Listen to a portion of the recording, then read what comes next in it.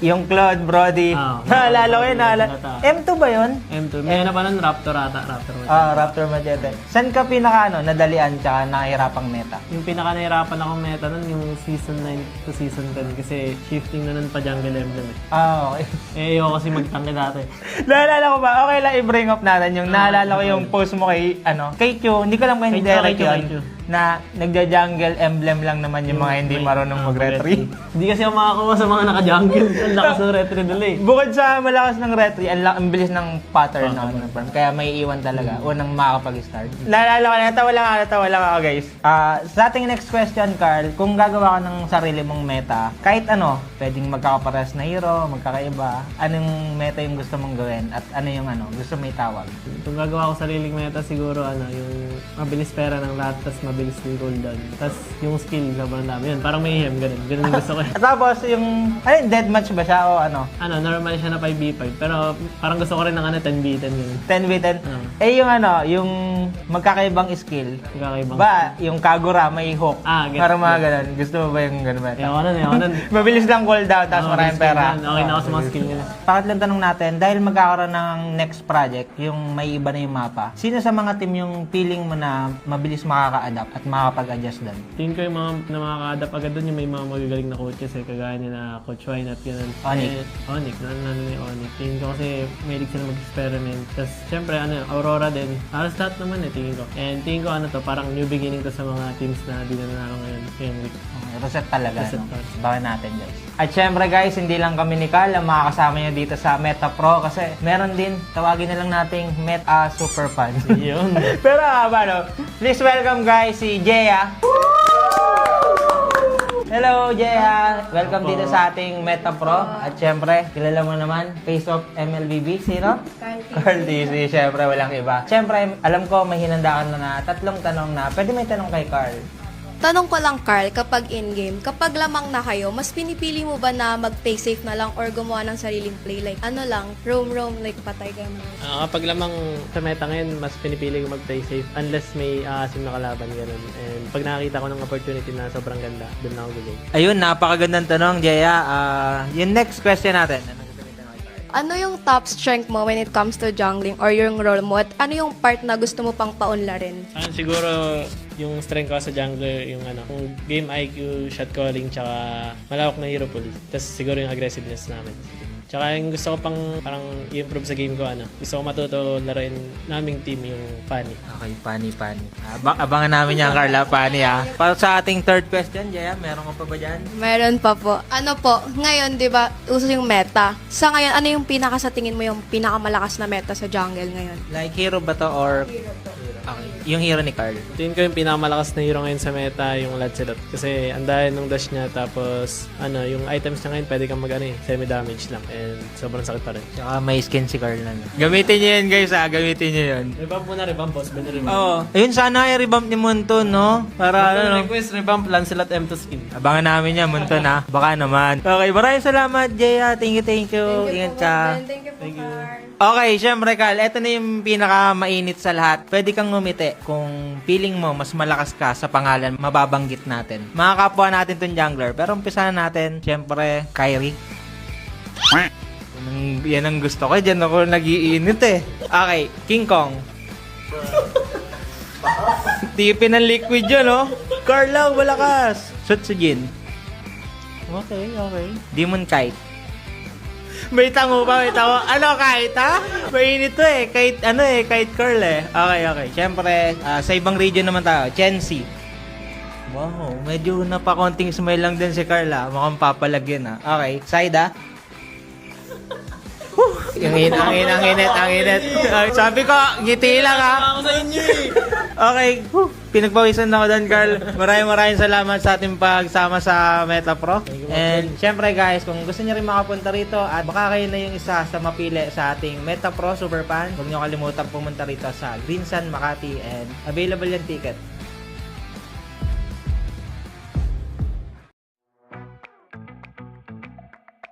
Yung thoughts ko sa Project Next, nakaka-visit kasi yung mga roamers mas mayaman pa sa mga carries Siguro nakapanibago, pero hindi naman sobrang laking adjustment kasi may mga nadagdag lang ng onti sa map, tsaka yun, may mga pwede kang gamitin. Pero yung rotation sa mapa, tsaka yung parang sistema ng laro, feel ko same lang eh. So, para sa akin, hindi naman sobrang laki ka-adjustments. Though meron, pero para sa akin, hindi siya yung mahirapan ka talaga ng sobra. Malaking factor yung core maps kasi game style ngayon ng game parang mind games compare sa dati kasi ayun nga dahil sa roam kaya niyang mag-level 2 agad and sa roam marami siyang pwedeng gawin sa mapa at siguro nasa roam meta yung tingin ko. Para sa akin, mas mababalo lahat ng team kasi hindi naman nila gamay agad yung kasi kakapasok ng patch. Tapos ayun, magkakagulo-gulo na yung ML. Kasi iba't iba na rin yung roam na ginagamit ngayon eh. Mas magbubot na yung roam eh. Pag maganda yung laro ng roam nyo, kayo yung malaki chance manalo. Di ko lalabas yung mga assassins na roamer. Tsaka mga high burst damage na roam.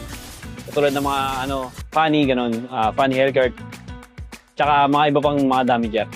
As a roamer, tingin ko pinakamalaking adjustment sa akin yun eh. Kasi doon ko ma-advantages ko yung equipment, lalo na rin yung sa mechanics ng roaming. Talagang kailangan mo talagang maging mag-study tsaka masterin yung mga bawat vision tsaka sa mga papera nung sa roaming.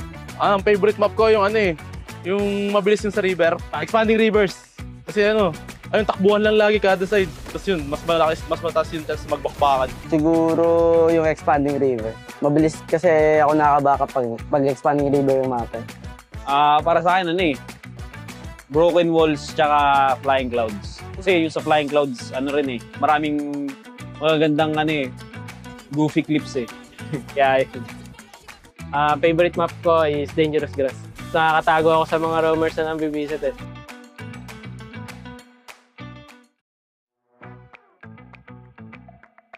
Yung thoughts namin natawa kasi mamemeta na yung mga tank na sumisilip kasi pumabor din sa amin. Para sa akin maganda yung yung update yung patch kasi parang may bagong kailangan masterin lalo na yung galaw ng roamer, yung vision. Hindi na masyadong magkadikit na lang yung roam pati mage Kailangan nag-uusap na rin kung siya muna bivision mga ganun. Parang panibagong kailangan aralin. Maganda yun para sa akin. I think mas makakatulong ngayon yung roam sa in-game since makakasabay siya sa items and gold ng mga kampi niya. Siguro dapat yung hero nila mobility tas mabilis talaga sa mapa eh. Para makahati sila sa lahat ng XP sa site. Siya yung magiging dahilan pag pasag sa meta kasi yung apat na mapa parang paiba-iba eh. Parang siguro makapasok na rin siguro ulit yung utility ko. Maganda kasi sobrang laki impact na ngayon ng yung bagong roamers sa first 2 minutes kasi may chance ka mag-level 4 sa first turtle. Para sa akin sobrang magiging laking factor nito sa lahat ng teams kasi sa dami na yung mga hero na pwedeng ipasok depending sa map. So, ayun, para sa akin game changer din yung nangyari sa roam na update. Kasi ayun, katulad nga may mga gumagamit na ng mga roam Novaria and marami pa tayo siguro makitang iba kasi hindi na yung roamer yung nagiging lowest gold eh. So, pero this time magbabago rin yung macro. For example, sa Broken Walls, pwedeng yung maging Lord Dance pwedeng pakabilaan which is hindi nangyari sa normal na game. Mga expectation namin kung bago magbabago yung meta. Siguro pag may mga lumabas na ng mga experiment heroes na gumana talaga and magiging consistent na napipick na. Doon magsisimula kung paano mabago yung meta. Magiging meta lalo yung mga roam. Parang mas mabibigyan sila ng halaga sa game kasi yun nga. Kumbaga sa kanila yung meta ngayon, naka-base. Para sa akin, ang favorite map ko is yung Flying Cloud. Yung cloud kasi ang bilis tas nakakabalik agad sa lane.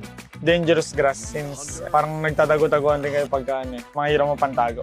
Ako personally yung grass kasi yun nga, pabor sa mga assassin yun Mas madaling makatago, mas madaling makaabang yan. Siguro yung Flying Cloud. Kasi yung kulit eh. Ang cute tsaka parang ang bilis kasi rumeso sa kampe pag sigurado pag low ka. Ang favorite map ko so far yung Expanding River. Kasi as a side laner, maraming bagay yung makakonect ka sa mga team fight, sa turtle fight, tsaka sa mga lord fight. Pero gusto ko rin yung Broken Walls kasi nga nag-iiba yung macro ng mga team.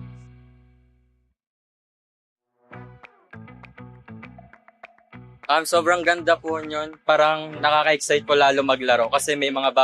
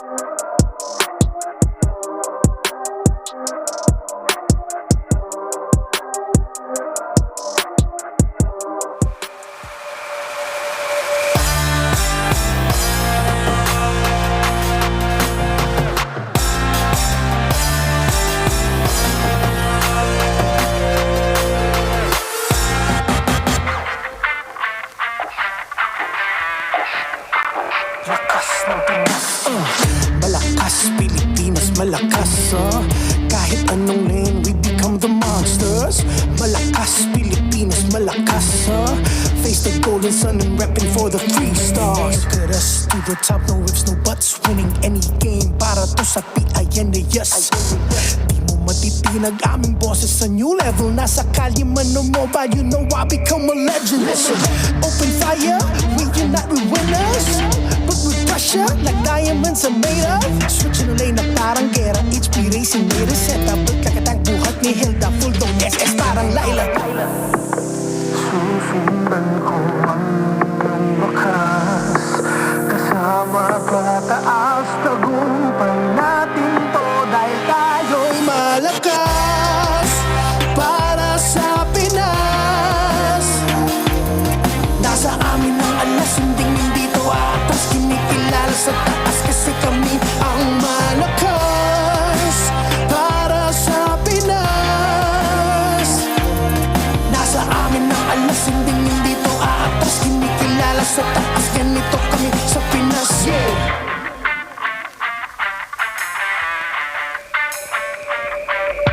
Laging MLBB, no surrender, no retreat. Pag nagsama-sama, just imagine what we can achieve.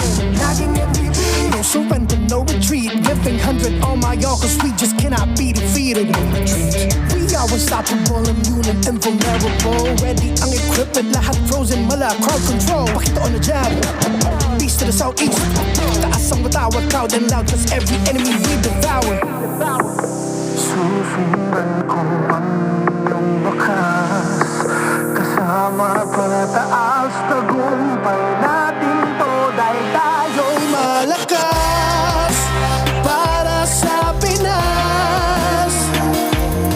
Nasa amin ang alas, hindi to atas, kinikilala sa taas kasi kami ang malakas para sa Pinas.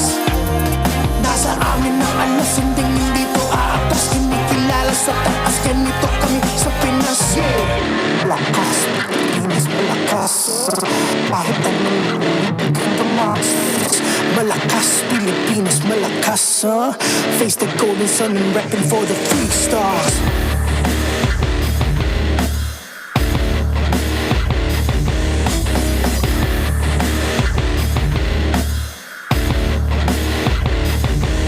Ang lakas ng Pinas, reunite, we the stars. Ang lakas ng Pinas, reunite, we the stars. Ang lakas ng Pinas, reunite, we the stars. Ang lakas ng Pinas, we the stars.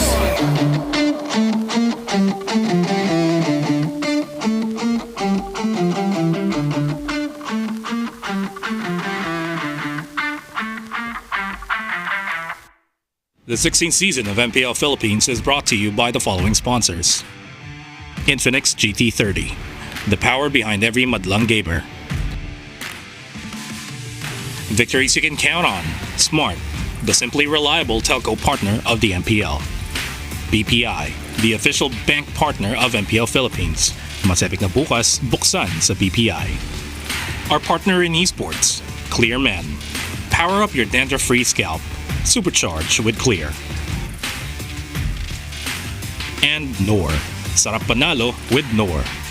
Don't miss any MPL action by following our official Facebook and subscribing to our YouTube channel. Follow MPL PH on TikTok for more content. Experience MPL live and stay in comfort at the Green Sun Hotel. Enjoy the promo exclusive to MPL ticket holders. This is until October 13, 2025, so hurry and book your stay. We're weeks away from the playoffs, and you can secure your tickets now. Join us at the bigger stage for the biggest clash of the season. Go to the official MPLPH website to secure your seats. MPL Philippines is monitored and supervised by the Games and Amusement Board.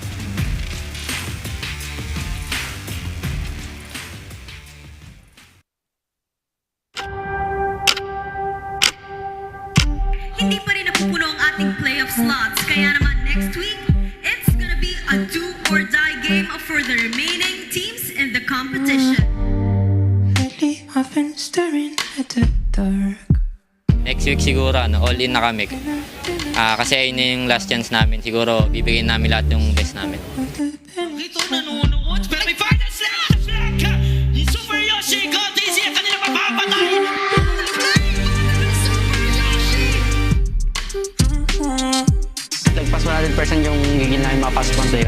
talaga yung pinaka-goal ng lahat ng teams na makapag-perform sa playoffs. Tiwala pa rin kami sa isa't isa and yung mindset namin siguro, manalo pa rin. Global effort pa rin talaga, tsaka kailangan namin maging consistent. Na up until now ay wala pang team na na-eliminate, kaya it's gonna be everyone and anyone's game until week 8.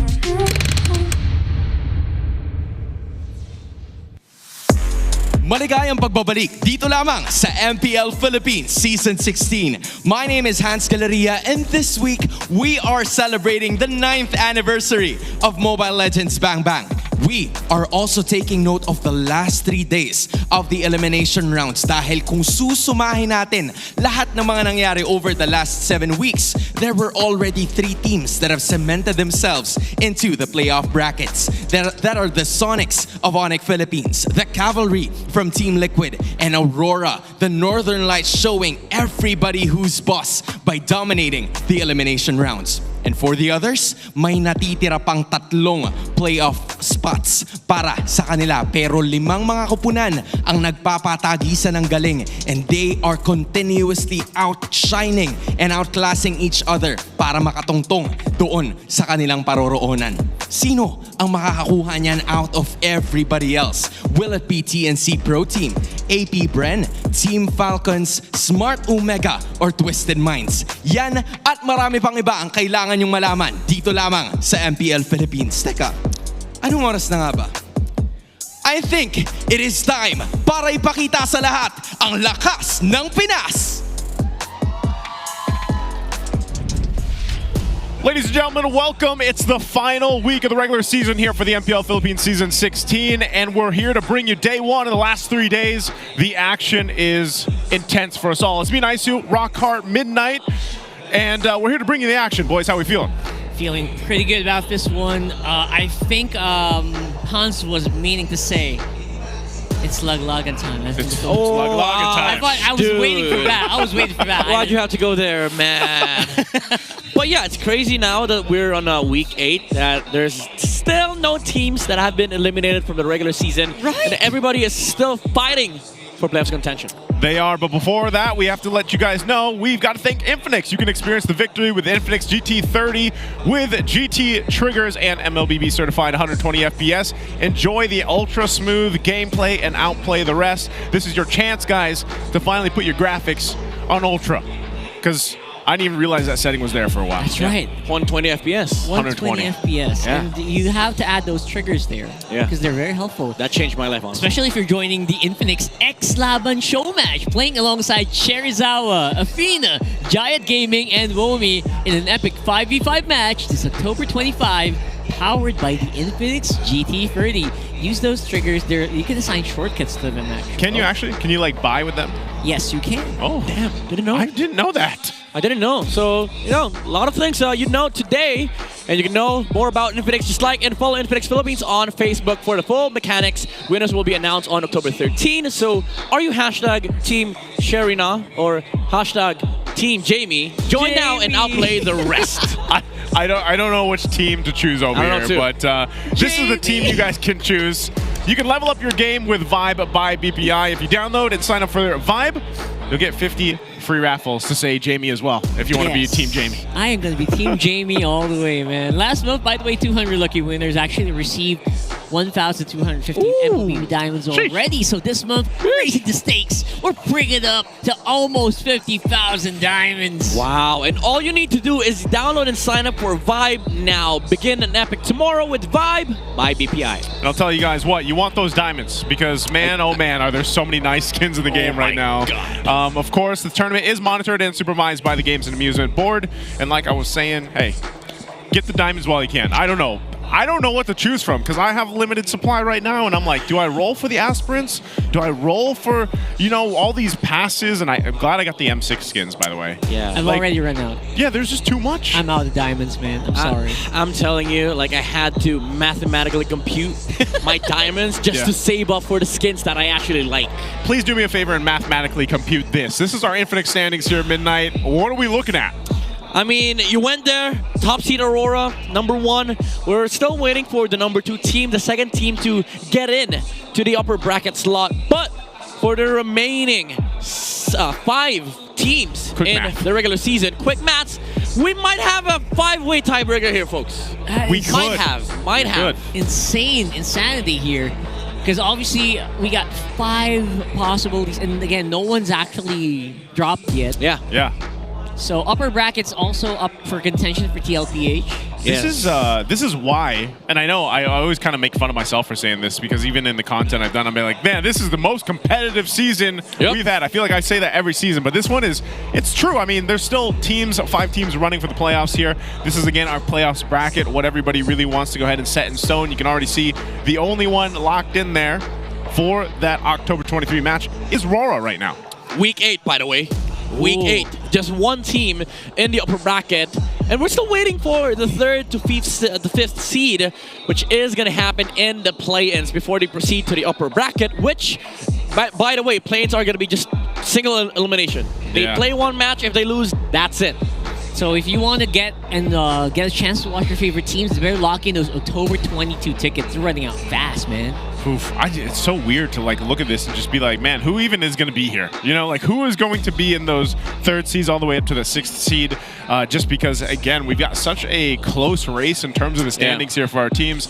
Competitively, too, I think it's been an interesting season just in the mere fact that we started on 1 standard meta, from a patch, and then we had this big Project Next come in and shake things up enough that it feels like almost the beginning of a season again when we got to the second half. Yeah, it was basically a new regular season. Even TLPH and ONIC had to do a lot of reviewing and stuff. Yeah. Which is why, it's been very interesting for the regular season. I love it, man. And this is kind of interesting, too. We're starting with a RORA game. I know you mentioned this earlier, Midnight. So RORA versus AP Bren. That's the top team versus right now, currently, based on the standings, AP Bren there at the bottom. We'll see if they can accomplish a monumental task for them against RORA. Omega and ONIC going to be the last match for today, our match #2. And I think either way, some people might have their general thoughts. This is the thing about it. A lot of people will look at these matchups and be like, okay, they're kind of going to guess on who's going to win, but there's been upsets already in the first half of the season and even the second half of the season, and I think that's one of the big things that could actually happen here for even our first couple matches into this week 8. This is the final climb, though. RORA versus AP Brand. You can see Light and Yue, James Panks and Aqua. What makes these two, for the respective teams, so good here, Rockhart? My brain is just blown because I feel like this is a match that, again, we're coming into week 8. We're still not sure what the placement is for AP Brand. And we're still looking for that streak from Aurora. Yeah, and these 2 players are going to be monumental, the pillars of what the result might be. Because especially for AP Brand, we've seen them perform exceptionally well on James Banks and Aqua. But to survive, they gotta break some streaks here against Aurora. And that is exactly our headline for this matchup here. It's Streak Breaker versus Streak Breakers. Yes. Bearers, sorry. We Bearers. We Bearers. Streak Breaker versus the Streak Bearers. Again, you might be wondering exactly who is that Streak Breaker? Well, the Streak Bearers, obviously we know who that is right now. RORA sitting at the top. What is it? How many have they won in a row now? It's 11. 11, yeah. Right? 11 games. Matches. 11 games. 11 matches they've won. So the Streak Breaker is who I think a lot of people may or may not be familiar with, and exactly can this happen here? Again, we're specifically talking, we'll show you in the graphic in just a second about this, but Aqua happens to be that Streak Breaker. He was the former Streak Breaker for RSG. My favorite team before, go Raiders. It'll never die down. I'm always very vocal about that, but take us through this one, Midnight.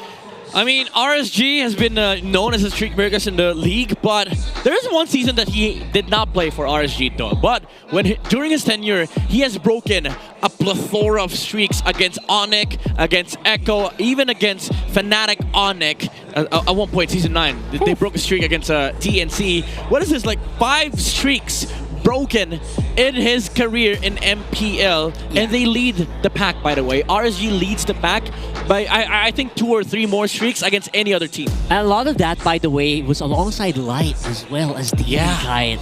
Which is, oh man, that's so iconic and ironic as well that we might see them face off against each other here. Yeah. And one of them is going to go home crying with either a losing streak, win streak broken, or their playoff streak broken. Yeah. Interesting note, again, if you saw the record, they broke an 11-match winning streak against Echo back in Season 11. Oof. It can happen. It can happen again. It can happen. You don't know. Look at the playoff conditions here right now. Ouch. For them to get there, they got to win both matches versus RORA and TLPH. That alone is going to be difficult. We'll see if they can do it. Again, 1, 2, and 3 there. Twisted loses TNC. Omega loses both matches versus RORA and ONIC. And 3, TNC loses both matches versus Twisted and ONIC. That is a whole lot of stipulation here. And elimination condition is just literally they lose 1 match. Any match lost is going to be equal to that. You're asking for a win against top 1 and top 2 right now. Yeah, yes, that is an ouchie for AP brand. Can they dig into Aqua's streak breakingness? That's why it's the climb, you know? You gotta channel all these stuff, all the, you know, the... That one? Yeah. It's the climb. Yeah, there we go. All the unexplainable stuff that has happened in MPL, even with Aqua's streak breaking skills, they gotta channel it up, boy. Oh, they gotta channel it up against this. Look at UA's championship era, question mark? Even he's not sure what that means. No, he's like, yeah, and then Edward's gonna try to help him out here. UA's tournament history. I mean, look at this. Take us through this one. All right, so, long story short, every playoffs appearance for UA has been 2nd place or the 4th place, you know, that happened in Season 13. Yep. So, it has been disappointing for UA ever since. Although you might argue that it's not disappointing because, like, it's still being one of the top teams here in PH, but he's never had that trophy. Yeah, he's just realizing that now. I think he winced a little bit. Oh yeah, thank you for reminding me, guys. I've never won a PL. Consistently 2nd and 3rd. I know, right? Look at Edward. Like that hurts. I wonder what that means. Like, go next. Yeah. Lights like it. Go next. They dug deep.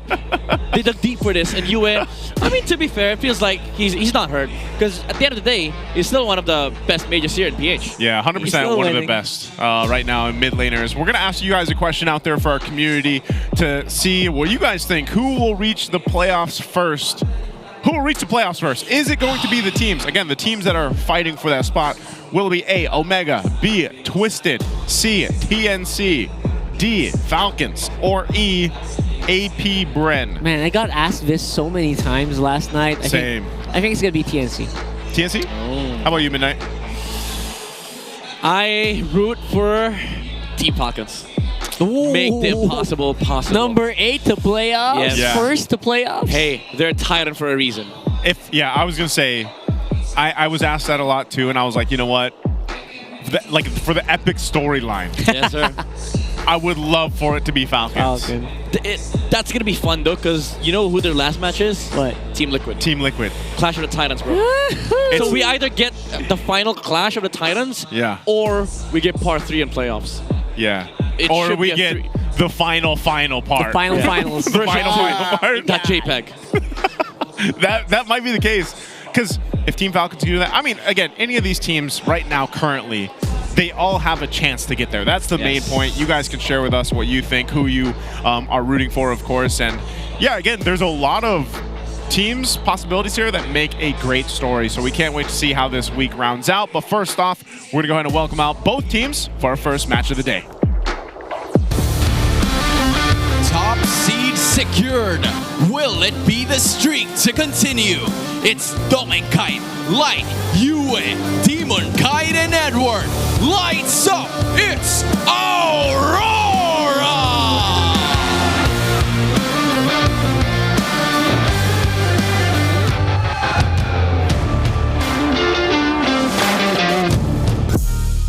It is the final climb of the Hive for the season. Here's Shizu, X-Nova, Aqua, James Spanks, and Lord JM. Ang pinalakas, APBR!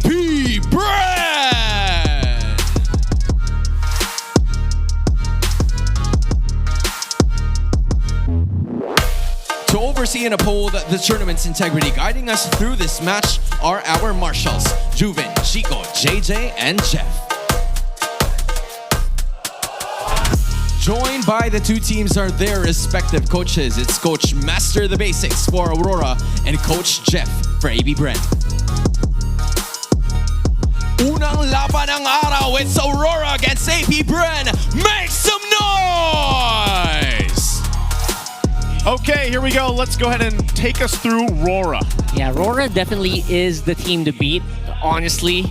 A lot of people are having second thoughts about their playoffs run, but how are you gonna argue against perfection so far? I mean, maybe far from perfect, but it's close enough. I mean, to be fair, it's still regular season, but for APBR, this is the game for them to get out of that season and get to the playoffs. Again, channel everything you got. Channel all the moves from James Banks, all the non-stop aggression from this team, and also the streak-breaking capabilities of Aqua. Matter of fact, pull out everything, even Coach Panda.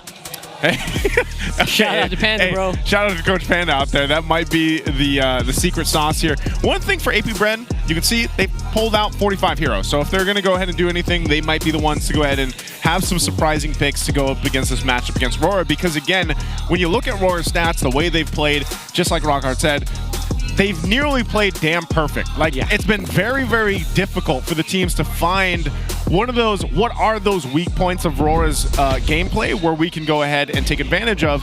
Because, again, this was last week or the week before, we had that stat broken down in the first 5 minutes for teams, and RORA is that team the first 5 minutes that usually gets things going. Honestly, it's kind of hard for a lot of these teams to just figure out how to beat Aurora, because from my perspective, this has been one of the most perfect MLBB system we've ever seen in MPL Philippines. It's a light system, man. It's a light system. What can I say? This one's the smart 5G ping test system. Let's go ahead and listen to this.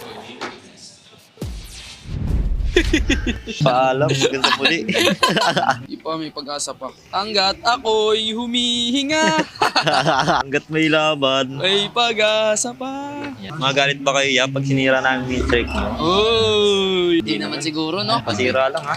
Kailangan namin ng points eh. Di pinagsamahan kasi kay Dad eh. Dito lang sa laban niya. Positive minds. Yun. Positive mind, positive life. Ayaw nga, ikaw tinala nyo? 11-0? Oo. Ito na yun, Dad. Ito na yun. Ibigay na natin to lahat. Todo mo na to. Last na to eh. Message ko lang sa RORA guys, good luck. Have fun and God bless. Message ko sa Aurora, lalo na kay DK and Light, good luck. You kiss me on my mouth and love me like a sailor. Hindi naman daw masabi mo kay Aqua. Good luck. May the odds be ever in their favor. Sumit mo naman sa kanya, pre. Hindi, good luck nga eh. Masarap ba? Wala bang kiss? Walang kiss? Wala eh. Yue dono. Yue dono. Hi, Yue dono. Yue sama. Daisuke, Dilan-san! Favorite ni Doming yun eh. Iniimbatan namin kayo lahat sa playoffs ha. Pumunta na kayo. Magaganapin natin sa Cuneta Stardome. Let's go! Simula na yun? October 21 ba yun? 21? October 21 hanggang 26. Tama ba ako? Mali. Hindi ko alam. Tama daw. Tama ako. Mali kayo. Do what works for you. Bye-bye! Let's go! I like the fact we get to see two players during the smart ping test. That's Thank great. you. Thank you for that. Thank you. Great to see them interact. Great to see them almost fusion as well. But yeah, Aqua giving a good luck, have fun to his former teammates. That was sweet. a little sweet and kind of heartbreaking as well. Bittersweet. RSG. RSG. You gotta break each other, bro. It's either Aqua continues the legacy of RSG, or Light and Demon Kite breaks the legacy of RSG. Yeah, you know what? Aqua, bring out the Changa. Let's go. That might... Hey, anything can happen here. Right now, we're going to ask our man, Wolf, what he thinks with the Infinix keys to victory for the Howl.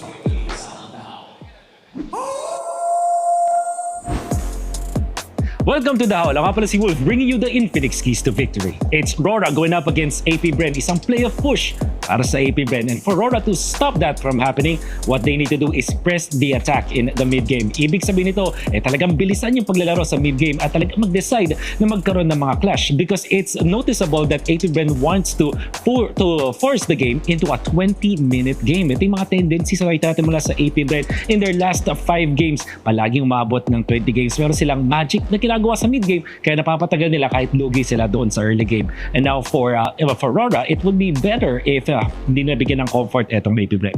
And they also have to have faster hero turns in Lord Dances. In relation dun sa una nating sinabi na press the attack into the mid game, pag nagkaroon tayo ng mga Lord Dance, it will be better for RORA na mas mabilis yung kanilang pag-turn sa hero. Katulad nung ginawa nila versus TNC with Edward going for the surprise play. Maybe itong mga surprise play ang makaka-shock sa AP Bren that really likes to take their time, pumwesto muna at mag-set up ng Lord Dance. If RORA is faster, this will be difficult for AP Bren. Now for AP Bren, their play of push. What they need to do is to make sure na itong Harith ay makuha nila or at least mande-deny nila away from Aurora, because we know that Harith is going to be the top commodity in this draft. We also know that Shizu plays this well at comfortable ang buong AP Bren if they do play the Harith. Now, they also have to force Light to play passive/farming in the first 2 minutes of the game. Pwede nilang gawin to via rotations o kaya naman doon sa mismong draft. Napakita natin na si Light ay nag-struggle kahit paano at munti ka pa nga matalong RORA because of that weird rotation na ito natin mula kay Light when he wants to play farming type of roamers. This is something that AP Bren can also abuse. Tingnan natin kung makakaabot nga ba ang AP Bren papuntang playoffs. Back to the casters. Thank you so much, Wolf, for the breakdown there. The Infinix keys to victory. We see what has to be accomplished here. I think one of the main things that sticks out to me, too, for AP Bren is, man, how do you make Light play passively? Like, that is, like, Light is just not that guy. That's kind of like their problem with this playoffs contention thing. Like some of the things, it's out of their control. Maybe pull out, you know, dual combinations in mid that forces the roamer to play defensively. Kind of like what we saw from X-Nova last time with the Khalid. He was the one dictating the pressure and the early game. But again, it's not up to them. Yeah. It's not really up to them. He has his own tempo, right? Like you just can't really dictate that too much. At the same time, I love what he said. Harith has been my go-to ban as well for a lot of my own games. Yeah. So I think that's going to be crucial here. You got it, man, because Dome and Kite, we already know, we've talked about him on the Harith so much. And the winningest. Yeah, the winningest Harith right now. Let's take a look at what map we're going to get for our first game here. Mr. Flying Clouds, we're going to the Clouds, aka Mr. Cloud. Again, this is one of those maps. You can see their 100% win rate for AP Bren. This might be maybe the best thing that they have there. How has Aurora not won in this? Okay. What lights can't travel on the clouds, I guess. I guess they just don't work lore-wise. That's a good point. I mean, they still do, but they're not really riding on a cloud, man. They get distributed. But distributed? Bees can. Bees can ride on the clouds. They go over the clouds. They can go over the clouds. My man, you're on something here, Nice. Thank you for, just call me the lore master. Now, looking at this, bands coming out. We got the Jushin, the Angela, Lancelot, of course, Baksha.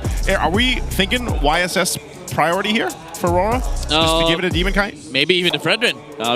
We see the the Zushin ban on the side of Aurora for AP Bren. Maybe housekeeping 1-1 last ban because we saw Dom and Kite. I would say struggle a bit with the 1-1, but late game they've been really good in terms of protecting their gold laner. So that's something that AP Bren should really consider going on to this third ban for the red side. Rora though, they banned the Kimi. They take it away from Aqua. I'd say the Fredrin ban feels so good as well because I feel like Rora will take it here. Most of our junglers have actually just gravitated towards utility recently, except for the times where YSS would make an appearance. Yeah. You know, like for ONIC, they love to pick up that YSS. Yeah, I do agree. If they want to ban the Fredrin here, it forces the YSS 1-1 trade. But instead of that, they leave things open. They remove the Uranus from from Edward and Aurora. I think you go honestly steal the Harith here, no? Oh, 1-1. Okay, you still go back to the 1-1. So now AP Bren, they can choose to go for the YSS. Problem is you can't pair it up with Kalea because it doesn't do much. Even though you protect the YSS from the Kalea pick, it's just bad against 1-1. Because in general, it will be bad against 1-1. Not to mention, he doesn't even need to purify. Most likely it's going to be an Inspire 1-1. So what do you take with the YSS then? Maybe Arlot, Gatot, Hylos. Arlot's been crazy lately. Yeah, you steal it away from Aurora. Payback. Okay. That's normal. Is Rora going to want the Arlot then? This is one of the heroes that's been highly contested in the past couple weeks especially. I'd say Lapu. I was really hoping for the Chang'e, but okay. Nah. I was hoping for the Kadita though. I kid. From, Kadita, yeah. That's a more realistic pick. Yeah. So for Aurora, I think you go Arlot Fred or Lapu Fred. If not, maybe they want a Lancelot for a Demon Kite. Maybe even a Fanny if they want to flex. But yeah, they go for the Fred Lapu. Good call.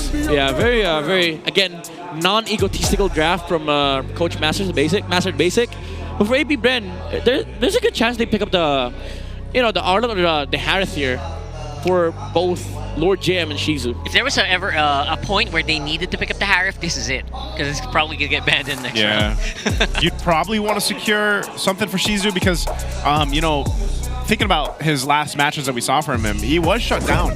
Yeah. And if he doesn't get that opportunity, that's really difficult for them. So they'll go with the CC instead, leaving that gold lane pick for later. Don't tell me that's a gold lane CC. Oh, come on. Do not tell me they're trying to imitate what TNC did. Unless against also, RORA. is it purely just for that flex possibility? It is that flex, but they lose, like what Rockhart mentioned, they lose the Harith here.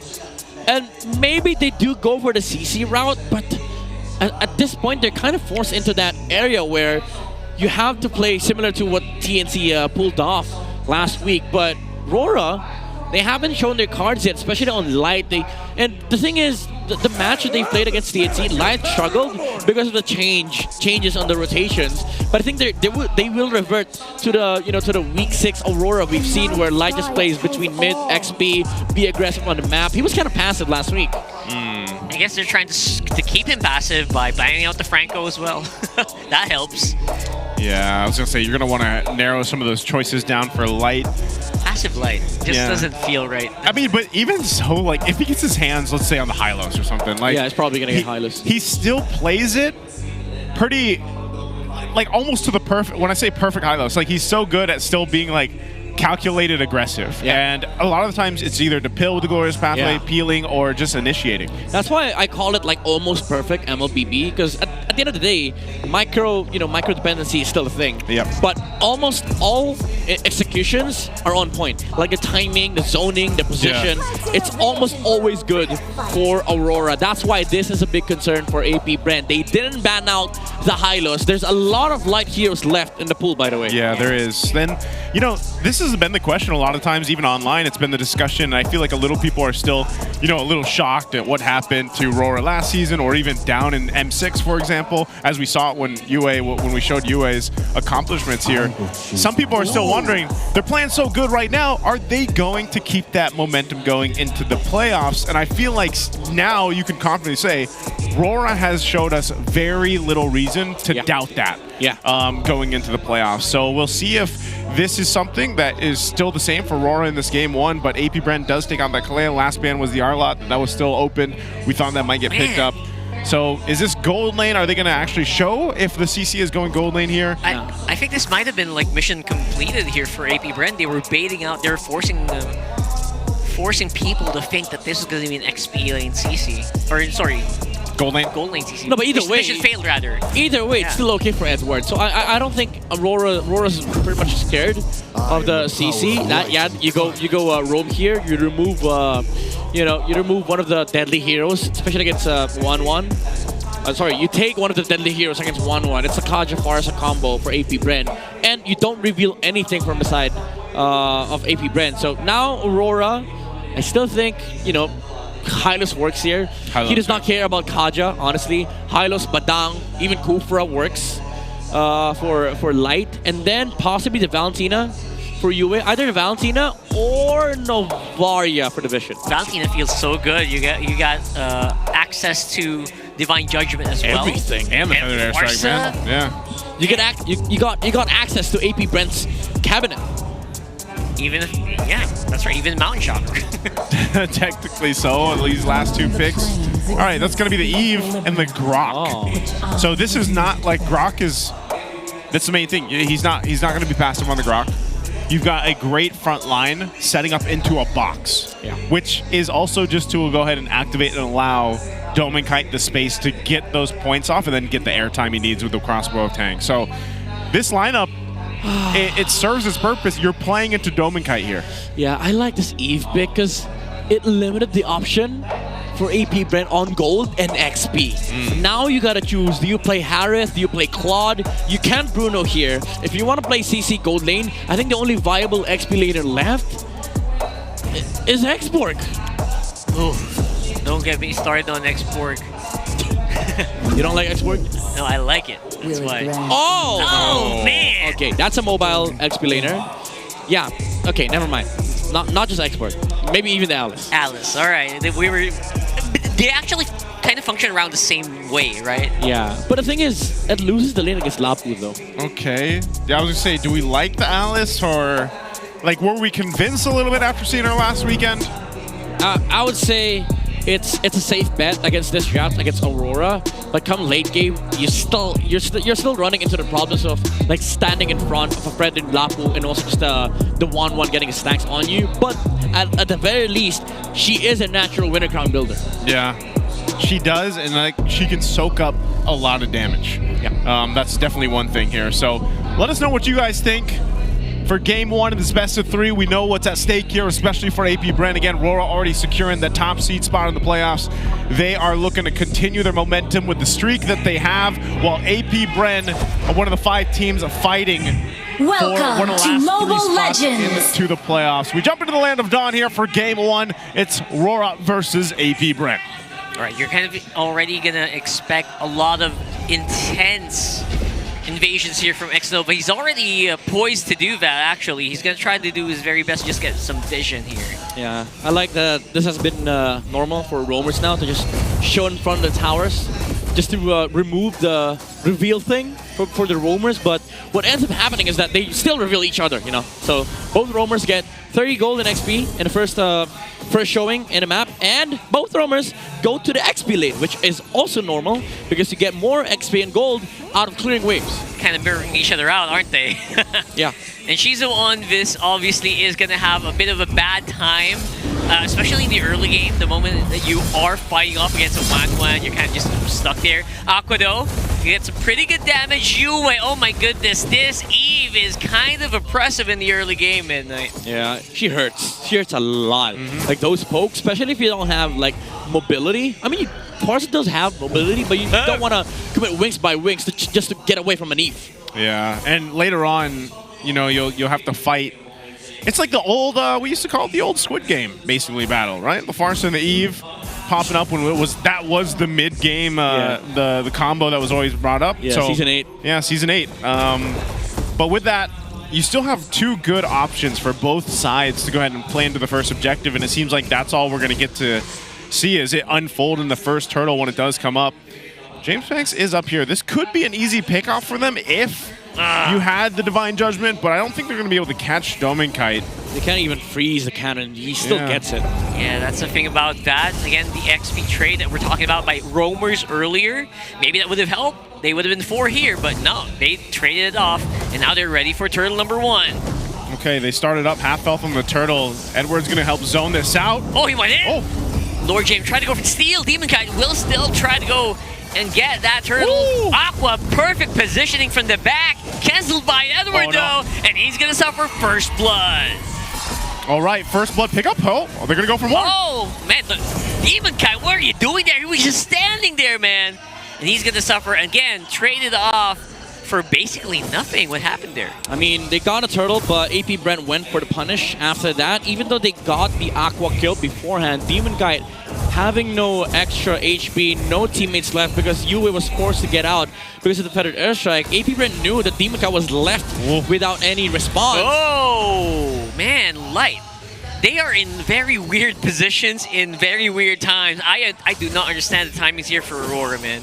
Hey, you know, we were saying they're playing so good that you don't see money in the weak points. Well, right now, in the first few minutes, you've seen a couple kind of questionable positioning and decisions here from Aurora, but it's also just AP Brand really capitalizing on those moments, and that might be what they need to get the ball rolling, at least for this game 1 with this kind of lineup. That's why, especially against teams like Aurora, you know, when you're faced with super structured gameplay. Oh, hold that thought. Oh, that was a beautiful tonic charge there, straight into Aqua. That was very structured. That's the Aurora we know and love, right there. Like easy punish in the middle lane, go for the kill. It's still, you know, it's pressure, but also like Aqua just gave out his life, but also Light Giving out life to AP Brent. Like, what is happening? Is it the suppressed Midnight? Is that what it is? Honestly, if you ask me, it's just weird positioning from these two teams. I did not expect Aurora to play like this game 1. Yeah, it's the Divine Judgment was used there, but so I'm not going crazy here. Something's wrong, right? That's twice now that Light was basically in a position that he gets punished. Yeah, I would say it's not worth it though, because you lose the Divine Judgment for the next Turtle fight. Oh. But AP Brent, okay. Maybe that's why. They don't care about Turtle. Yeah, they don't care. I think they just want to go for this play down bot, it looks like, against Edward. Yeah, it's going to be a 4v1. I don't think Edward's going to survive that. Oh, the prediction! What the heck, man? Edward just doing Edward things. He's trying to go in. He buys so much time. Light already arrives at the bottom, but he will go down eventually. Meanwhile, up top also, cross-map plays. Oh, look at this. Light, again, suppress will work against the Grog here. They're diving in under the tower very confidently with a very, very tanky lineup. Oh my goodness, they didn't even get Shizu. Yeah, anybody saw that Feather Strike prediction from Aqua? That's crazy. Predicted the flicker from Edward, but also AP Bren. I think they did their research. They did their homework. They understand how RORA wants to rotate, especially with this kind of composition, and they constantly find these trades on the map. They don't care about the objectives. They care about breaking the economy of Aurora. Breaking the economy. That's what they have to do. AP Bren doesn't have this major lead in terms of economy or anything, but they are winning some of these fights off the whole Divine Judgment. This was a great pickup for Xnova to go ahead and bring it to this game 1. That's working well for them. James Panks goes and takes his orange from Demon Kite, and he'll go ahead and work this. They are mirroring each other here, though. Yeah, honestly, this is even inspired by how Aurora played the YSS since week 3 to week 5. You just constantly find these cross-map trades. You let the enemy deal with the objectives. If you don't want to fight it, just go to the other side of the map. And it's been working for AP Brent because James Panks has been free farming for the past 2 minutes. Yeah, they have the lineup to do it as well. It's a 4-man, so much crowd control, wombo, combo. Yeah. Just dump it in your face. Even a Lapu Lapu can't really survive that. Because again, there is a clear victory here for AP Bren. Yep. The Divine Judgment on the Grok make the Grok play passive because you cannot stand the front line. And if the YSS and the Farsa has enough farm, they would be allowed to do that. Just use the Divine Judgment on the Grok. I have a question. This Grok was picked before the Kaja or the Kaja? It was after. It was after, yeah. Right? Yep. So they played into this one. Yep. Yeah, oh, they're going to go for this one, Oh my goodness, Lord JM, great knockup as well. Shizu is going to suffer vengeance, keeping him alive only for the meantime, though. Taunt is not going to help their case at all. And that was a very clean 3-man kill here for Aurora and the Turtle Boot. Oh my god, one of the worst timings to flicker there. He was caught by the energy eruption from the Fredrin. Wasn't even able to cast the Divine Judgment onto anybody. Oh, right. And Aurora capitalized on that mistake. It's green, it's on cooldown. Yeah, Feather Dash Strike going to be dropped down. Nice drop by Edward as well. Wow, he actually just straight up caught a cloud. Full cloud team. But then again, Edward has no fear. He is the bravest fighter. He's got some pretty good blades, but not much backup, honestly. Here's Lord JM with a re-engage. What a great counterplay, James. He's going crazy. James Panks by the skin of his teeth and he's going to stay alive. And look at that. Lord James is tanking everything. He is still alive. He's flickering on. He is dipping. He's diving. He's profiling. Demon Kite is on the run. And it's going to be long enough for Aqua to get those strikes in. Wow, that's the usage of the clouds. The flying clouds brought them back into that fight to be able to go ahead and counter punch RORA. Damn. That's how you break a system, right? You introduce chaos and flying clouds. I think this is why Aurora has not won a single game on flying clouds. The unexpected things on the map. It started off as a structured gameplay. They punished Xnova with the flicker play from the Kaja. Edward goes in, stops the Feathered Airstrike, but the clouds came in. 3 heroes reinforcing the front lines for AP Bren, and because of that, James Panks was able to live. I guess you can't plan for these clouds to... No, you cannot. I guess, right? You cannot, sir. You can't. Is that why? They just show up. They reinforce the fight. Didn't I just kill you? Why are you back here? That's the thing too. At this point in the game, when the death timers are rather short, you can get back into the fight quickly. And that's what we saw because RORA had a great team fight setup there, but then it fell apart. Yep. it looked like Edward was going to be able to like zone multiple heroes, but James like Banks was able to sandwich behind the Lapu Lapu, and because of the other members from AP Brent flying in through the clouds, Edward had nowhere to go but back to base because he had to respawn. Okay, they want to go ahead and start this Lord up. AP Brent knows it. Again, economically, there's not much difference here for the teams, but it seems like AP Brent, if they go for a fight and they can extend it and survive the initial setup with a tech charge from Light, Vision, that's best for them. But they will go ahead, push off the Lord X-Nova. Man, they use up so much resources. Vision's conceal already included as well. Dive in by Edward. Demon Kite with a steal. And Lord JM not gonna be able to sustain against that one. It's gonna be a flying Doming Kite right there in the middle. And that's going to be, again, a very happy objective taken by Aurora. This is what they're good at. Oh my god, twice in a row, Demon Kite with the energy eruption. X-Nova didn't expect that. Perfect timing. And after the energy eruption, he used the second skill, didn't even basic attack the Kaja. After the taunt, that's when he used the basic attack to prolong the stun onto X-Nova and inserted a retribution to steal the Lord. Man, oh man, the mechanics on Demon Kite. Yeah, that's why I said, man, every single time, you know, I've loved seeing the development of Demon Kite over the seasons, and I feel like he's really locked in, especially last season. Now this season, they're going to have that push in with the Lord here. Holy Shields are going to be popped down bot and mid. Still holding on to the tier 2 turret up top for AP Brent. So that is all that RORA gets. Again, this game is as chaotic as it's been.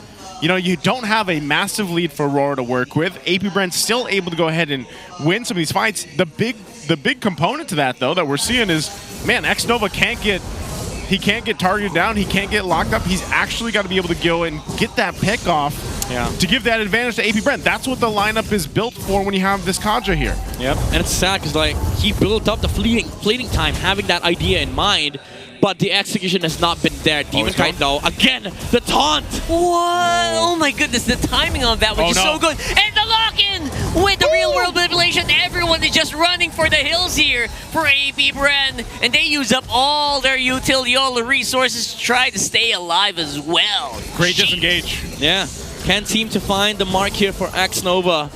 Looks like Demon Kite is not the proper X. Because of the taunt, man, the timing's on the energy eruption. You're right, though. It is, and you ain't wrong. He had to use the flicker there too, so that's not going to be available for this Lord when it comes up unless they somehow delay it. Yeah, it feels so crucial. Yeah, because it is. It's one of those things that a Kaja really needs. It's not like you're going to be able to just kind of like swoop in and grab someone, maybe with the conceal, but still, we've seen him. He takes the long lane, like he goes all the way around to try to get someone, and that flicker is so important. So we'll see how AP Brent decides to do that in about 30. I mean, I think Demon Kite took a lot of the first picks too personal from Leo. A lot of the Fredrins were called TC and Weiss. He's like, I'm not just a YSS Lance main, I can also play Fredrin. Is that one of the reasons why everyone's just gunning for Fredrin? Maybe. You know, stat padding. To be fair, it's a thing. At this point, man, I feel like a lot of people, they played Fred so much, Fred, the other utility junglers so much that sometimes it's like, you know what, yeah, we'll still bring out Fredrin because what it does is serves the purpose of you can still focus on what you need to. He has good crowd control, but you can plant yourselves into these lords, into these objectives. Yep. And that works well in comparison to a YSS, for example, who's going to be a little more finesse about it. Right. So this Lord's worked on. It's already being blitzed. They might just grab it. Yep. They're running out. Lord James again going in straight into 4 men. He's trying to CC as much as he can. Great crowd control! Crowd control is insane.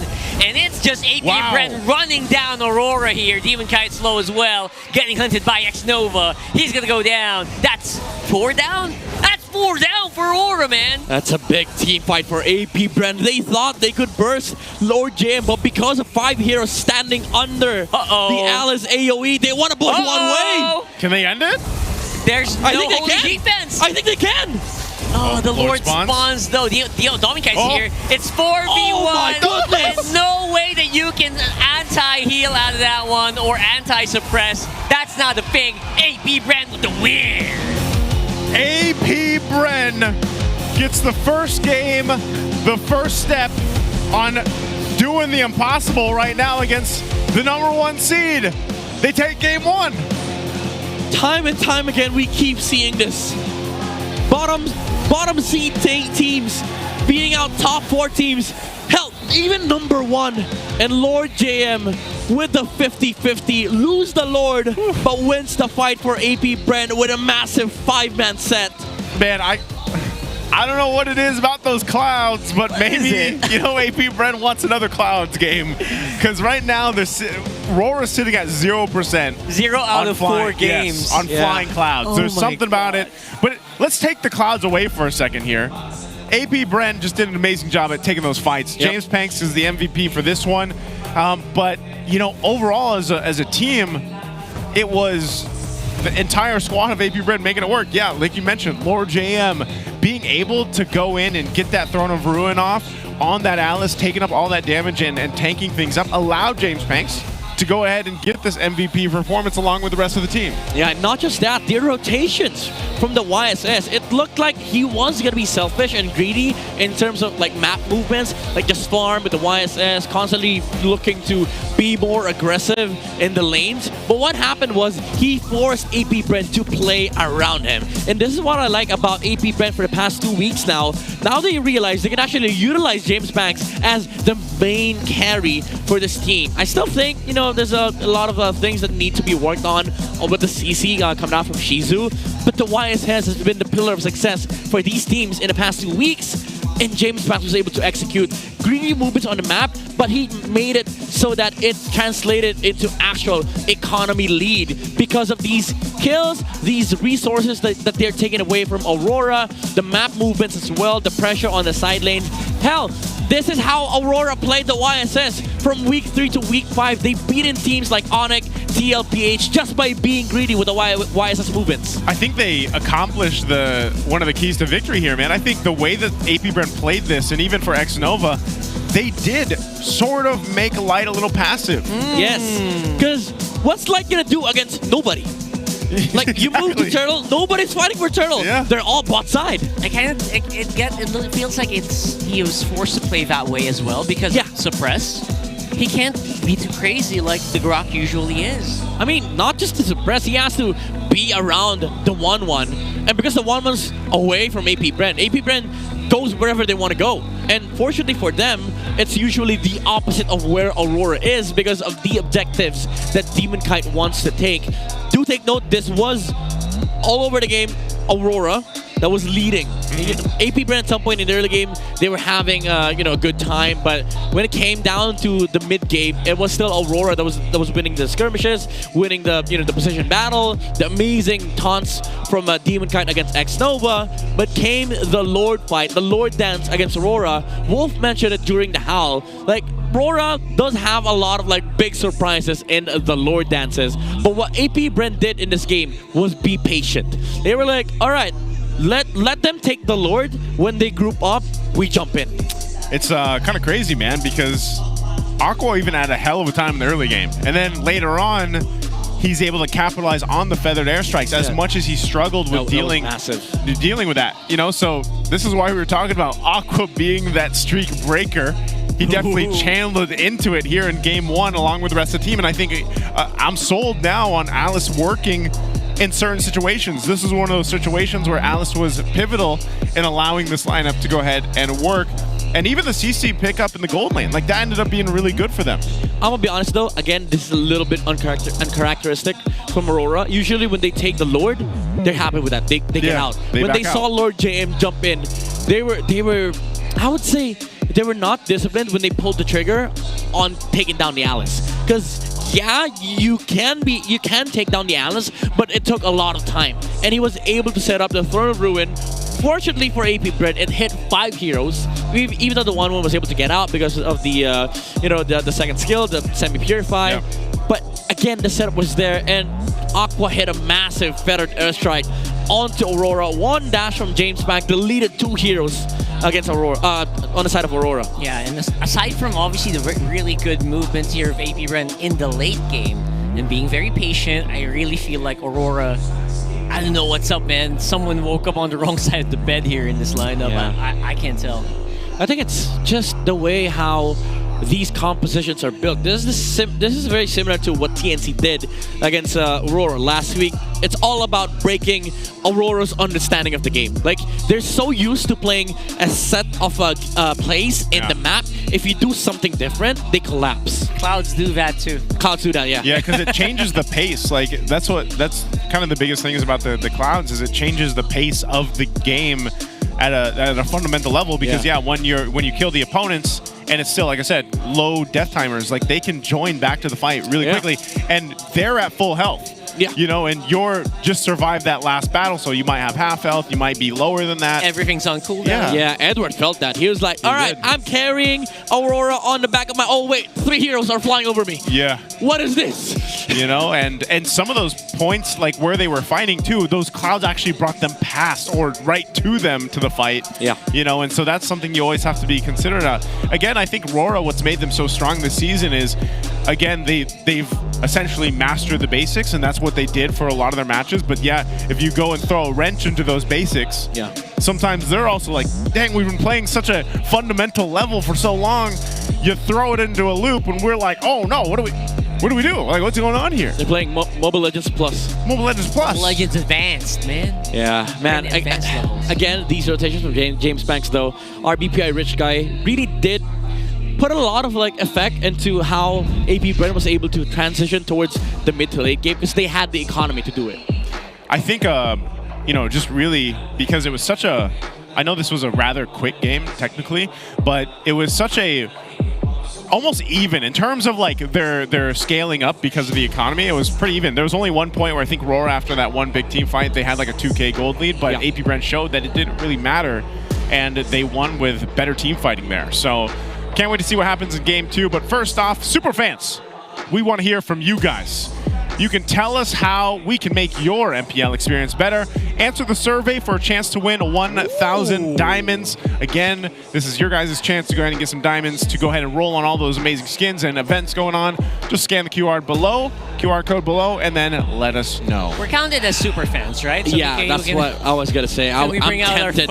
I am tempted to just scan the QR code. Go ahead and do that. We got some time. Can we? We got 3 minutes before the If you got an starts. Infinix, you can. Hey, pass me the phone. I'm just kidding. Right? You guys can also, there's more for you guys, because right now, of course, it's our last week of the regular season. We've got our playoffs coming up, so you can show your support for your favorite team in the playoffs. With Aurora in the first seed, which teams are climbing next? Tickets are selling fast, so hurry and cheer for your squad. They start as low as 250 pesos. Again, we have a whole bunch of stuff in store for you guys for this season's playoffs. It's going to be amazing. Whole new venue, whole new exciting events, even outside of the venue itself. So we can't wait to see you guys there, because it's going to be electric. I think if this regular season has shown us anything, playoffs is going to be crazy, man. Yeah, it's going to be crazy because, again, play-ins are going to be pretty set. Day 1 is going to be... Day 1's hard. Two teams are going to go. Yeah, day 1's hard. I'm pretty sure we might go round 2 for 10 games again. This is also, this is what I was talking about. We have a super fan city for you guys. So we've got an MPL festival. It's set to bring our super fans a super experience, a whole lot of super. Join us at the Cuneta Astrodome from October 22 to 26. We will see you all there. What's in store for you? A whole lot. Some of the pictures and graphics there are some hints for you guys too. Yes, sir. Those are some hints. That's a lot of hints. Bunch of exciting activities. Can we do graffiti? I saw a spray can. You know, we might not be allowed to do that though. I might not be.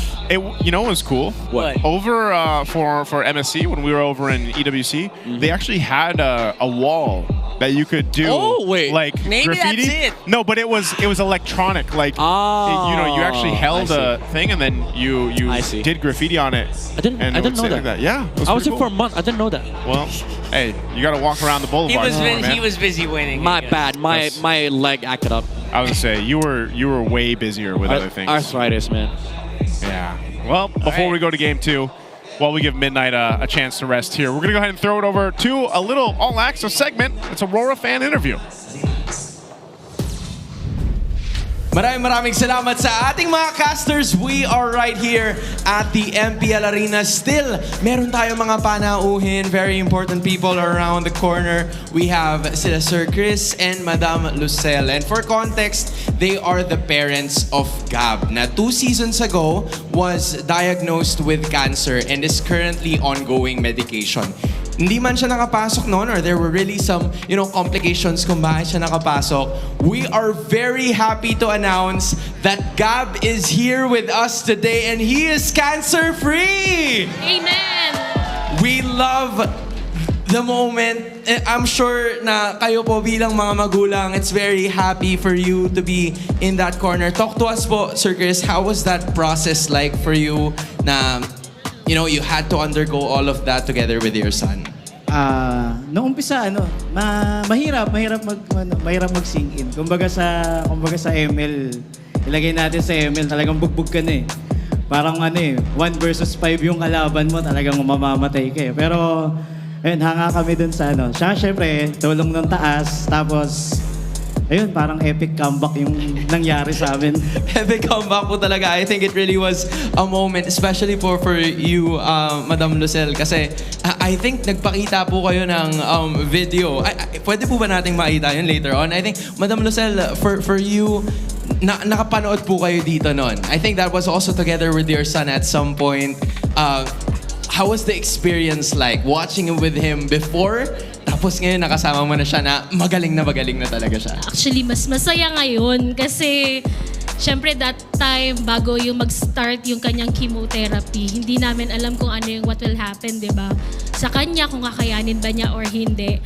Pero seeing him with us today, di ba? Sobrang happy yung feeling, lalo na sa isang parent na katulad po namin. Kaya sobrang saya namin na nandito uli kami, nakabalik uli kami sa MPL Arena. At syempre, sinusuportan yung favorite naming team. Ang favorite niyo pong team, just in case lang po, baka hindi sila aware. Hindi halata. Ano po yung favorite? Hindi po halata, Hindi naman po halata na susuot kong Aurora, syempre. Aurora. May mga supporters ba ng Aurora dyan? Madami-dami. Sino po ang mga favorite player ng ni Ma'am Lucelle at ni Sir Chris? Ano talaga ako, VY's fan talaga ako ever since. Nanonood sila ngayon? Blacklist time pa lang ni Ma'am Shu, talagang VY's fan na kami. Pero sa line na po na to, sino po dyan? Sa 5 na nandyan? Favorite naman talaga namin lahat, pero pinaka-favorite namin si Edward. Si Edward! Ay, parang botong-boto yung mga nasa likod I like it. Sir Chris, para po sa inyo, sino naman po? Ayun, kasi dati same kami, so BYs. Ako mas ba yung bias mo? Mas iuna ako ONIC time ako mas una ako naging fan sa kanya. Pero ngayon, since XP lane ako, si Agent Zero tayo. Edward talaga, no? Iba talaga, meron talaga kay Edward. But I think pwede na po natin ipakita yan kasi this is the victory na nakita natin from every single person around the corner. I'm sure naririnig kayo ng mga paborito niyong players right now. Anong mensahe niyo sa kanila na nandito sila ngayon? Bumagsak man, mananalo tayo, babawi tayo. Tapos championship na yan. Manifesting for the championship, just like this one. Just look at this. Ito yung moment na niring na ni Gab yung bell as he was already free from cancer. What a moment from all of them, just raising it up. Tabig ng bell and continue. There you go.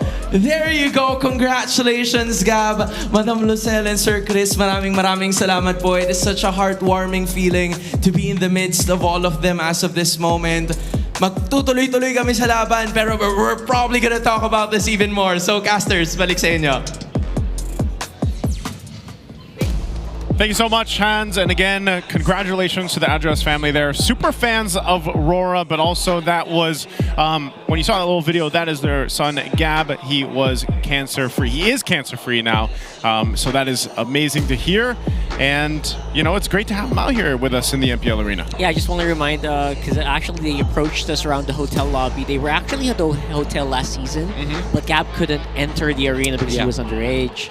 Now I think he can. He just turned. It was his birthday, so he's able to watch. Although after the game, he just I guess he started playing a different.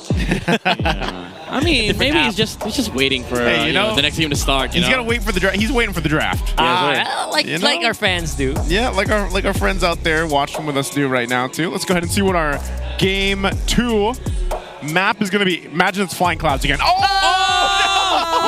No freaking way! Rora is like, okay. Look at Demon Kite's face. He's like, oh man. Dude, no way. Don't you tell me this is how APBREN goes to playoffs. Don't you tell me this is how they beat #1 in PH. I guess again, lore-wise. Dude, I can already imagine the memes going around online. If APBREN 2-0s back-to-back flying clouds, Mr. Clouds against #1 seed Rora. Dude, I can't believe it. Imagine we got Falcons last week dodging Expanding Rivers and then winning on Expanding Rivers. Now we got Rora having to play 2 games back-to-back on flying clouds. I don't know. This is not scripted, ladies and gentlemen. Feels bad. It feels bad, honestly, but at the same time, again, every single team... it feels good for APBREN. Yeah, for APBREN for sure. It feels bad for them that they have to face it again. But in fairness, you kind of just have to be ready for anything here in MPL. You know what's tough is Light was like, may the odds be in your favor. Well, it's been in their favor. It's been in their favor. Two people from Aurora scratch their heads. Yeah, because I think, again, it's something about this map. It's something about flying clouds that maybe just breaks the tempo enough of Rora. Yeah, and might have revealed something. Maybe during in scrims, we don't know. We don't have any details and access to their, to their trainings and practice. But just a body language, them scratching their heads, bowing, maybe they just can't get Calra out of their mind. Oh, that's a possibility. Suyo. It's hard to get that. What if James Spanks pulls out the Suyo here? Ooh. Mess up with their heads even more. It'd be so ironic. Again, the irony. All right. If Aurora does not steal YSS here, that's a big mistake. That's a cardinal sin. They should play either Farsa YSS or Kalea YSS. Demon Kites has a pretty good time on that hero. Yeah. So I guess you're right, yeah. Yeah, the problem is, if they go Kalea YSS, you give the Lapu to Lord JM, the full views as well, or maybe even just go back to the normal Alice pick. So Kalea, YSS. Master the basic, you've been here so many times. Oh! What? They go the APBREN route. Kalea Angela. I don't know how this dual pick fares against most of the meta picks, but mid lane Angela's pretty strong anyway, right? Let me just say, Aqua is a mean Valentina player. Yeah. And he can steal the hard guard. And that will do well. That's even better for the CC. Yeah. So you go Valentina YSS here if you're APBREN. Or go Joy. Valentina. Wow. As long as there's Valentina. Oh, they're letting Aurora take the YSS. Spicy. This is the counter. You go Joy against YSS. I don't pretty much agree with the whole concept because there's a Kalea in the game. But either way, I think from APBREN's perspective, this is what's gonna work. But instead of Valentina, they go for Kimmy. So far, the APBREN picks have been so on point. I love this. Yeah, there's a different approach, perfect. but still works. Yeah, I like that they, because Kimmy was banned the previous game. But you go ahead and grab her now because I'm not sure if statistically she's like the best best mid laner. I think so. With the highest win rate, because a lot of teams like to utilize this Kimmy. And it's going to work really well with having the Joy in the CC here. So, wow, Demon Kite's going to go the Lancelot instead of the YSS like we thought. He can't because there's a Joy in the game. So he has to pivot to either Lance or Hayabusa. Technically, the Hayabusa would have worked, specifically against Joy. His problem in this game is that he can't match the tempo that the Kalea brings to this table for Aurora, and he doesn't utilize the Angela. So the Lancelot works better. That's why I think they went for this route. But again, you have to consider that the Phobius is going to get picked up. I think there's going to be a race for the Phobius. It might be banned from APBREN's side, honestly, because you don't want to deal with that. And the reason why Rora has to think about the Phobius as well is that we've seen the CC be played in the gold lane for Shizu. That's why the XP is still open for both sides. Yeah, I think, again, it's interesting because even the last game, with Dominkite having the 1-1, which is such a hero that was permanently banned for the first half of the season, then gets picked up a couple times. it seems to be, it still takes that setup for the 1-1 to work. So I'm just wondering, gold lane wise, Dominkite, does he get his hands on something better that'll work for him? Beatrix? Yeah.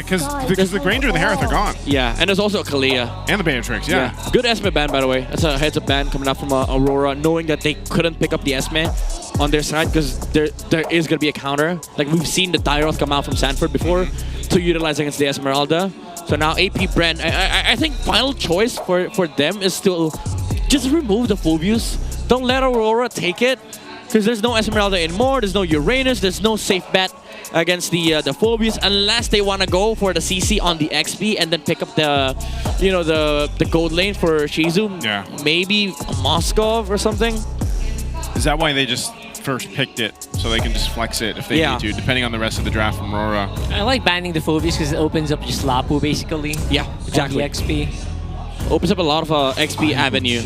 Instead of that, I go for the Arlet ban. Okay, I think they're confident with the flex of the CC. If you go Phobius here, they can just go. Oh, they steal it. Edward, sneaky. Problem is again, like what Rockhart mentioned, Lapu is now up for Lord JM.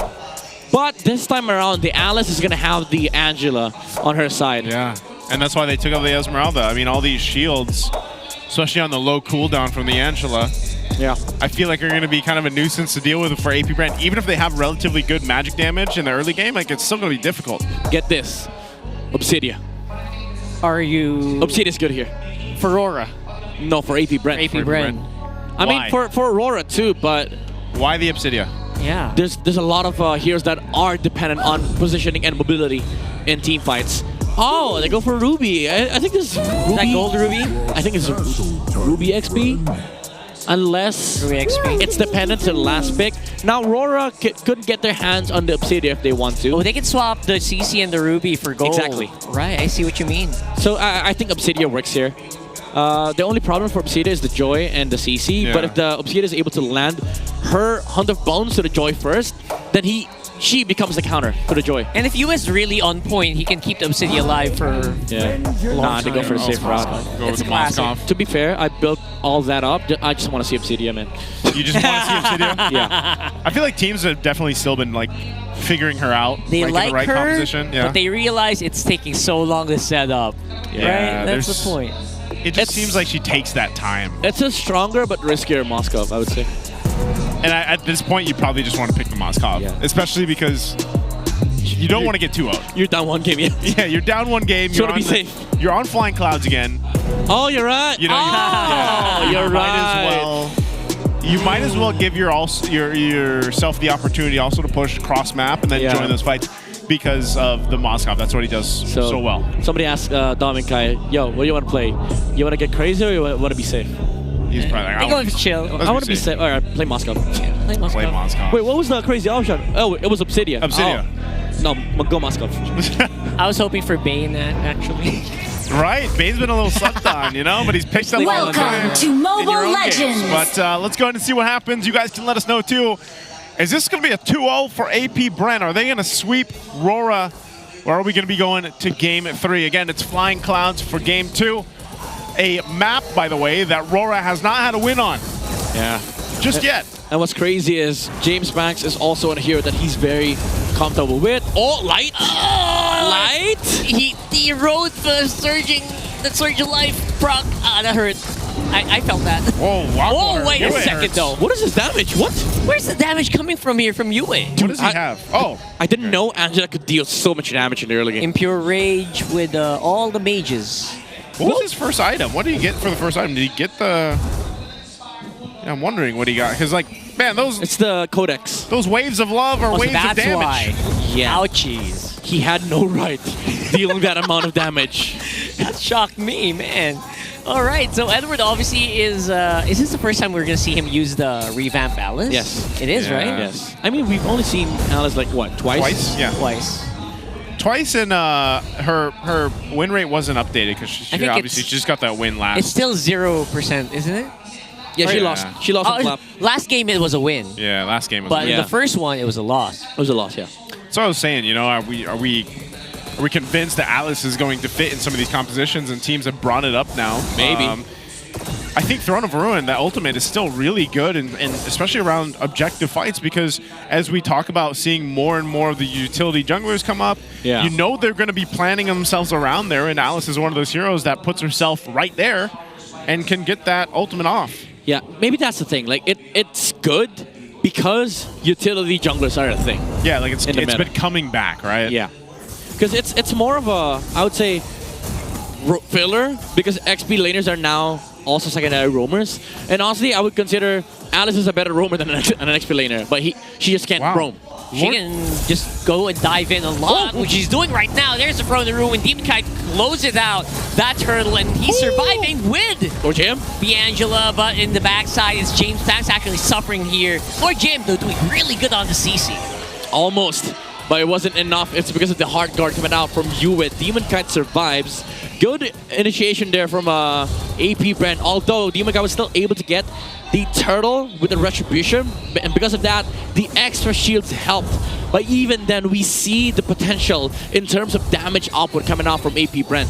Yeah, I'm surprised too, because before that turtle broke in, Lord JM actually got the flicker out from Light earlier too, so Light then wasn't part of that fight and could really be useful for that. So good decision making from AP Brand in this early portion. Yeah, that's the thing. Like RORA, their strength in this lineup is early game because of the amount of heals and shield that they can get from both the Kalia and the Angela.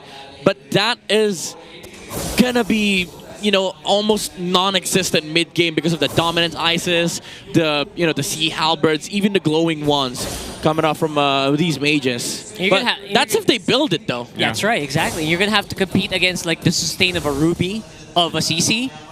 And what's the build? There's already the black guys coming out from X-Nova. Oh, there you go. Very early on.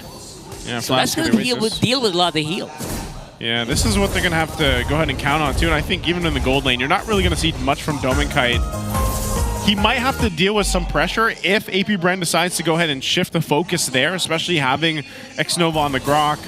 But right now, it's just mainly kind of maintaining this for Dominkite, getting that farm he needs. You know, he can always rely on having that Purify, but really this game, I feel like it's just going to come down to the objective fights. It's not really going to be that pick-off-centric playstyle, unless, for example, Aqua lands a Traction Pulse. That's why sometimes you see him just throw it out, you know, see if he's able to go ahead and pressure out a battle spell even. It's also like how they approach these fights, because Aurora, they want to move in, look for a pick-off, and then reset with the hard guards cooldown. But for AP Bren, if they know their win conditions, they can actually be patient in these fights, look for the punishes, because they have a lot of counter-engage with the Ruby and the Grok. And, you know, there's also like the sustained damage in the form of the Kimi, and, you know, with the CC as well, standing in the front line. It just has to be like very controlled coming out from AP Brent. Okay, right now, fighting for this turtle. It's already being controlled by AP Brent. Oh, look at Demon. Man, he's go crazy. But even with the hard guard here, James Banks with a turtle egg. He's dancing around here. Traction Pulse basically doing nothing. What is happening? Team fights are weird. Yeah, again, it's just RORA trying to go and look for these pickoffs. It was big for Demon Kite, but problem was AP Brown was focused on the turtle, and then X-Nova and Shizu was just on Lancelot duty. Delay the Demon Kite as much as you can. Decent gold coming into Dominkite with the turret on top side. Lord Ouch, JM, ouch. pretty decent poke, and nothing's gonna happen there. But look at the bottom. They're diving in. They have a lot of really good dive power. And again, Demon Kite just doing Lancelot things with the help of Yue. Dude, he found Aqua behind the minion waves. He knew. He was like, some raider would be here. A raider would be standing in these lines. That's familiarity right there, if I've ever seen it, right? That's surge of blood. Dude, I was like, no, Demon Kite, that's not the lane you want to be in. That's where the Ruby and the Grok is. But he was like, no, I'm not looking for the Ruby and the Grok. I'm looking for my friend. My old pal. Man, Lord JM, by the way, he's been doing a ton of damage to everybody on this CC. He might be top damage next to Aqua right now, honestly. He's got to be. I know we're going to have to look at the damage meter in a second here, but man, the CC really hurts. And a lot of the times he's just jumping in, and he's put enough pressure with the current call and Blitz alone that he's able to even get some of the battle spells out. Yeah, but problem is for Aurora right now, even though Edward's soaking up a bunch of these damage from Lord JM, the thing is they can't find anything on the map. Even Demon Kite is finding it hard. Oh, Shizu goes down. But again, you go back to the idea of Demon Kite constantly roaming around to find something. And because of that, he's behind against James Banks in terms of levels, which is a big problem come the Lord fights. Oh, Lord JM. Lord JM, again, absorbing so much of this. Oh, wow. He has the vengeance, he can pop it, but it's not going to be enough to save him. It's going to be a knockup, and that's going to be the kill. JM goes down. They're using up a lot of their ultimates as well. There's just no way they can follow up against this. What a strong Uber coming in from RORA. I don't even know what was that from APBR. It felt like that was uncoordinated. And RORA, again, you cannot make a mistake against this team. They find an opening, they make a big hole out of it. It's a 50-50 debuff kicking in, man. That's all I'm saying. I don't know. Yeah, it's kind of weird, but good usage of the Heart Guard for Dome and Kite to go ahead and make that play against Lord JM, even pushing him back with the Spear of Misery. Now he's going to fight for this orange buff. Edward and Demon Kite alone. Oh, the curtain's goal! Oh, big current call coming in here, but I don't think they care. They are playing around that current call like it's nothing. Edward's still alive, and just some nice sleight of hand here. Demon Kite falling on top side. That was huge. Yeah. Big kill coming out from APBR, but so does Aurora. Now Demon Kite's back on the map, able to outplay a lot of the players coming out from APBR with the punctures, Thorn Roses, and Phantom Execution. He's dodged 2 tectonic charges now, by the way. Yeah. 2 tectonic charges. It's just Lancelot, man. There's, you know, in the hands of some of these prolific junglers. I mean, we have so many good junglers here in the league. It's always great to see it. And, you know, part of that, too, is, again, the amount of time Edward's able to go ahead and buy on this Alice. Some of those team fights, it's just like, you can't help but try to, like, attack her and deal with her as she's just sitting there, throwing and ruining and waltzing all over everybody. Yeah, and again, these setups are very important. You saw how hard it is for APBR to actually go for these punishes. They have to be controlled and precise with these counter engages. Because when we saw James Banks earlier come in to finish off Dom and Kite, Light was there to sort of stop the Joy from using the electrifying beats. James Banks didn't even try to dodge the Kalea. He waited for the last second before he popped the electrifying beats, which caused so much trouble for him because he sustained a bunch of damage. And then even after the electrifying beats came out, there was the Spear of Misery coming out from Dom and Kite that prevented him from moving forward. I guess he's right. You have to be precise here because otherwise US just will be able to nullify most of that with the hard card. Yeah. So taking a look here, see that Brute Force picked up for Demon Kite, gonna help him getting into range in this first Lord that's coming up here too. That's gonna help him out. Holy Crystal though for James Banks too, so he on damage wise he's pretty good. There's also Brute Force for Lord JM now, so these big items are coming into place for this first Lord fight. Yeah, his problem is again the control though from Aurora. Even though there is a big damage from the Joy, they have to find the proper setup. And they have to consider a lot of things. Like number one, the pickup coming out from Light. They have to find the Kalea. They have to link the right targets. Most importantly, the Lancelot, maybe alongside the Alice or the Kalea, because you want to disrupt these people from actually going in and out from these fights. Yeah, no, I'm offended for now. They might just delay this though. I don't think either team really wants to. To find the Lance. Wait a second here. Demon Kite again is going to have the Heart Guard to keep him alive, but I think those are pretty useful utils removed already for RORA. They might just want to disengage this one. Yeah. Good push too from Dome and Kite the whole time. This is what I was saying. You just delay this Lord take, let your Moskov do the work, and so Dome and Kite will continue to do that. They forced the Heart Guard, but they didn't do anything about it. Now Aurora could just wait for the next set. He has it now. Yeah, it's like what, a 20? What is it? Oh, Edward? Back on cooldown. Edward trying to make something happen here, but again, it's just so strong, man. Edward's in front of 3 people, 4 people. He is just surviving it and actually just finessing it. Yeah, now Aurora is playing the Lord setup. Play the slow push. Wait for the Lord resets. It's now Aurora who is in control. APBR is the one who needs to punish here because if they play this slow, Dom and Kite is just gonna farm and nothing's gonna happen in the Lord pit, especially with how the composition of Aurora works. They have a bunch of sustain. The shields and the heals from Yue and also Light with the Surge of Life. It's starting to feel like APBR's fizzling out here, man. What is up with APBR? Well, a part of this again is the lineup that they have specific to it. You know, their gold laner Shizu he's mainly going to be their crowd controller. He's setting things up. So is X-Nova, even to an extent Aqua, to try to get that traction pulse off. And you're really relying on Lord JM and James Panks to have enough damage, you know, and just win with crowd control, if you will, here. But RORA, they've got that sustainability. Yeah, they forced Domikite out of the slow lane. Now they have a window to work with. At the very least, 30 seconds to find a crucial pickoff for AP Bren.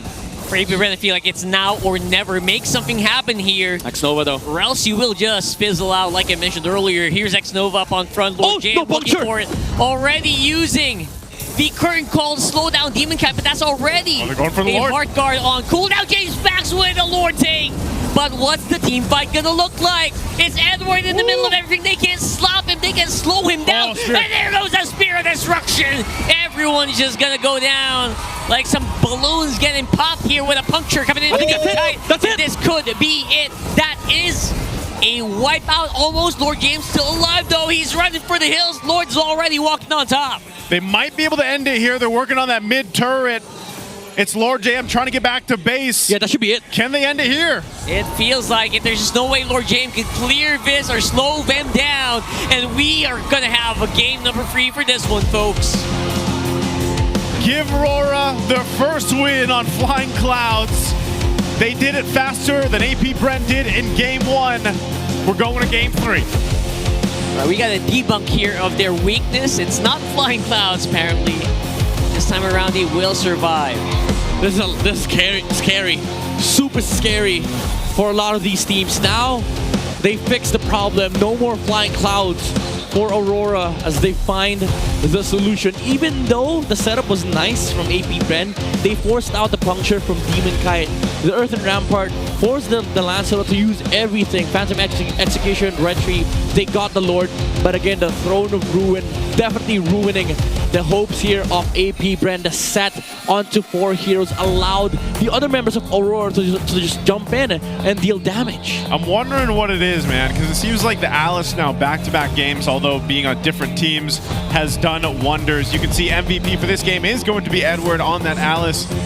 He soaked up so much damage, man. I mean, look at this, 3-1-4, but even with this emblem set and then the build path that he went to, the guy was just literally tanking up 3-4 members, sometimes the entire team. Yeah, I completely agree with this one. Edward was a beast. Yeah, I like how he built the Alice too. Like most Alice players would be greedy with, you know, the cooldown boots, rushing up the Oracle in to the Cursed Helmet, or maybe even the Brute Force, but he knew the CC was a problem, so he built up the Dreadnought armor first and then went for the Blade armor just to mitigate some of these damages coming out from Aqua and also Shizu, amplifying the physical defense that she has, or he has, and it allowed him to sustain these fights for Aurora, since there is a lot of sustain coming out from his passive and also just the shields coming out from Yue and also the heals from the Surge of Life. You know, AP Bren didn't have much damage to deal with Edward, even though he got a death here in this game, but also just this sequence of events from AP Bren, which was very weird in all regards, which allowed Aurora to actually set up an intense momentum in the mid to late game. But again, AP Bren, they did have a lot of like close encounters with Aurora. It just came down to these team fights that allowed Aurora to win, especially with Domikite being on his Moskov. They understand perfectly how the map works. With the slow push, the lore dances, it's all about control in the map, and AP Bren crumbled under the pressure. Even though they got the lore themselves, they got a taste of what they did on game number 1 against Aurora. AP Bren did not feel decisive in this game. They did not. So it's not just me, right? It feels like they're just fizzling out, not really doing much. Yes. Is it like the Alice effect? Is this what Alice does? It's more of the Angela.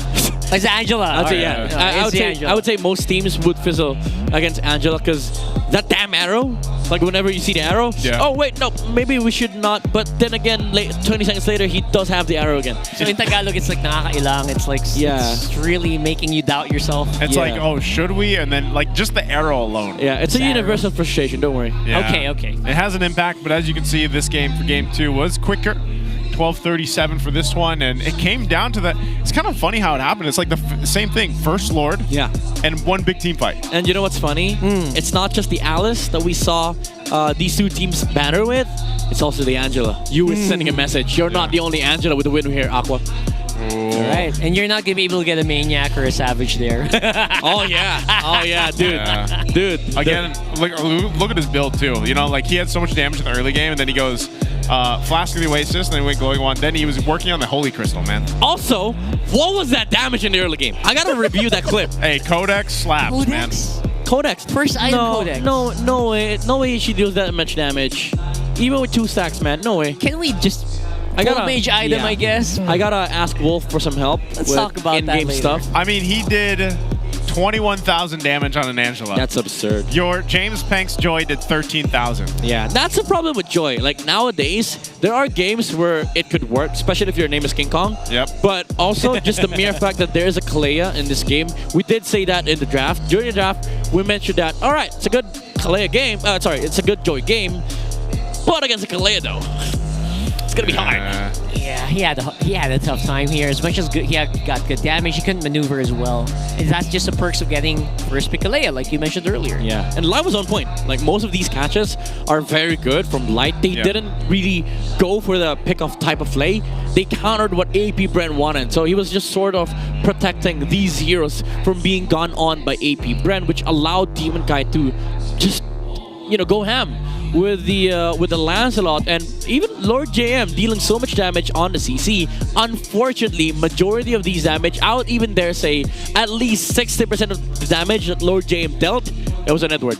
Well, that's what I was saying. Like, the difference factor here, too, is Light didn't have to be passive, man. That was, like, what happened in Game 1, where the Kaja forced Light to make a couple second guesses, and then he was in a passive position. He also got picked off a couple times. This was very different here. So BPI Rich got Demon Kite, again, capitalizing on a lot of the abilities around the team to go ahead and support him to make this happen. But again, this is a Lancelot game that we're so used to seeing in the hands of junglers like Demon Kite, like Carl TZ, like all of our great junglers here.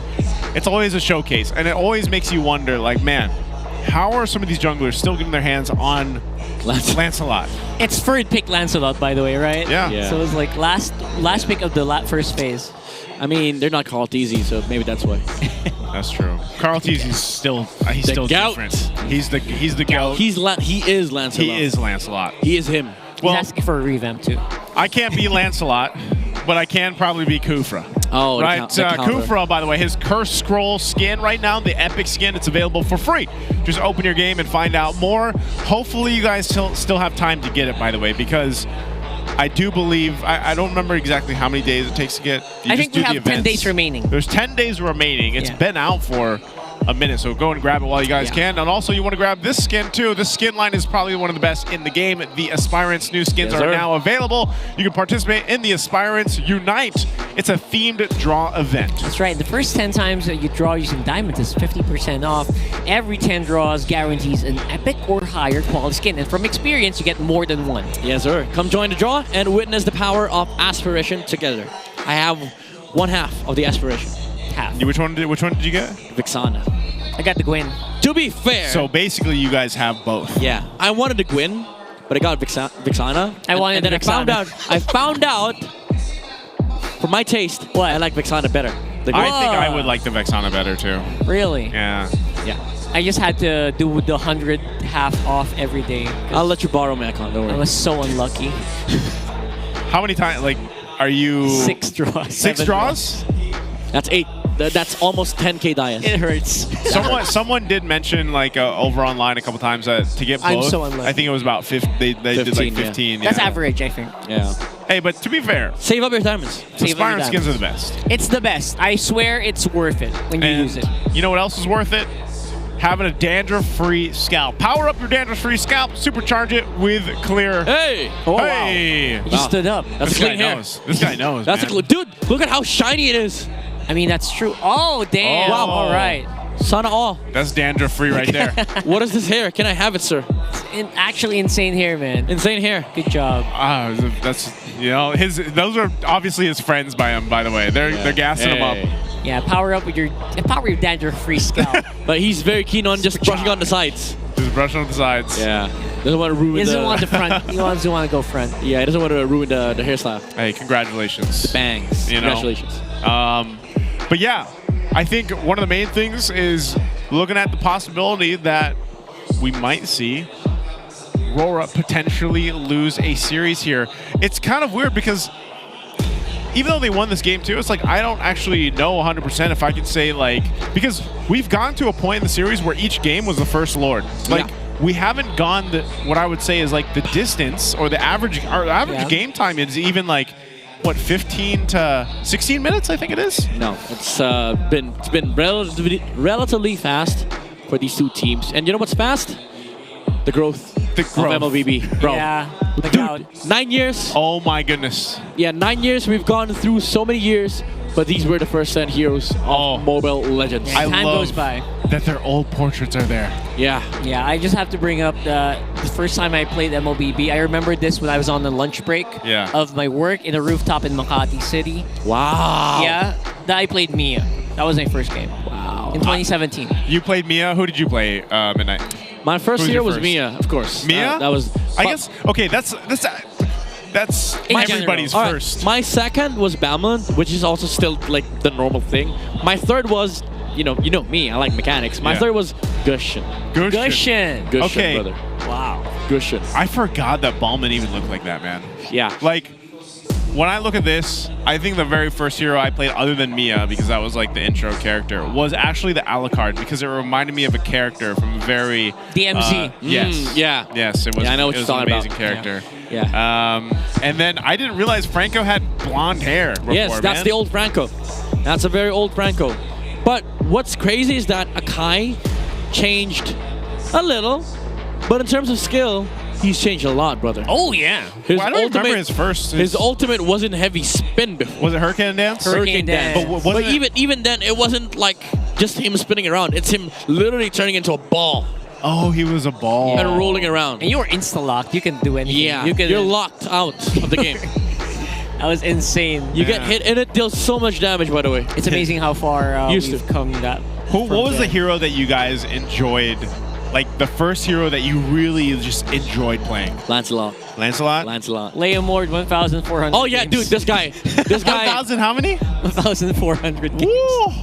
I think that's almost as many as my board. You. Yeah. He's the sole reason why Moonton keeps buffing and nerfing Leomord. Yeah. We have a. Was he always a jungler? I have a direct line with the developers. Yeah. What did he play before? He was used to side be lane. XP. XP. Not even. It wasn't XP back then. Just side lane. Side lane. Yeah. Shout out to Coco, by the way. Tough guy. Okay. Coco played that in gold. Yeah. But there wasn't even gold lane back then. No gold lane. As a gold lane. Just carry. side lane. Flying Clouds? Oh, expanding rivers. Would have been so much fun if we had 3 games of Cloud. Yeah. Oh my God. Oh, this is... All right, this is the task. This is Mission Impossible. So I really want to just reference once again, if you guys missed the mic check earlier, it was said to APBR, may the odds be in your favor. This is not the odds being in their favor for the last map of the series. Reminding too, for our viewers out there, if APBR loses this, they are out of playoff contention. That was the one thing under their playoff contention. What? They would not make it if they lose one match. Wait, guys, they banned 1-1. They banned 1-1. On Aurora side. To be fair, APBR is the first team to beat Dominkite's 1-1. But I don't think it warrants a 1-1 ban. I think Aurora is just thinking about other first picks, and they don't want Shizu getting that 1-1. So now it comes down to the YSS. Lancelot has been taken out from APBR. YSS Fredrin is the go-to, but I don't think Aurora is going to be happy with that trade, because if you take Fred, APBR gets Kalea YSS. If you take YSS, they still take Kalea. Yeah. And then James Fox goes, what? Oh. Are they forcing Demon Kite to play Akai? Or Fanny? Those are the 2 remaining heroes for Demon Kite. That's fun. I mean, 3 with the Hayabusa. What about the Bane? Has he ever? No, he hasn't, right? Please break a Bane. Bane's been kind of slept on this series, huh? Yeah, come on. I mean, both sides don't play Bane. Okay, now that's a clear go signal. Yeah, that's all right. Dominkite, we want to keep our streak going. Bane. It's a Bane. It's a Bane, right? Dude, AP Bren, don't overthink this. You go Bane or you go Lunox. Why is this? But I swear to God, they might just pick Moscow for Shizu. Why is this draft feel like so much fun now? Wait, RORA gets either Lapu or Arlet. I think Arlet's the safe choice. Unless they want to go Uranus. Arlet for Edward, right? Yeah. Unless they want to go Uranus and then Fanny. Yeah. For RORA, they've done that I think twice now, where they set up the Fanny for Demon Guide, but they have to get the Uranus. What about the Alice? Are we? So far, Alice has been winning.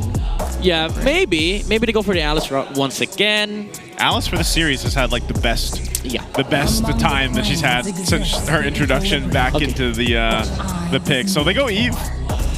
What are they gonna go? Are they gonna go jungler here? Eve Haya?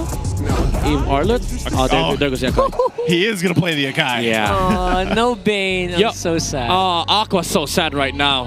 Why? He can't get these ults with the Valentina because now he has to play the Kimmy. Oh, that's true. And this is not fun, by the way, because the Akai could just rush Blade Armor. Yeah, you can't force the Kimmy to go gold lane here just to get Valentina. That just doesn't work. You can't even Moskov here. Yeah. So what do? You go Bane. You go Bane. For gold? There's no questions. Go big or go Bane. Go big or go Bane. Bane Lapu. That's not Bane. oh yeah. It's XP. Well, it's to be XP. fair, yeah, that's a good pick because there's two big shields, shield source from Aurora. Can you absorb off of Eve's shield? Yes. You can too, right? And you also bypass the shield, so it doesn't matter. That's all the shields removed for Akai, for Harif, and for Eve. Yeah, and I think Aurora is gonna want to maybe ban out a Matilda. Oh yeah, you're right. 1000 Pounder does give a shield. Yeah. Yep. Yeah, you're right. All right, let's go have fun here. That's a good draft from AP Bren. To be fair, they've had 3 good drafts now. I mean, this still ain't finished. So that's always been the thing for me for the season, though. Like AP Bren usually has pretty good drafts, and then you know, in some of the games, they've gone 3 games against some of the best teams in the league. It's just always like, you know, is this one of the cases of these guys just need more reps? You know, they're sophomores. I mean, Aqua obviously he's got his veteran here, but like, do these guys just need more reps? Are they missing some of the execution factor? They've clearly made improvements towards now in week 8. I think that's where you sort of point your finger towards experience. Like, again, Aqua does have a lot of experience on his arsenal, but it's just the level of execution is different in these high-level games. Like, you cannot give such openings to your enemies because you give a dot to teams like Aurora. Next thing you know, that it's a black hole. They've just it grows blasted that fast. the light through it, man. Yeah. they blasted the light right through that dot. Yes. Yeah. So now for AP Bren, I think you ban heroes like Uranus. Even the glue, honestly, could work here for Aurora. Problem is they have a lot of like magic damage, so radiant armor is going to be a thing. To be honest though, these 2 comps have big problems of their own. Like Aurora too, they rely heavily so much on these teamfight ults that if they use everything, they don't have anything left against the Esme. So this is a good ban, by the way, the CC from Edward, just to mitigate the sustained damage. And again, it forces Aurora in a position where they have to look for an XP laner that can sustain against AP Bren, which is not reliant on his ult. So not the glue. Which is Uranus. I was gonna say, is it gonna be the Uranus or like does he go glue? Again, that's just so much magic damage though. What if? Call me crazy. Go. Crazy. Thank you. I was gonna hear what you say first. What if AP Bren goes Uranus XP and gets the Esmeralda played on Shizu's hands? Because it is a good matchup versus the Harris. That's so crazy, man. That's why you call me crazy. You're messing with my mind. But it's not out of the realm of possibility. But I'm pretty sure they're gonna go Bane here. I'm pretty sure they go Bane here. If not, that's not Bane. Maybe Moscow. Wow! So it is a gold lane Esmeralda. So the crazy stuff happened. I am crazy. The crazy stuff happened. They are crazy You're too. crazy. They're crazy. Everyone's crazy today. Hey, if you gotta not the audience. If you gotta beat sorry, them, not you guys. You gotta be a little crazy. Yeah, exactly. That's how you beat systems. That's right? how you beat. Yes. Yeah. You bring the chaos. crazy. You bring chaos to the order, and the system breaks. That's how it works, ladies My and gentlemen. brain is just... Lapu, yeah, Lapu or Uranus, Franco. Oh, the Franco! Okay. Grok or Hylos will be good here, but the problem is they're all magic damage. So I'd say Grok. Whoa! What? I knew it! We're gonna have so much fun here! No crazy, like, this is beyond crazy now. I was hoping for a Saber, but... This is pandemonium! That was a Rome. That was a Rome. Yeah. That was a Rome That's Helker. Nova, yeah.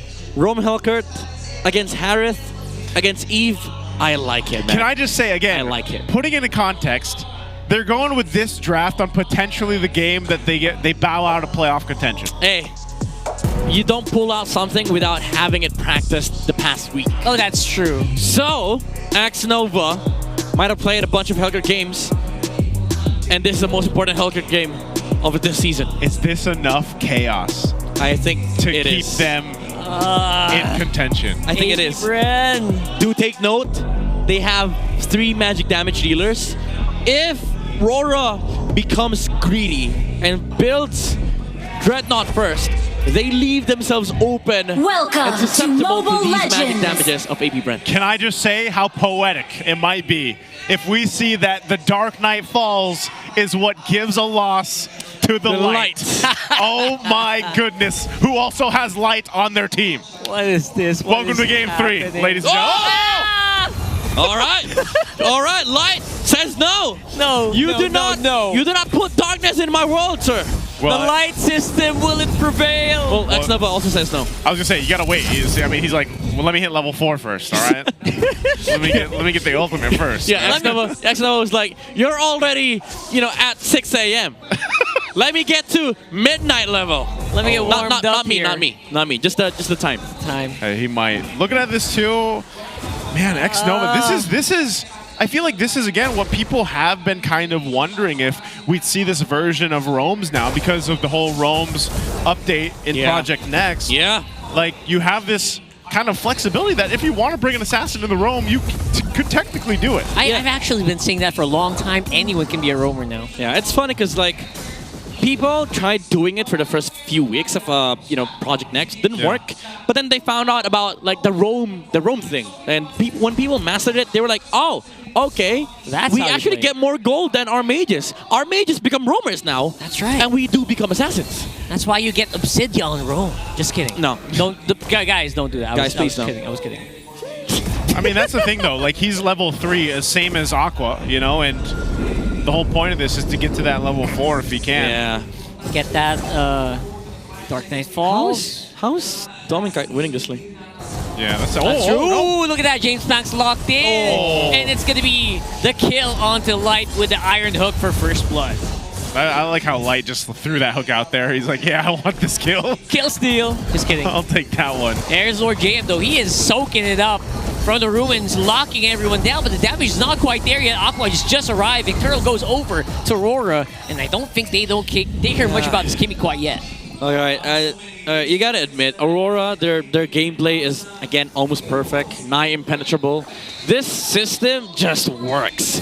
Put 4 heroes against Helkert, and he does nothing. Yeah, he's gonna run. He's not gonna do really much anyway until he gets to that level 4, I guess. Which is he's nearly there. Yeah. But that's one of the main things. Whereas again, you counter that with here's a Franco. His Iron Hook is deadly at level 1. Yeah. Very deadly as well as decent damage coming in from Lord GM. X-Nova, again, look at that. It's not really going to do much, especially against the Lapu, against the Nakai in the Nakai early will game. take that all day. Yeah, dude, look at their itemization. They don't care about Helkert. Demon Kite's rushing the Silence Robe, and then I think this is Edward going for a War Axe rush against Alice, which I do recommend, by the way. Playing Lapu against Alice, you rush Spell the War that, Axe. man. Yeah. Sustain versus sustain. There you go. X-Nova trying to get started, because usually if you're Helkert, you want to do it early. You want to be the one hunting, not the one running it. What? I thought he'd do that first. Yeah.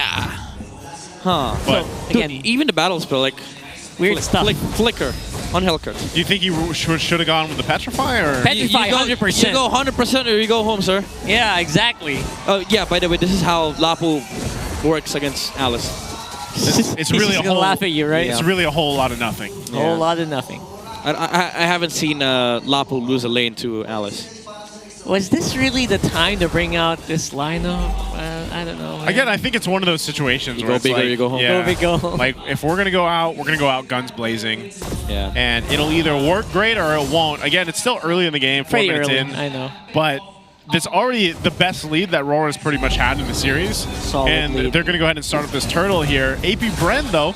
Yeah. They're looking like they want to go ahead and face off. X-Nova doesn't have the ultimate just yet, the Dark Knight Falls, but he should have it. They're trying to wrap around. For The this. Demon Kite, Domin Kite rather, is on the bottom. no, She heavy just can't spin. really deal with it. There's just no way you can go around this Hurricane. And now, it's Lord James in the middle. Oh, you can't lifesteal if you are locked in and suppressed.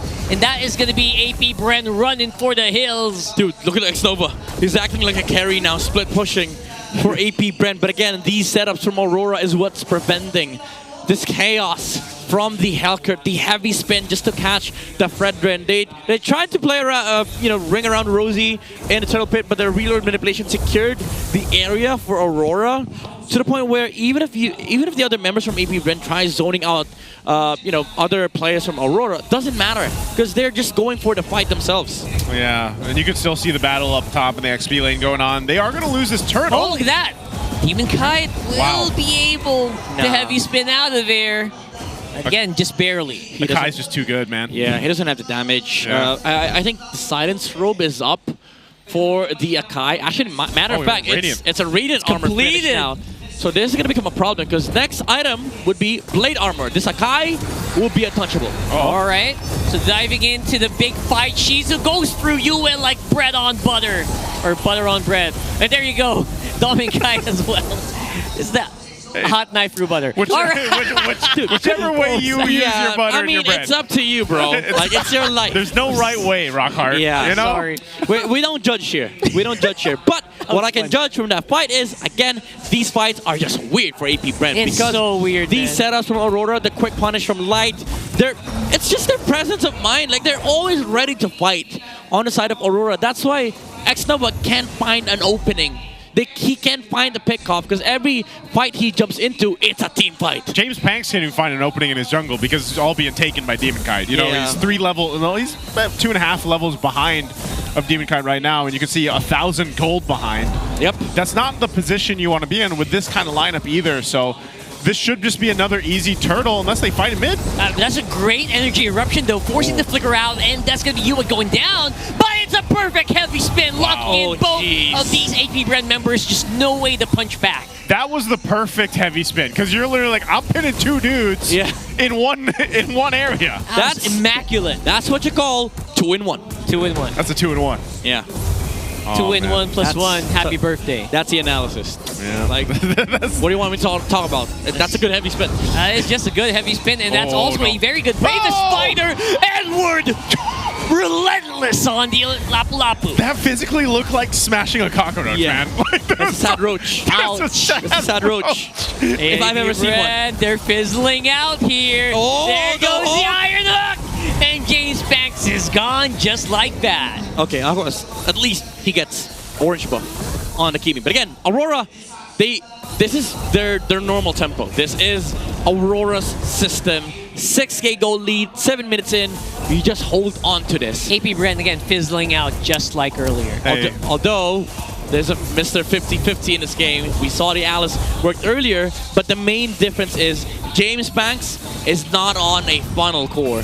Yeah, Ooh. That's a big thing.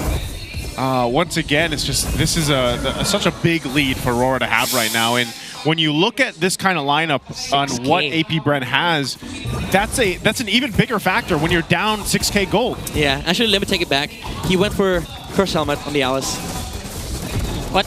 This hurts. Honestly, this hurts. Is that like what is the thought process there? Like, I just want to push more. He's gonna evaporate, basically. I just want to push this lane more. Maybe he just wants to push minion waves, prolong the game, but it doesn't help. It doesn't help his case against the Harith. This Alice can't tank, basically. The Lapu. It's basically AP Brent having no frontliners. That's why James Banks has been having a hard time. Like, come on, like, isn't that what the Alice is supposed to do? And look at how crunchy or how squishy it is. It's just an Akai. That was just like one skill combo. But Lord James says, you know what? I'll try to go in. Dodges the bravest fighter. Decent traction pulse as well coming in from Aqua. So look at that. Shizu is in front. He's soaking up some pretty good damage as well. On the Esmeralda, James Panks with the kill. That's going to be Dominkite going down. But there's a lock in and James Panks can't do anything. Oof, okay, well, they got Dominkite, but still, AP Brent loses that fight. Yeah, let me just say, Aqua hit the Akai for 10 seconds straight, dealt a third of his HP. Oh no, X-Nova. Oh, X-Nova, he's gonna have to run for it. Flicker. As usual, Edward is hunting him down with the British Spider. He's just nowhere to run. He's just, again, like a cockroach, just Let me tell you something, let me tell you something. It's a sad roach. Oh, man. It sounds like, help me. That's literally, is that how? That's just what the cockroaches sound like. Yeah, that's... Unfortunately, X-Nova, this Hellcurt isn't working out. Now, can something turn around here? Because we're approaching that 10-minute mark. This has been a one-sided game right now for RORA. And AP Brent is lacking in every department. Dude, the problem is every time they try going like on Aurora, they don't have the damage, they don't have the sustain. Also, the counter punish from Light with the hooks, the Bloody Hunt onto Lord JM is always on point for Aurora. Even the Dominkite suffered a casualty there because of the the gap close from AP Brent, and without the Zaman Forest, he suffered the fate of just dying inside of the team fight. You still have Edward to deal damage on the front line. He is a fat Lapu Lapu, and the main concern from AP Brent is who kills the Akai. Because again, we've seen Aqua continuously hit the Akai for 10 seconds, dealt like a third of his HP as damage. That's 10 seconds, by the way. Yeah. This is just, it's gonna be non-fighter here, a non-starter here rather, for AP Brent, losing out their inhibitor turret. That almost hit as well. Dude, this that could have been the -1. Lord JM just trying to tank as much as he can. The sandwich attempt turns into a cut onto the minion wave on the bots in the mid side, but top side there's still a minion wave coming in. Aurora, they're gonna chase. Look at they want a Edward. cockroach. He is hungry for some very spicy Hellcurt. I think he's actually gonna get away, but again, you're essentially not useful at all, for X-Nova. Like, yes, right. Okay, the Dark Knight Falls can still do something, but even then, I feel like you're so kind of out itemized right now that you need to buy yourself maybe 8 minutes. Yeah, I would say at least 10. Yeah, at least 10. Somebody has to re-itemize. But it looks like they're gonna push in right now here. He's coming from the back. Trying to go in with the Throne of Ruin, but from the back it's X-Nova. Shizu already out of the fight here. Lord JM with a re-engage. A lot of people are low on Aurora, but they are going to be able to deal with it. X-Nova missing out with the stingers as well. What's happening here? Shizu evaporating once more. Oh! He's alive. He took out Dominkite. I did not see that coming. All right, the amount of shields actually played in favor of AP Brent. Dominkite wasn't able to sustain the damage of the Esmeralda. And because of the Brute Force and Oracle, it's able to chase down, get more HP, get more shield. This might actually buy AP Brent more time for these itemizations to come through. Lord JM finally now has the Oracle. I think this is a Brute Force that he's trying to build. So maybe at least 7 more minutes. He's catching up. Yeah, he's catching up on items. We said 10 minutes. That bought him a few minutes. Let's see if they can actually decide to huddle down and maybe contest Lord or give it away. Yeah, to be fair, this growth is exponential for AP Brent, by the way. They have a lot of heavy hitters on their side. The Kimi and the Hellcurt. Magic and physical. Oh! Light? Oh, the miss on the Iron Hook is huge. Winter Crown going to be forced here. Yo, what? Why would you leave the Franco? Huh. That's a good point. What is happening here? And again, AP Brent maybe going for the big macro play. They find Edward! Edward with the bravest fighter to be able to at least stay alive for now, but now it's going to be Aurora on the hunt. Brent? They're looking for Shizu! Shizu is on the run, and there's just no backup. They're arriving just now. Edward gets taken out. It's a trade, 1-for-1. X-Nova's scaling. He wants more. Oh, X-Nova! Oh my goodness gracious. That is the hit you want to make, but Dominkite is unstoppable on the back line. Oh man, X-Nova saw Dominkite, and then Dominkite's like, nope, Secret Vision. Yeah, with the Purify too, so he doesn't get silenced by the jump. Quick, smart plays coming out from Aurora, and because of that, they get lured. But again, it was a weird sequence from AP Brent. They had the ability to punish DeFranco. And even then, after the jump by X-Nova onto Edward, the Fredrin was nowhere in the scene. He was farming the purple buff. Little bit of disconnection coming out from AP Bren. Yeah, this some of these team fights here might be a little odd, but I feel like AP Bren ultimately is accomplishing what they wanted to. It's kind of funny because you look at the itemization too for X-Nova. He's got the Blade, DHS, Malefic Roar, and even a Sea Halberd. He's able to go ahead and put enough pressure on even Edward, like we saw earlier with that initial burst. Yeah. Where it might be a threat enough to stop RORA from just going full force in a team fight. All right. Benefit of the doubt, it just feels like AP Bren is just trying, scared of making mistakes. Right? Maybe. It just feels like Maybe. But at this point, they have to make a play because Aurora now has all the utility items that they need. There's a Blade Armor on Light. I think the Winter Crown's up again for DeFranco. And Flicker as well. He can just pick and choose whatever target he wants to bite. Yeah, Traction Spell's already used as well, so Aqua just has no way to counter this. Look at Edward though. Great minion wave clear at least, right? Yeah, super menacing in the front line. This Lapu Lapu is a big problem for AP Bren. He's looking for Nova. Yeah. He's looking for Nova right here. They get all turrets down, but I don't know if they can end it here unless they force AP Bren to go for a fight. They got the wave pushing up down bottom to Lord JM. Lord JM comes in, big Throne of Ruin, but they're playing straight into the real world. It's canceled though by X-Nova, and look at Domek. It's just so unstoppable. He is still surviving. He is throwing out so much damage as well. Domek? Lord JM, X-Nova all alone, and Domenkai's gonna fall, but I think that's everyone else in AP Bren. And ladies and gentlemen, what do you know? It's RORA coming out on top. RORA will take Game 3, and that's an exciting one from AP Bren, but unfortunately, not enough to break the streak. AP Bren is the first team to be out of playoffs contention as they drop to Aurora, and the streak continues to 12-1. 12-1. 12-1. You can see that they like I feel like RORA is happy about the series though. You can see them, of course, sportsmanship here between the two teams. They know what that means for AP Bren, man, and RORA again a Goliath in themselves. And former teammates Aqua there with Demonkite and Light. They will be taking their bow here. We're gonna applaud AP Bren. They gave us their best. And we'll have to see what they decide to do moving forward. It's too unfortunate, though. Maybe if they got flying clouds. But, hey, that didn't happen. Let's go ahead and throw it over on the stage. Go ahead to hear for our winner's interview. 12 straight match wins. Give it up for your winners, Aurora Gaming! Coach MTV, congratulations. You are one match win away from tying yung pinakamahabang win streak natin in the regular season. Does that mean something to you? Sa totoo lang, hindi kasi namin naging goal yun. Pero siguro thankful pa rin ako kasi ang ganda talaga ng pinakita ng buong team. Kaya siguro extra lang din siya sa amin. Extra bonus lang din siya para sa amin. Parang pag nagawa namin. Coach, last season, you were also the top seed heading into the playoffs. What's the difference now na i-approach niyo yung playoffs? Anong klaseng Aurora ba makikita namin doon? Siguro mas handa siguro kasi alam naman namin kahit na pinagandaan talaga namin yung last season, may kulang talaga sa ginawa namin kaya medyo nabitin talaga yung run namin ng playoffs. Pero dahil nga natuto na kami, talaga sisiguraduhin namin na maganda yung magiging run namin ngayong playoffs.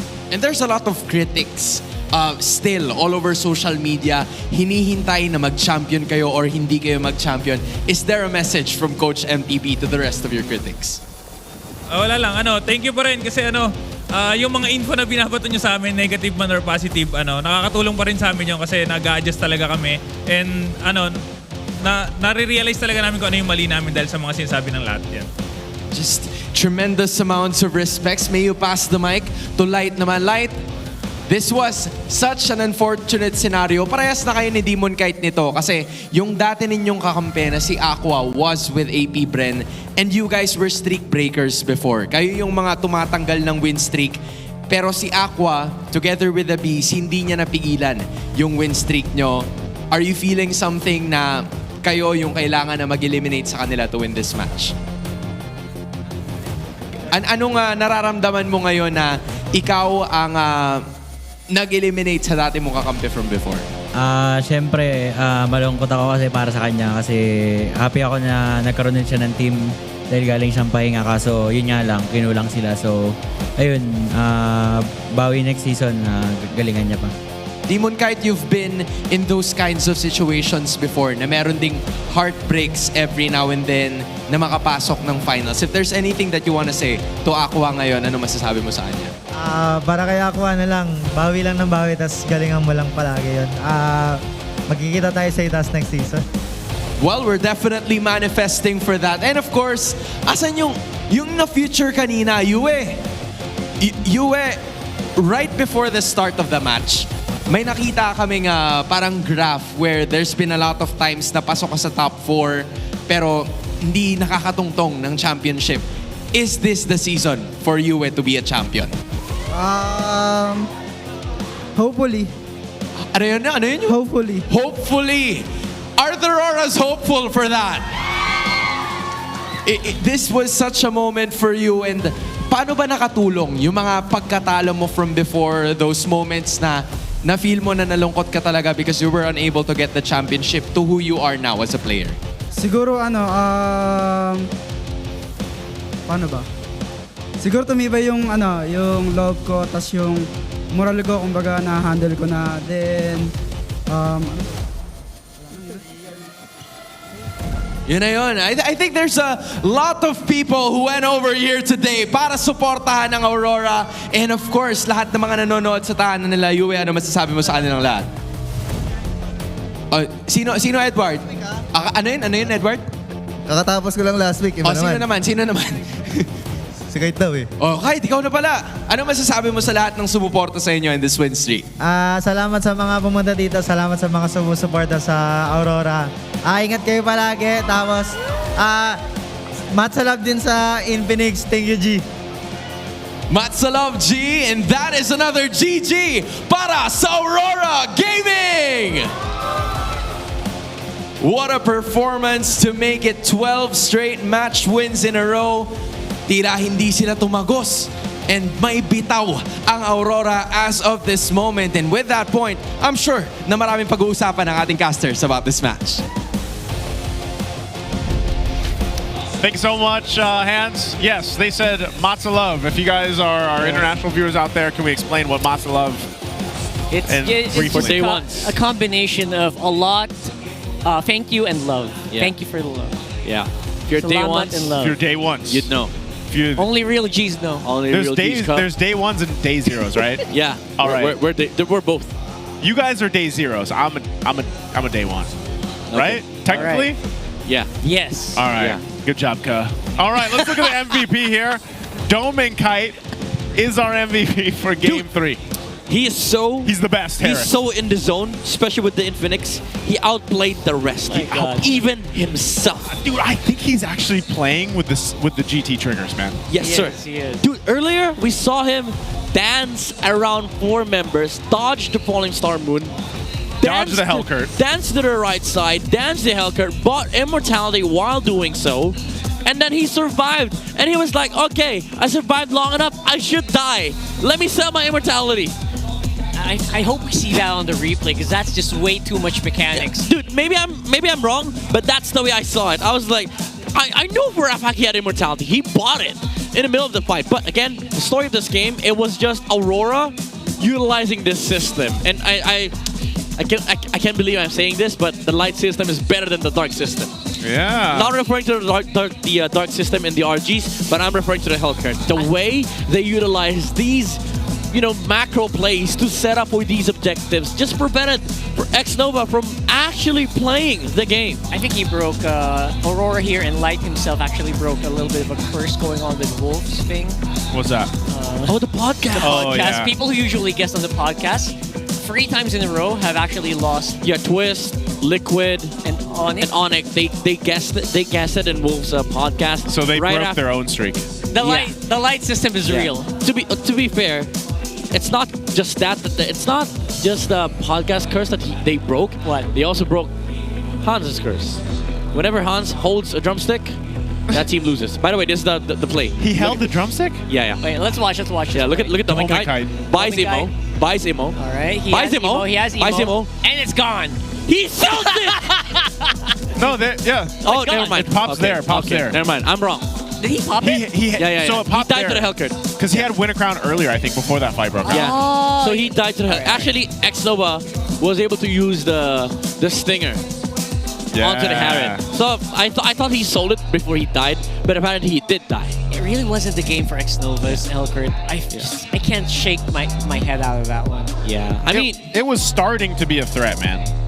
Yeah. It was starting. Like, it was getting there. At 14 minutes. Maybe if they had Petrify on the Hellcurt. Maybe if the setup was better from the side of AP Brent. Because, again, there were a lot of things that they could have fixed in the, I would say, early, even before the draft.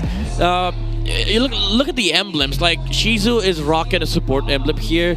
Movement speed, tenacity and all. Like, yeah, sure, he gets more sustainability in the fights, but he didn't get that raw tankiness in the early game, which is why Aurora was allowed to sort of like have a massive lead by the time mid-game rolled over, and that also put a lot of pressure on X-Nova to perform with this Hellcurt, like, you know, look for pickoffs. Yeah. But the problem was, again, even with that angle, Aurora was protected because they were just hovering around Demon Kite, playing around the heavy spin, which prevented these other heroes from AP Brent to actually pull off these fights. And then you look at the Alice, which is sort of like the last resort for AP Brent, which also netted them a win in game number 1. He rushed the Cursed Helmet, which did not help at all in terms of sustaining the damage from Aurora. He didn't have any sustain against the Lapu, didn't have anything against the Eve, and most importantly, didn't have anything against the Harriet, which is, if you think about it, Aurora was just snowballing right from the get-go. Like, they had a massive economy lead to the point when AP Brent started feeling like they had an actual threat. They just closed out a game by that point. I guess I kind of get it, though. What do you do with Curse Helmet? Obviously, is you're trying to reduce hybrid defense, but maybe that was for a late game thing, right? Like, yeah. You wanted to be tankier in that last one. I double-checked the changes on Curse Helmet. I thought he was going to go Silence Robe, Brute Force, Oracle, and then Dominance. I thought that was going to be the build. Yeah, because he was getting blown up too fast, too. Yeah. You know, when he joined. And that's what we saw from the Alice in the previous 2 games on both sides, where part of what made it so well is you could tank up a ton of damage, you know, but this time they weren't able to utilize that here. So you can obviously see Dominkite, 77.4 thousand damage on that Harith. This is why, again, statistically, he is the winningest Harith currently in the league. And, you know, if Dominkite gets his hands on the Harith pick, he's most likely going to be pulling stuff off like he did in this game, even getting the BPI Rich guy. Yeah, I mean, it is listed in the keys to victory, you know? You give him, if AP Brent gives Harith, this is going to become a problem. Light was also very active on the map, landing those hooks. Even in the first wave, he was able to catch Aqua and forced out the Flicker. Even then, AP Brent, they sort of still had answers in this game, but Aurora was just allowed to control the map, control the resources, and let Dominkite farm in this game. Matter of fact, he didn't even like greedily farm. He was able to put a lot of pressure into fights as well because of how their composition is built up. And they also wanted to just group up against the Hellcurt so that X-Nova's Hellcurt wouldn't be a factor in these fights.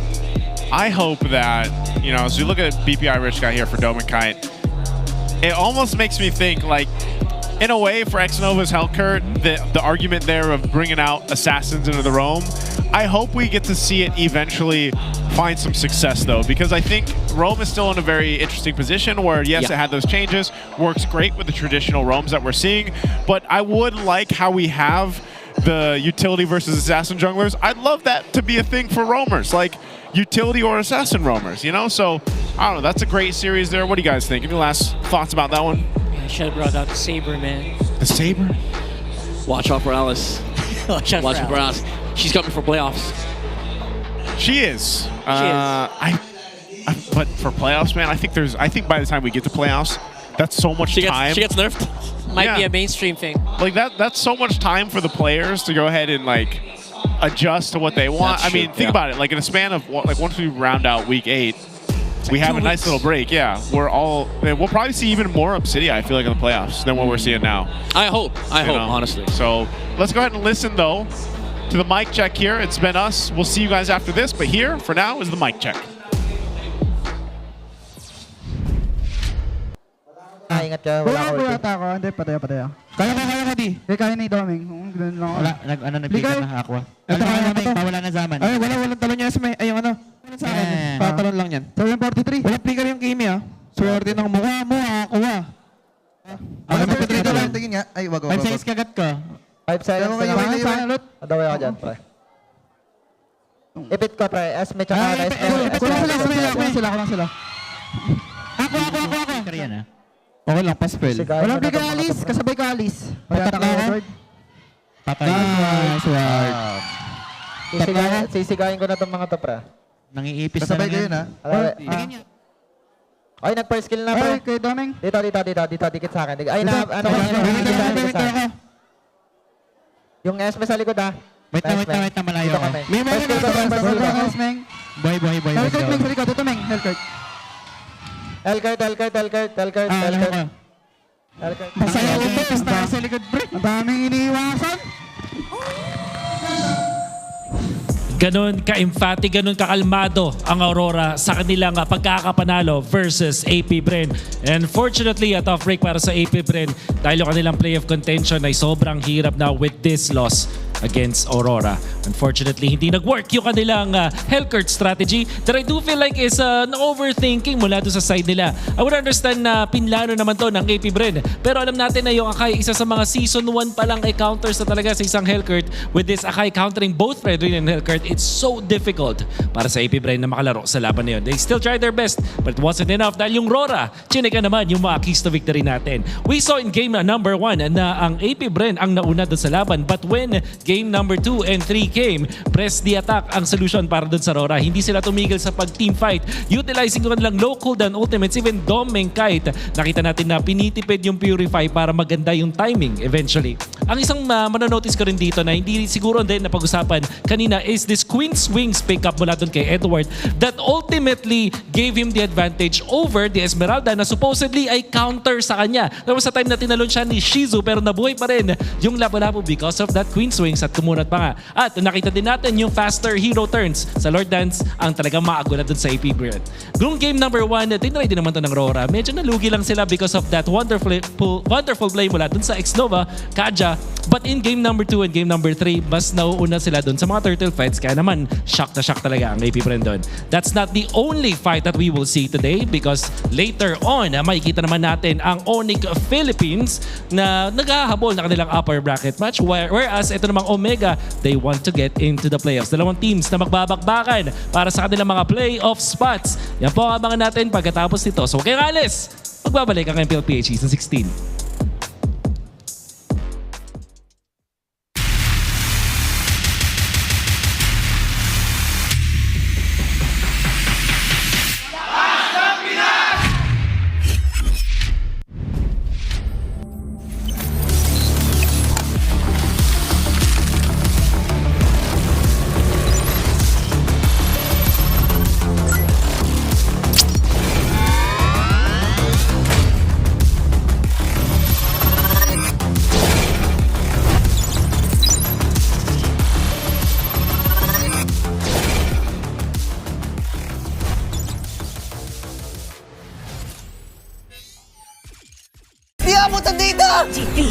GG bro! Don't worry, be only with Smart Power All 99. Hindi bitin with 10 gig data to power your games plus only Facebook or only TikTok. Load now!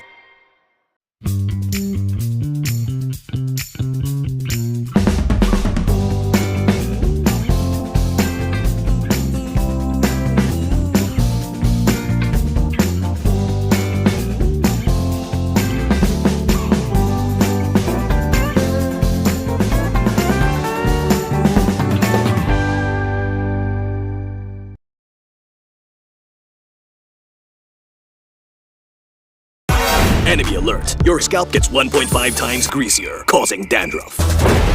Get triple anti-dandruff power. Supercharge with Clear. Pang-marinade! Pang-gisa! Pampasarap! Ang daming ititimpla! Luto mo yan with Knorr Liquid Seasoning. Mula luto to plato,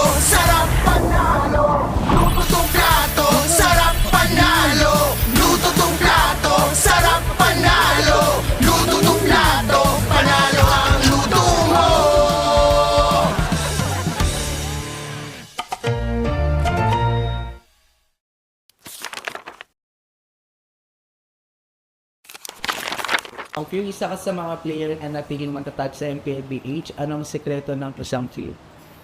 Para sa akin siguro yung passion ko sa gaming talaga. Kahit anong game kasi gusto ko maging magaling eh. Yung passion ko sa gaming is nakuha ko siya simula nung bata pa ako eh. Parang sobrang saya ko sa mga nilalaro ko and sobrang saya ko lalo kapag nananalo ako. So, piling ko din ko nakuha yung passion ko. Nabanggit mo din na si Pio yung vote mo.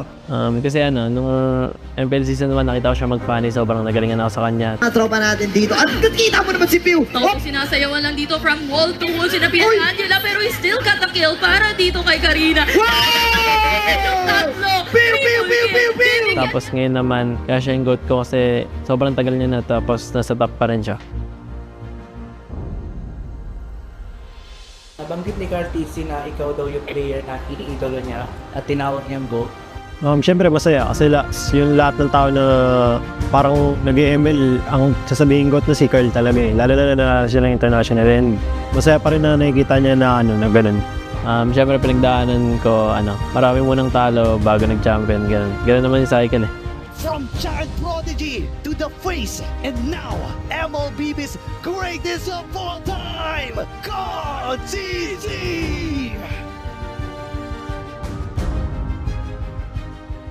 Paano nito nabago yung buhay mo at yung pananaw ko sa tumay? Sobrang dami nagbago sa financially, tsaka yung routine ko sa buhay, yung ginagawa ko sa buhay, tsaka pag lumalabas ako ganun, may mga nakakilala na sa akin. Feeling ko, habang tumatagal, parang napapansin ko sa sarili ko na mas madisiplina ako and mas mature. Siguro yung biggest lesson ko lang yung balance lang sa lahat ng bagay.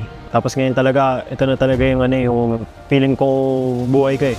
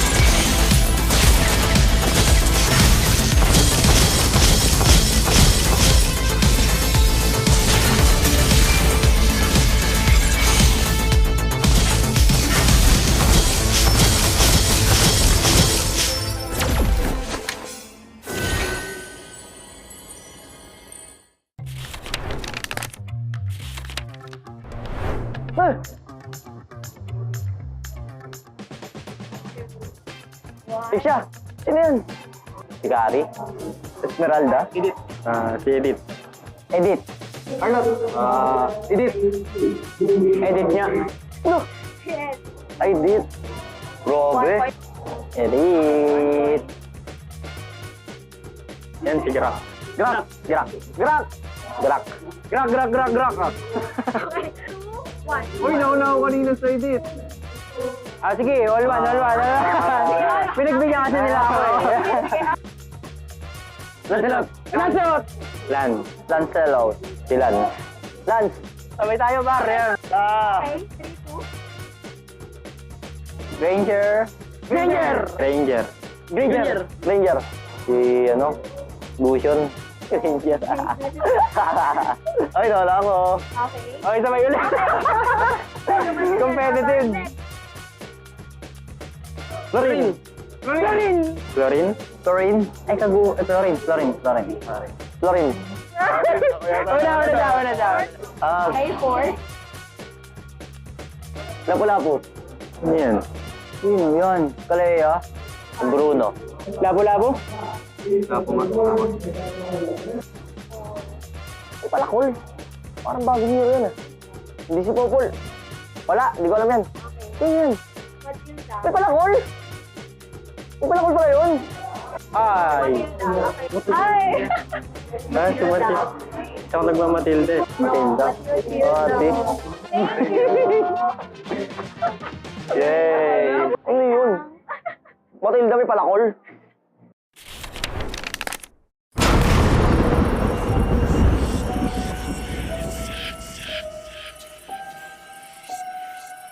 Gising na ako nang di bahala ako sa swerte.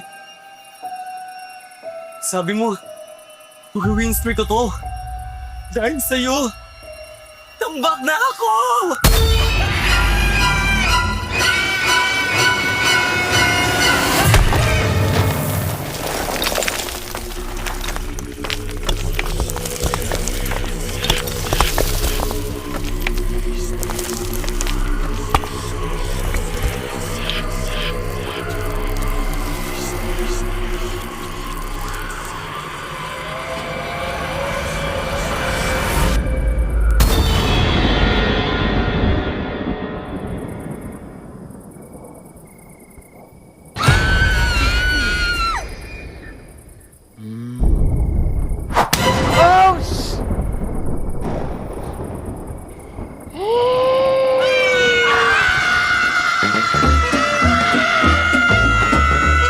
Gusto mo talagang swertihin, basahin mo na ang current patch notes. Andito na ang Ready for Next, the biggest gameplay update of the year. Break through boundaries with the new Broken Walls map update. MLBB, we are ready for next.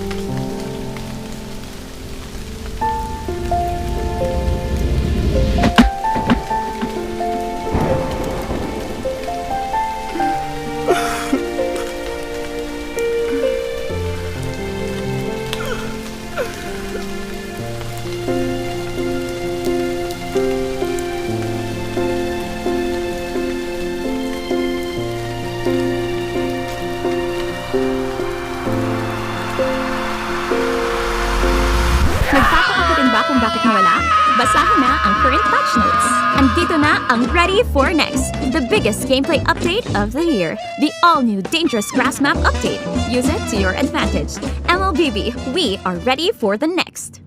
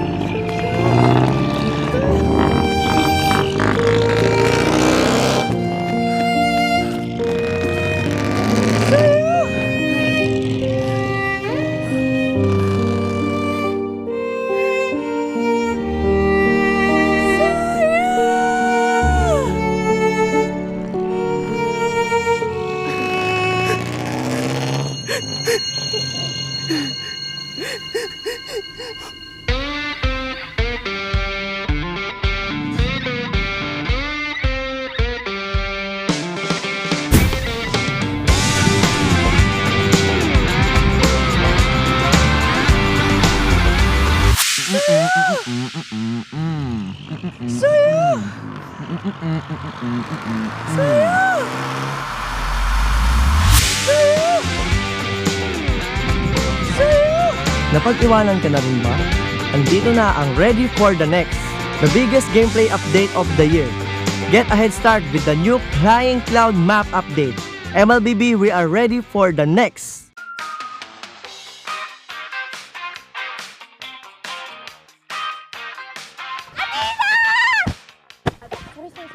Sinundan mo talaga ako dito!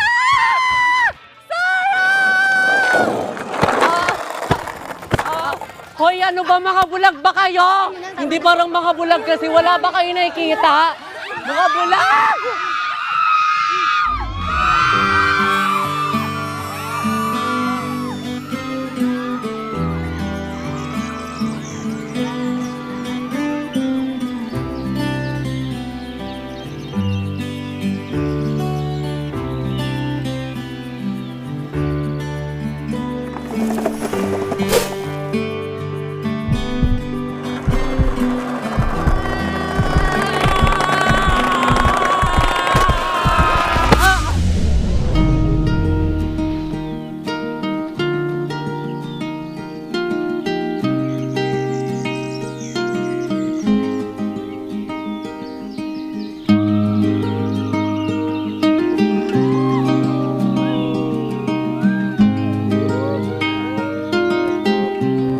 Minsan, love comes rushing in.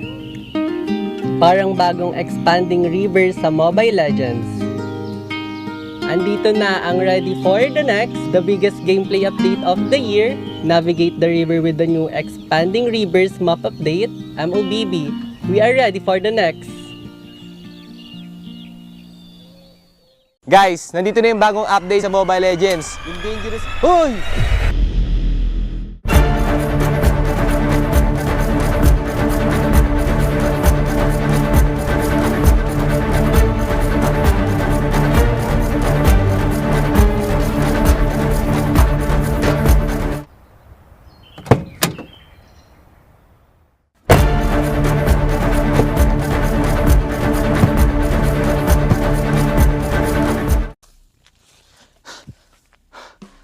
Okay, guys, yung sinasabi ko nga pala kanina yung bagong update. So una, yung dangerous grass at yung broken walls. So sa broken walls, guys, meron mga iba't ibang butas yung mga walls sa mapa. So mas magbe-benefit dito yung mga jungler kasi mas magiging mabilis na yung pag-gank nila kasi mas mabilis na yung pag-roam nila sa mapa dahil may butas na. At guys, magbe-benefit din dito.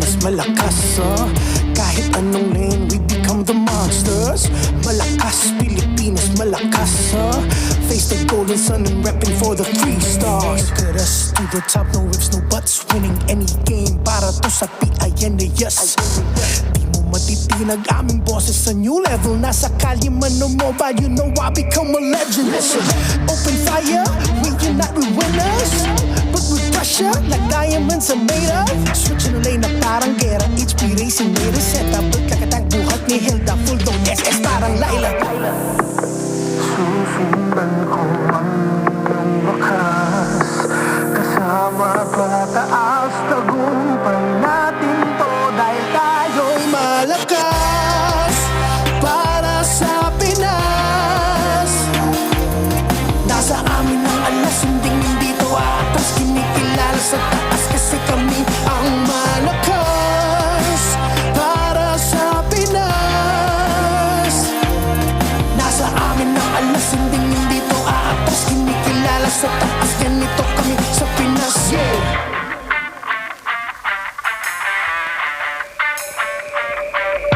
Laging MLBB No surrender, no retreat Pag nagsama-sama Just imagine what we can achieve Laging MLBB No surrender, no retreat Giving 100 on my all Cause we just cannot be defeated We are unstoppable, immune and invulnerable Ready ang equipment Lahat frozen, mala crowd control Pakita on the jab East to the southeast Taas ang matawad, proud and loud Cause every enemy we devour Susundan ko ang iyong wakas Kasama pataas tagumpay natin to Dahil tayo'y malakas Para sa Pinas Nasa amin ang alas Hindi to atas Kinikilala sa taas Kasi kami ang malakas Para sa Pinas Nasa amin ang alas Hindi to atas Kinikilala sa taas Ganito kami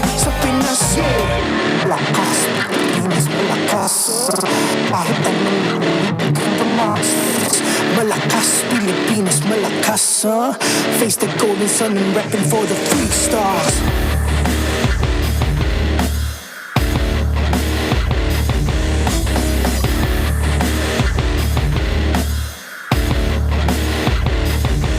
Ang lakas ng Pinas reunite with the stars Ang lakas ng Pinas reunite with the stars Ang lakas ng Pinas reunite with the stars Ang lakas ng Pinas with the stars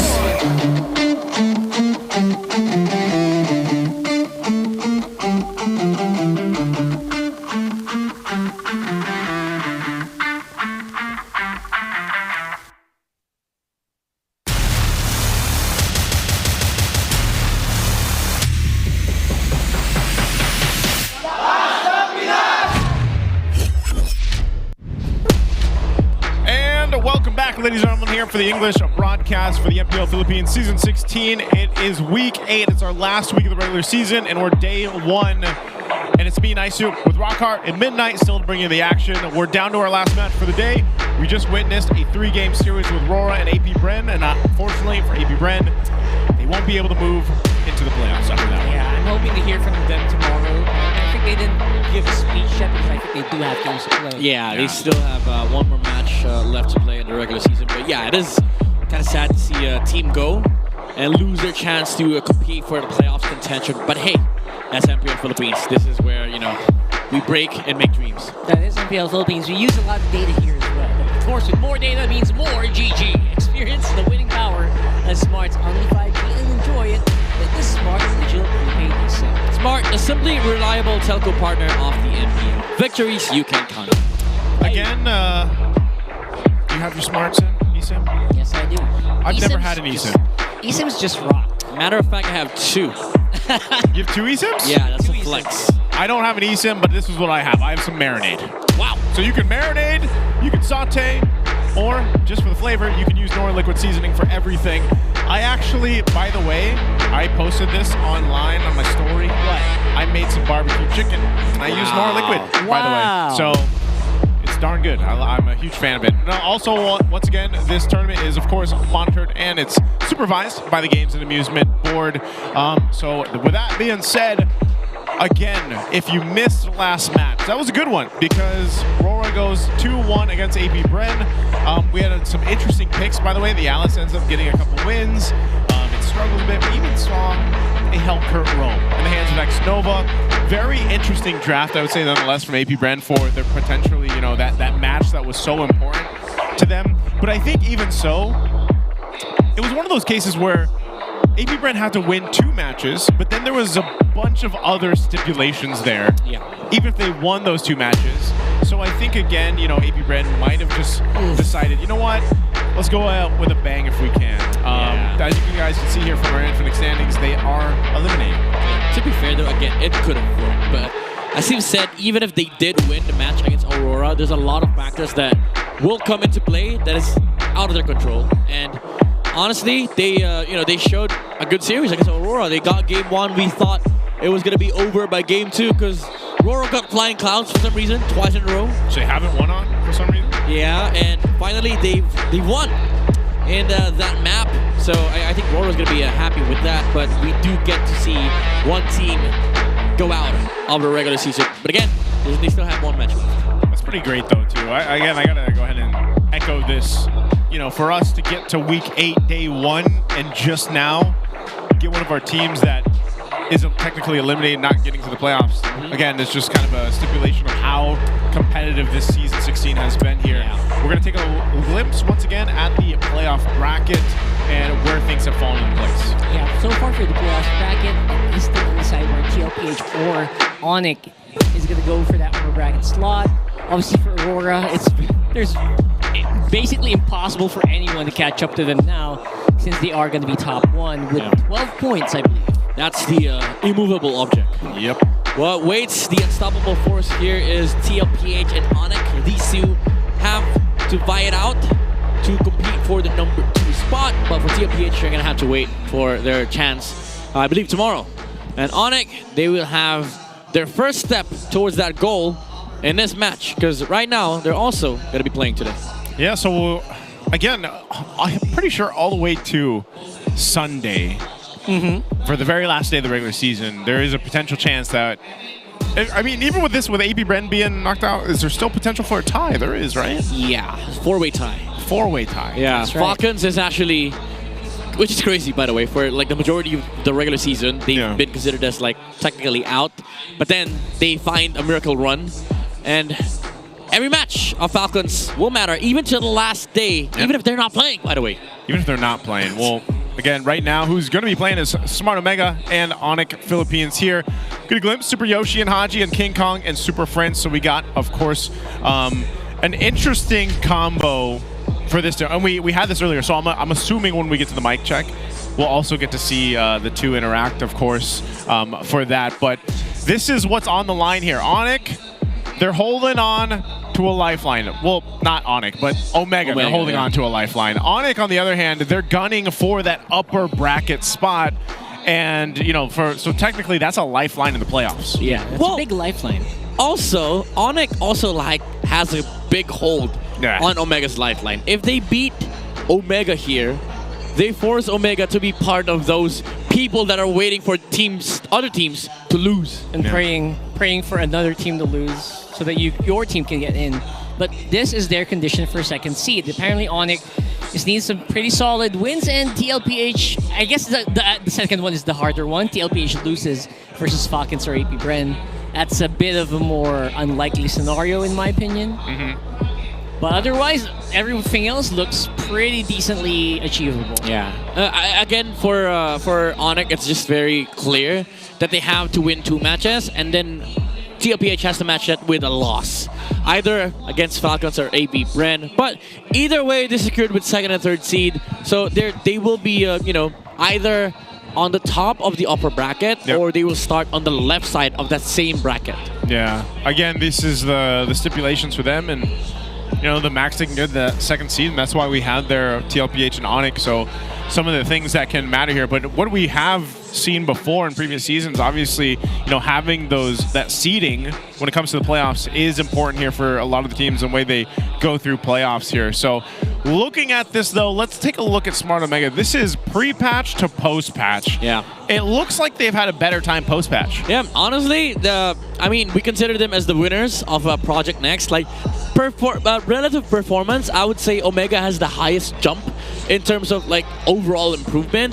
And this is crazy because like Super Yoshi has been really, really good at maximizing the roaming stuff that has been introduced in the Project Next. Haji has also stepped up in the mid lane role, and the importance of this statistic is not just to highlight Omega's like rise in the Project Next, but also in contrast to ONIC Philippines, which has dropped in Project Next. Mind you, pre-patch Omega is 2-5. That's their record. ONIC was 5-2. So now Omega is 3-2. ONIC is 2-3. Is this like a biggest loser versus biggest winner? Biggest winner of the patch. Really? Wow. This is technically the irony of Project Next.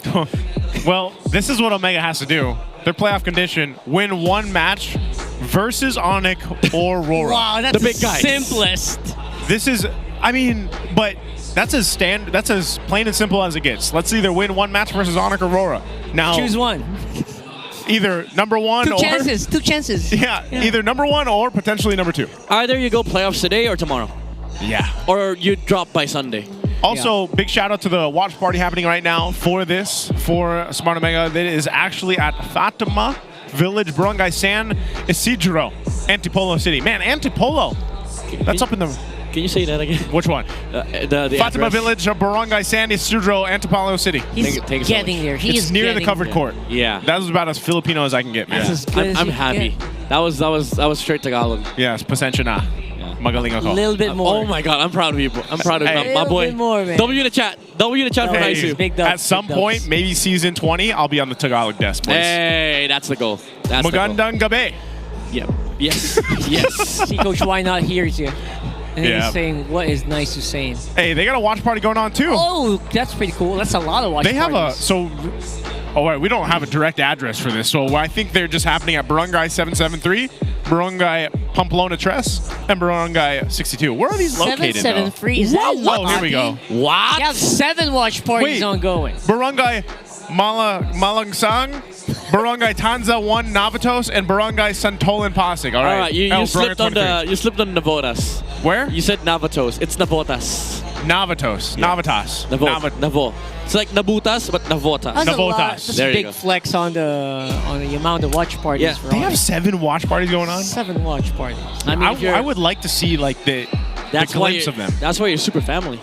The super fam is all Yes, sir. around, man. They got 7. That's I don't true. remember the last time a team had 7 watch parties going on, by the way. Maximum I heard was free.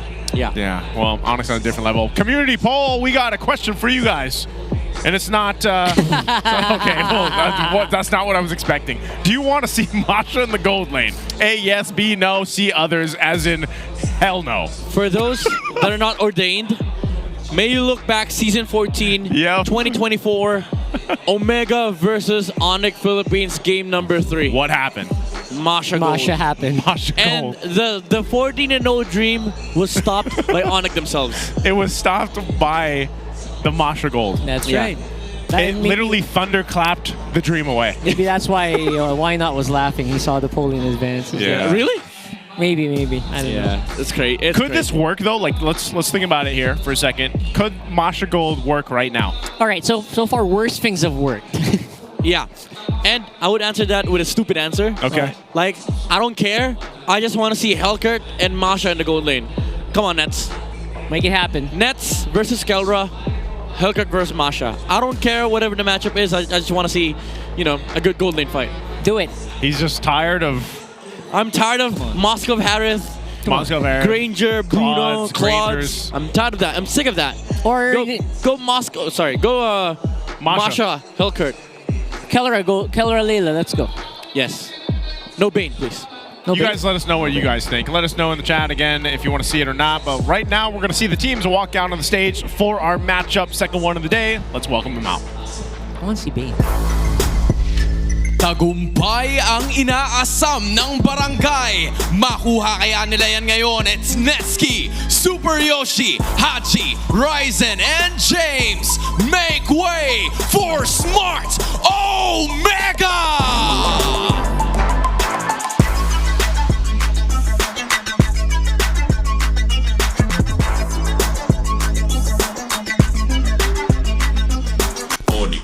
This team is playoff secured, but the Sonics want more. It's Kelra, Brusco, Super Fritz, King Kong, and Kirk. It's time for ONIC Philippines!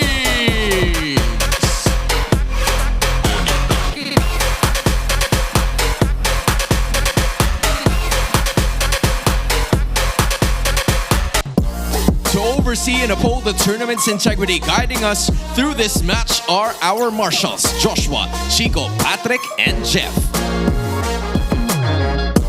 Joined by the two teams are their respective coaches. It's Coach Wura para sa Smart Omega and Coach Wynot for ONIC PH. It's the Sonics going up against the Barangay. MPL, I want to hear you scream! Well, I heard the scream, Hans. Here we go. Take us through Smart Omega. Yeah, Smart Omega. Haji really has evolved. Angela has been soothing a lot of mid laners as well. Let's see if that's going to happen here. Ryzen has been actually hitting the retributions a lot, even in their losing games. So hoping to see that. Yeah, they're going to be up against the reigning M6 champions in their campaign towards M7. That is the Super Family. I would say, though, there is a lot to prove for ONIC, especially after Project Next, even though we keep saying that this is one of the most dominant teams to exist in MPL PH. They have to take Smart Omega seriously in this match. Yeah, looking at the breakdown here, too, you can see, obviously, you know, ONIC has struggled a little bit, but relatively well. Their percentages are going to be higher than Omega because of the nature of the season. They have a relatively close hero pool as well. But definitely one of the bigger things is I feel like this version of Smart Omega has really adapted to the current playstyle really well. Yeah. They've been a team that's traditionally taken a lot of time to get the build-up going, but I would say even if you look at the average game time, it's not too far off of a team like ONIC, who's known for also playing pretty quickly here. So I think when you look at this, it's like, is ONIC going to go ahead and opt for their normal drafting style, their normal play style? Has Smart Omega figured more out that makes them more dominant here in this post-patch? Because like we saw from the stats there, they've been winning more post-Project Next. A big part of that is, again, the utilization of the changes in the roam, capitalizing on that, and just being overall more aggressive than the traditional Smart Omega we've seen. So before that, we're going to have to listen in on our Smart 5G ping test for our teams. Let's see who will mug. Sino magmamag? Mic check. Super Prince, message mo daw kay Haji. Good luck. Ooh, sobrang cold-blooded, tsaka sobrang simple. Fans natin dyan. Kita-kits po sa playoffs, kahit may laban pa kami sa Sunday. Good luck po sa playoffs. Baka mabusa kayo ng tickets, ha? See you guys! Monta ka na. Ano mga ka, iniimbitahan namin kayo manood ng playoffs, G? Sa mga ayaw manood dyan, sa Cuneta lang makikita ko yung mga tunay na day ones ko dyan, mga real G. Yung mga di manonood ng playoffs, hindi kayo kasama sa paglipad ng eroplano. Ano? Awit sa'yo, G. Sabi mo manonood ka, yun pala kalaban ka. Sa kasansinyalas ko sa... Tambulan na. Tambulan na. Tambul ba sa atin ng school? Gato zero mindset. Abay, summer. Tambulan nyo nga kami, guys. Inisip nila hindi mahalaga. Ano ba yung magandang skin na bago? May Shushin skin. Anong tawag sa skin niya? 9th place. Ano to? 9th place. 9th place? 9th PAs. Gagi, ang ganda ng bagong Shushin. Sige, barangay. Aray! Hoy, tinatambulan na tayo! Boom, boom, boom. Very contrasting mic check that we just got there. Yeah. From both sides. Well, I'll leave it at that. Although, I would say the energy is almost the same. Like they're just having fun. Smart Omega, I don't feel like they're pressured coming into this matchup. Not yet. Yeah. But because you can twist the mindset here of Smart Omega. Matter of fact, it's ONIC who should be pressured against the Venom of Smart Omega. They've been having a lot more fun, especially in the last few weeks. So you're absolutely right. I think part of that on the defensive here. Yeah, part of that is just the post-patch did some things for some of the teams here. Smart Omega is one of them. But I want to know what Wolf thinks about this. Let's go ahead and throw it over to our Infinix keys to victory for the Howl with Wolf. Welcome to the Howl. Ako pala si Wolf, bringing you the Infinix keys to victory. It's Omega going up against ONIC Philippines. Omega, their playoff run as well. Para sa kanila, ay kailangan nilang i-force ang ONIC na maglaro ng mga carry junglers with non-MM gold laners at maglaro ng mga disrupted na roamers. Medyo kailangan combo to. At mapapansin natin, itong sa ONIC, isang beses pa lang silang nananalo pag non-MM itong si Kelra na masasabi natin hindi ganun kataas na win rate. Although they look to be very strong with this kind of composition, ito rin yung isang bagay na pwedeng i-abuse ng Omega, lalo na because Super Yoshi plays a lot of good disruptive roamers. Kapag napigilan nila si King Kong, lalo naka-funnel ang kanilang strategy dito kay King Kong, this could be really good para sa Omega. They also have to win the gold lane matchup draft-wise. Napakadali lang siguro nito para sa Omega. They just have to last pick yung next hero para naman malaman nila agad kung ano na yung gagamitin nitong si Kelra. Now for ONIC Philippines. ONIC cannot lose the early game draft-wise. Papansin natin na itong game na to baka i-decide pa ng isang draft. And we know also that ONIC likes to play a little bit greedy.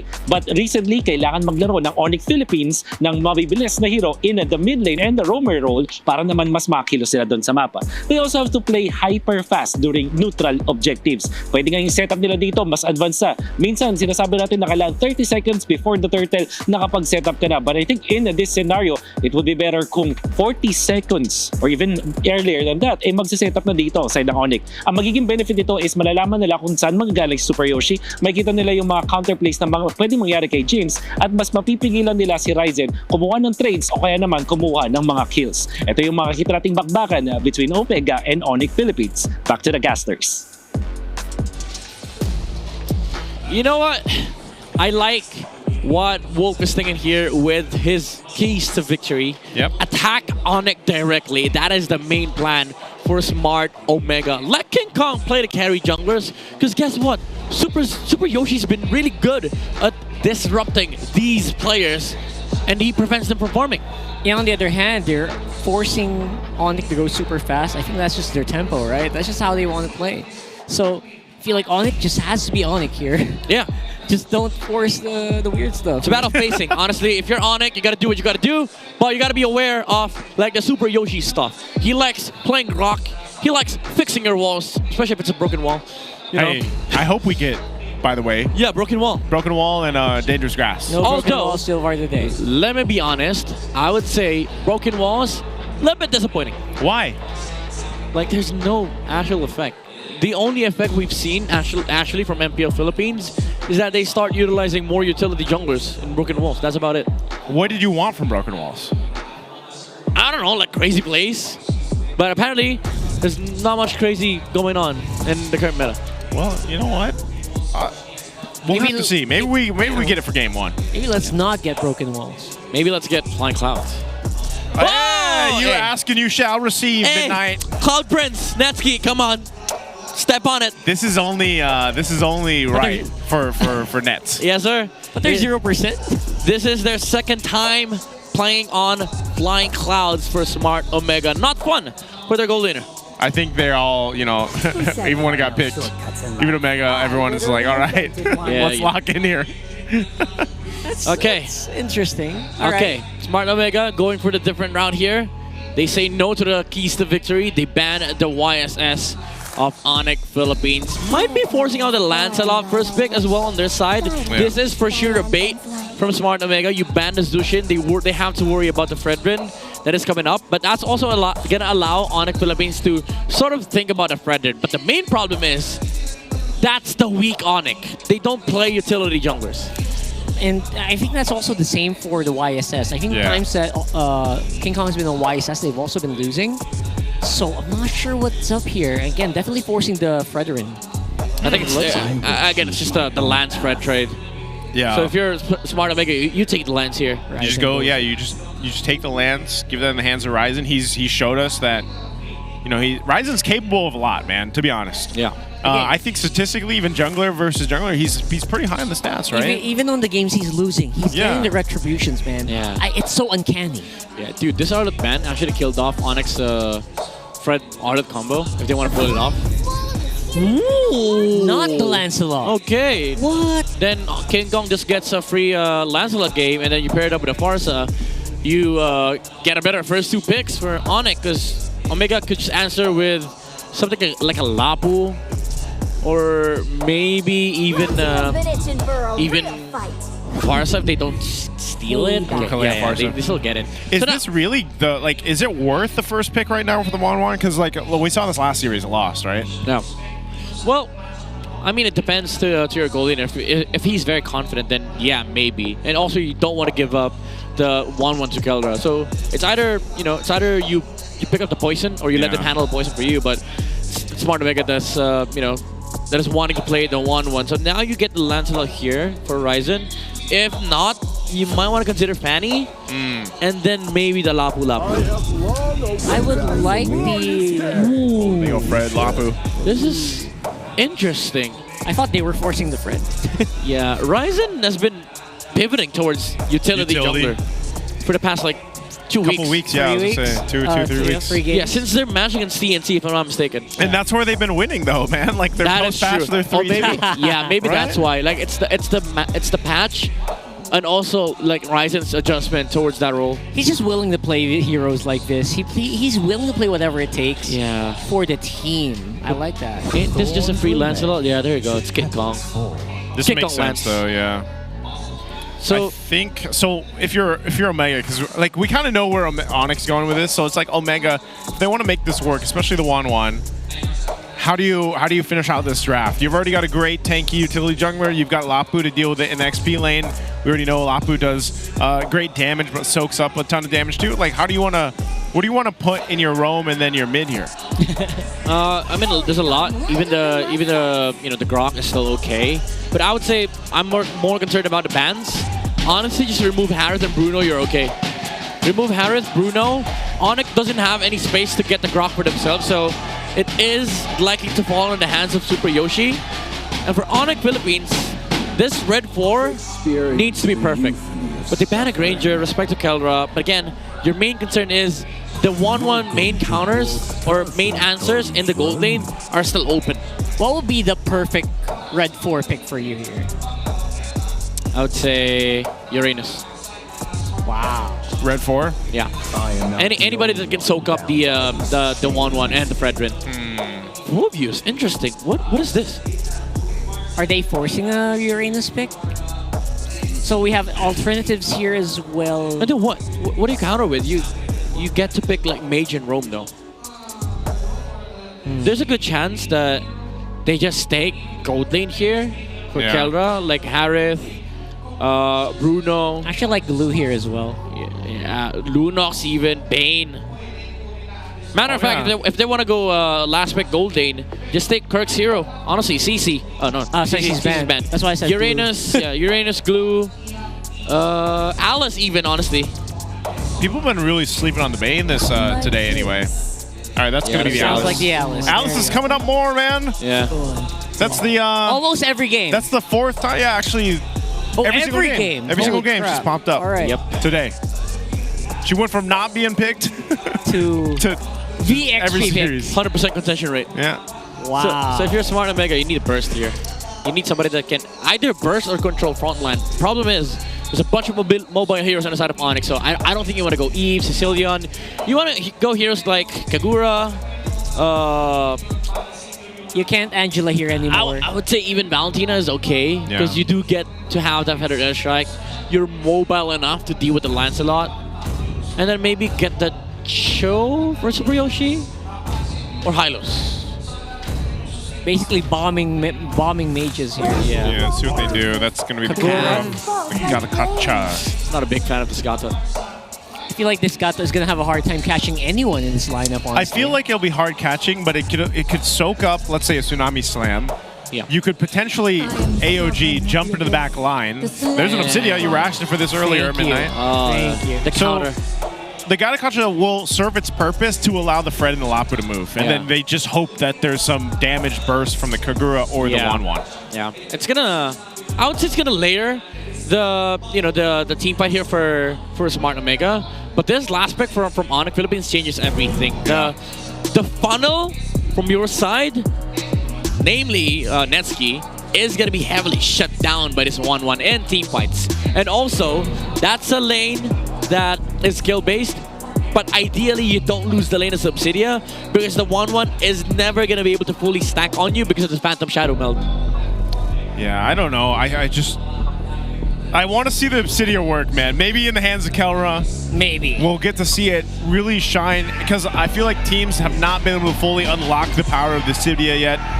Some have found some minor success, but to really pop off, it's going to be something different in comparison even to a 1-1. So let us know what you guys think for game 1 of this best of 3. Will it be ONIC that gets the win in the first game or across from them, Smart Omega? Again, we saw this the conditions for Smart Omega to get to the playoffs. They got to win either this against ONIC or RORA to make it there. So we'll see if they can get the start they need in game 1. Dude, it's so fun seeing mages try to hide themselves in the middle lane. Just put yourself in front of middle lane, because either way, you're going to be seen by the tank. Yeah. So they're going to get the golden XP. And now because of that, Haji can't even clear against the Kalea and the Farsa. Now ONIC gets superior, river rotations. But King Kong moving towards mid lane too. This is surprising. Usually he goes for the greedy route, but he wants to invade. Yeah, he's going to go actually this early on too. I guess confident enough that you've got a Kalea. Yeah. To go ahead and tank some up, but also heal you up. Dude, this is disgusting. He had to, actually no, he didn't even retreat, but Kirk was attempting to steal the Kramer on the bot side. Oh. Whoa. Oh, could have been really bad here. Super Friends does not have the Feather Airstrike yet, so there's no major changes. The most interesting part here maybe is this going to be the Skull Lane? Yeah. Where I wonder when Kelra's going to go ham, go Kelra mode. You know how Filipino Savage things just happen? I mean, he's already winning the lane. You know, he's already like putting pressure. Like Netsky even burned the battle spell earlier on. Is that to be expected though? I guess for the Subsidia, in the matchup. Yeah. Look at that bone. That's a winning matchup for Kelra. He even missed one minion just to put pressure onto the 1-1. Just so that he can deny a little bit. Yes. Because the thing is, you effectively become a problem level 4, and the 1-1 can't even deal with that because he can't double lane. Yeah. Exactly. He's going to be stuck there a lot. There's a knockup for Brusco. Again, no Tsunami Slam quite yet. So we're all waiting for that, but they are getting pumped up. They're getting warmed up for Turtle number 1 here. Yeah, Haji's in position though, so is James. We'll see how ONIC responds to this. They're gonna go ahead and grab the buff that they need. Ryzen will be fine. They're gonna have to face this one off. Super Yoshi gets his level 4 too.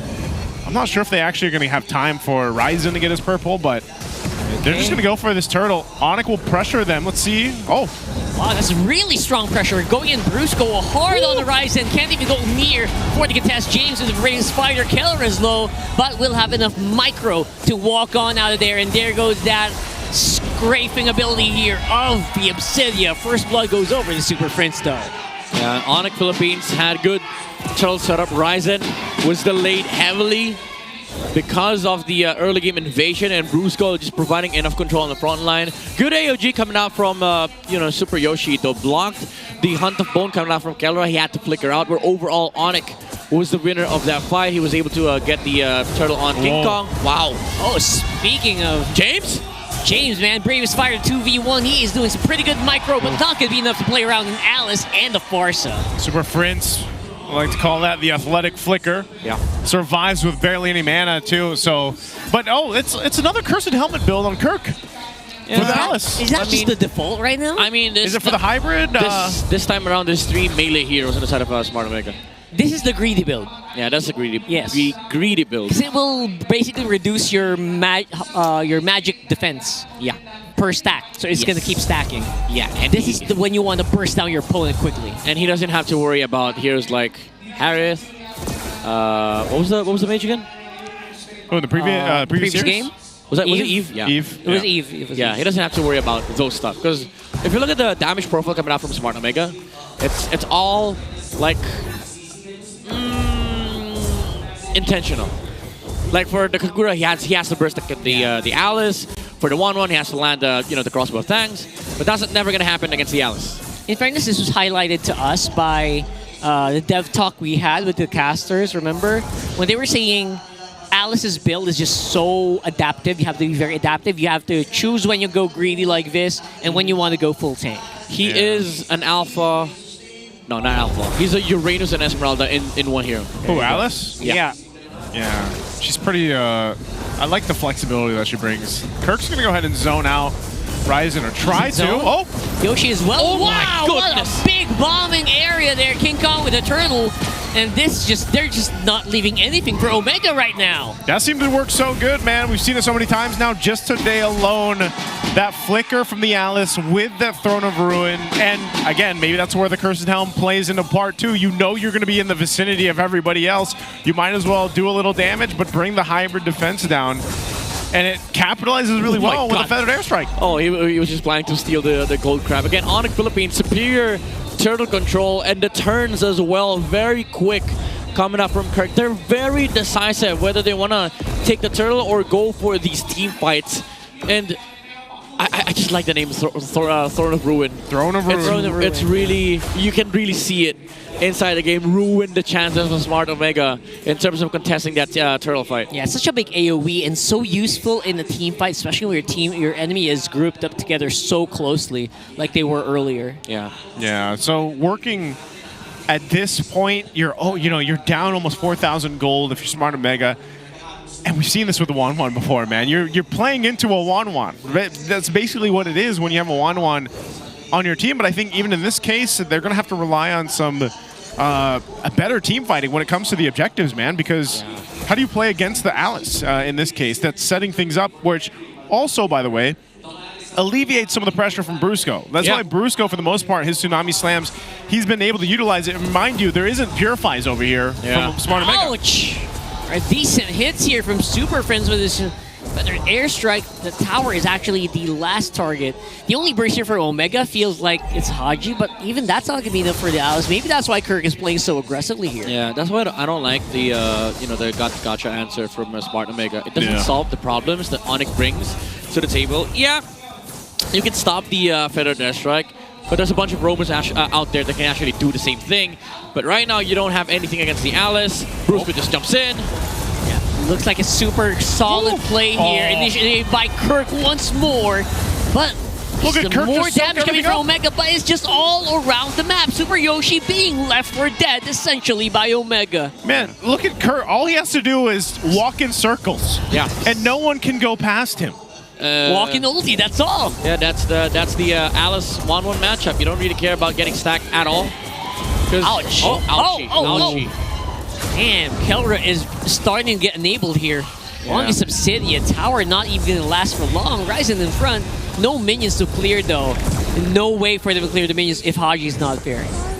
Oh, what the heck happened? Solo kill. Solo kill out of nowhere. Yeah, honestly, I think after this game, a lot of teams would recognize that first pick 1-1 might not be a thing. Might not be the player. Yeah, because there's a bunch of answers like the normal normal Farsa, and then now you have the Alice too. Yeah. Like he just walks up. You can't even try to fully complete the stack because you're gonna be under the the AOE of the passive, and then there's also the Obsidia that could just be last pick. He's scaling so hard, man. This guy is snowballing out of control. Is this the most hurt that we've seen from an Obsidia? I feel like best Obsidia so far. Yeah, best Obsidia so far at least. But then again, you got to go ahead and credit to the fact that just ONIC is allowing Kelra to get there. So it doesn't matter really what hero he was playing. He'd essentially be at this point anyway because Smart Omega has not been able to find an answer to. Really, the first problem is getting past Kirk, man, on the Alice. Yeah. I feel like if you're trying to even get the crossbow tank off, even if you did, most likely Kirk would just tank up most of that damage. Yeah, that's the first problem. The second problem is how do you reach Obsidia? Yep. You can't. No way. Yeah, I don't think you actually can. Yeah, it's a lot worse for Smart Omega. Well, they're trying really hard though. They're trying their very best to reach him, but it's going to be a fight in the jungle instead. This Brusco pretty low. It's an AOG from Super Yoshi, but it's only going to be played defensively. They're going to be forced to back off. At least only Ryzen falls. It's a best case scenario, I guess, for Omega. Oh, are they going to push in? King Kong inside there. Look at that. Just flexing on Omega right now. Here comes the drop from Super Yoshi with a big cloud, but there's just no follow-up. Oh, Kirk. again, Left 4 Dead, Kirk zoning out every single member of Omega. Can't respond to the Gatot. Oh, they're going to conceal. They're going to put pressure. Good conceal. James with the Bravest Fighter doesn't really commit quite yet. I guess it's safer to wait for Super Yoshi at this point. He just wanted to land the stun on Super Prince to prevent the Feather Air Strike so that they can defend. But again, ONIC Philippines, they just have the right toolkit to completely dismantle Smart Omega this draft. Look at this wall, by the way. Like, it's just Kirk and Brusco. Yeah. How do you even? It's just a draft. This is just such a big advantage for ONIC Philippines. None of them can actually touch the Alice. And mind you, they have the Lapu, but ONIC Philippines understood after a mid lane rotation, they put pressure onto the Lapu, so he couldn't even maximize his 1v1 advantage against Kirk. And after that, the first thing that he was able to contest, most especially for James, was the first turtle. But by that point, Kirk already had level 4. And that's why ONIC was allowed to heavily snowball this way. Yeah, man, it's crazy too. Just seeing what Kelra has here. He's got the Corrosive Scythe, DHS, Golden Staff, working on the next, you know, and that's the thing. It's just, it's not easy to catch him. And if you do, he's still got the flicker available. It might just be the wind of nature left from me. Yeah. Left for him to build, and he's all good to go. Man, so this Obsidia seems to be playing the part, but more so just the amount of firepower. There's a Tsunami Slam. Okay, pressing play here. Gonna be able to AOG out. Ryzen, though, not tanky enough to take it. There's gonna be another big minion wave they're gonna need to deal with. Omega looking for a possible pick. Haji just not finding it quite yet. Bravest Fighter is gonna be available for James, but I don't know if they can use it offensively. They're just gonna have to clear. Yeah, top turret falls. They hold on to the bottom turret for now. No wave pushing there. So Omega will lose 2 base turrets, hold on to 1. I don't know if ONIC wants to go for more. They're 11,000 gold ahead. Brusco's got the Tsunami Slam and the Flicker. So if they wanted to make an attempt, they could here. This is a massive lead. They're just waiting for go time. They're waiting for someone to make a bad move. King Kong, though, thinks he wants to make it happen. Tsunami Slam to Super Yoshi with the flicker out by Brusco. Was that trap? And here comes Kelra with the hunt. Not going to be able to get anyone locked in. And it's pretty decent defense by Omega this time around. I mean, at this point, ONIC's just playing with their food. They just want to take down the bot side tower. Even with a Feathered Airstrike from Super Friends wasn't enough because James had to use the flicker, but now they don't have that anymore for the side of Smart Omega. Okay, big cloud engage here. Super Yoshi has been proven to not take it. Wow, oh my goodness. King Kong is starting to hit like a truck too. Playing out Haji, one combo could have taken him out, but he's going to be able to dash on out of there. Brusco with good backup from the backside. It's going to be a reset. I'm actually surprised that Smart Omega held on to that base turret still too, keeping ONIC at bay, 11,000 gold behind. So ONIC might have just been trying to push the limits there, but ultimately they don't accomplish what they wanted to. Yeah. So they're gonna have to wait for this Lord to come up in about 15, but I think even then, Omega might just go for one last ditch effort for this game because it's just so scaled in favor of ONIC right now. Yeah. Also, you have to think about how they want to position themselves in the fight. If Kelra finds the 1-1, that's about it, because he could just destroy Netsky in under 2 seconds. That's the amount of damage. That's the capacity of what the Obsidian can do in a team fight. Look at Super Yoshi. Gets melted down to half HP. Oh, and I don't know, Super Yoshi not really going to be lasting long here, even with the Revitalize. There's the Throne activated by Kirk. Bone already used as well. Haji falls. James is following second. Kelra, though, will be shut down by Ryzen. Chasing it on. Energy Eruption to slow down King Kong and Kirk, but they're still chasing dodge onto the Phantom. Execute. But it's Netsky all alone against 4 remaining members of ONIC with a 10k gold lead. Yeah, that should be it. It should be it. They're going to try and delay him out, but that's going to be it. Nice delay from Netsky, but it's not going to be enough. A massive advantage for ONIC will push them into game number 1 victory. And ONIC, a dominant game 1. We'll get it done here. First step towards winning the series against Smart Omega. Was that Obsidian's first victory? No, it wasn't, right? It was second. All right, second victory. There you go. Let's just, honestly, ONIC had a superior draft in game number 1. By the way, we know who the guy is. Who is it? Mr. Edward, not Agent Zero. Mr. Edward. Not RORA. Sonic Edward. Mr. Edward right there. Wow. Who is he for our international viewers? He's a well-known celebrity here in Philippines. Oh, does he just like ONIC? Probably. Apparently so. Guy's a super fan. I don't really know anybody here.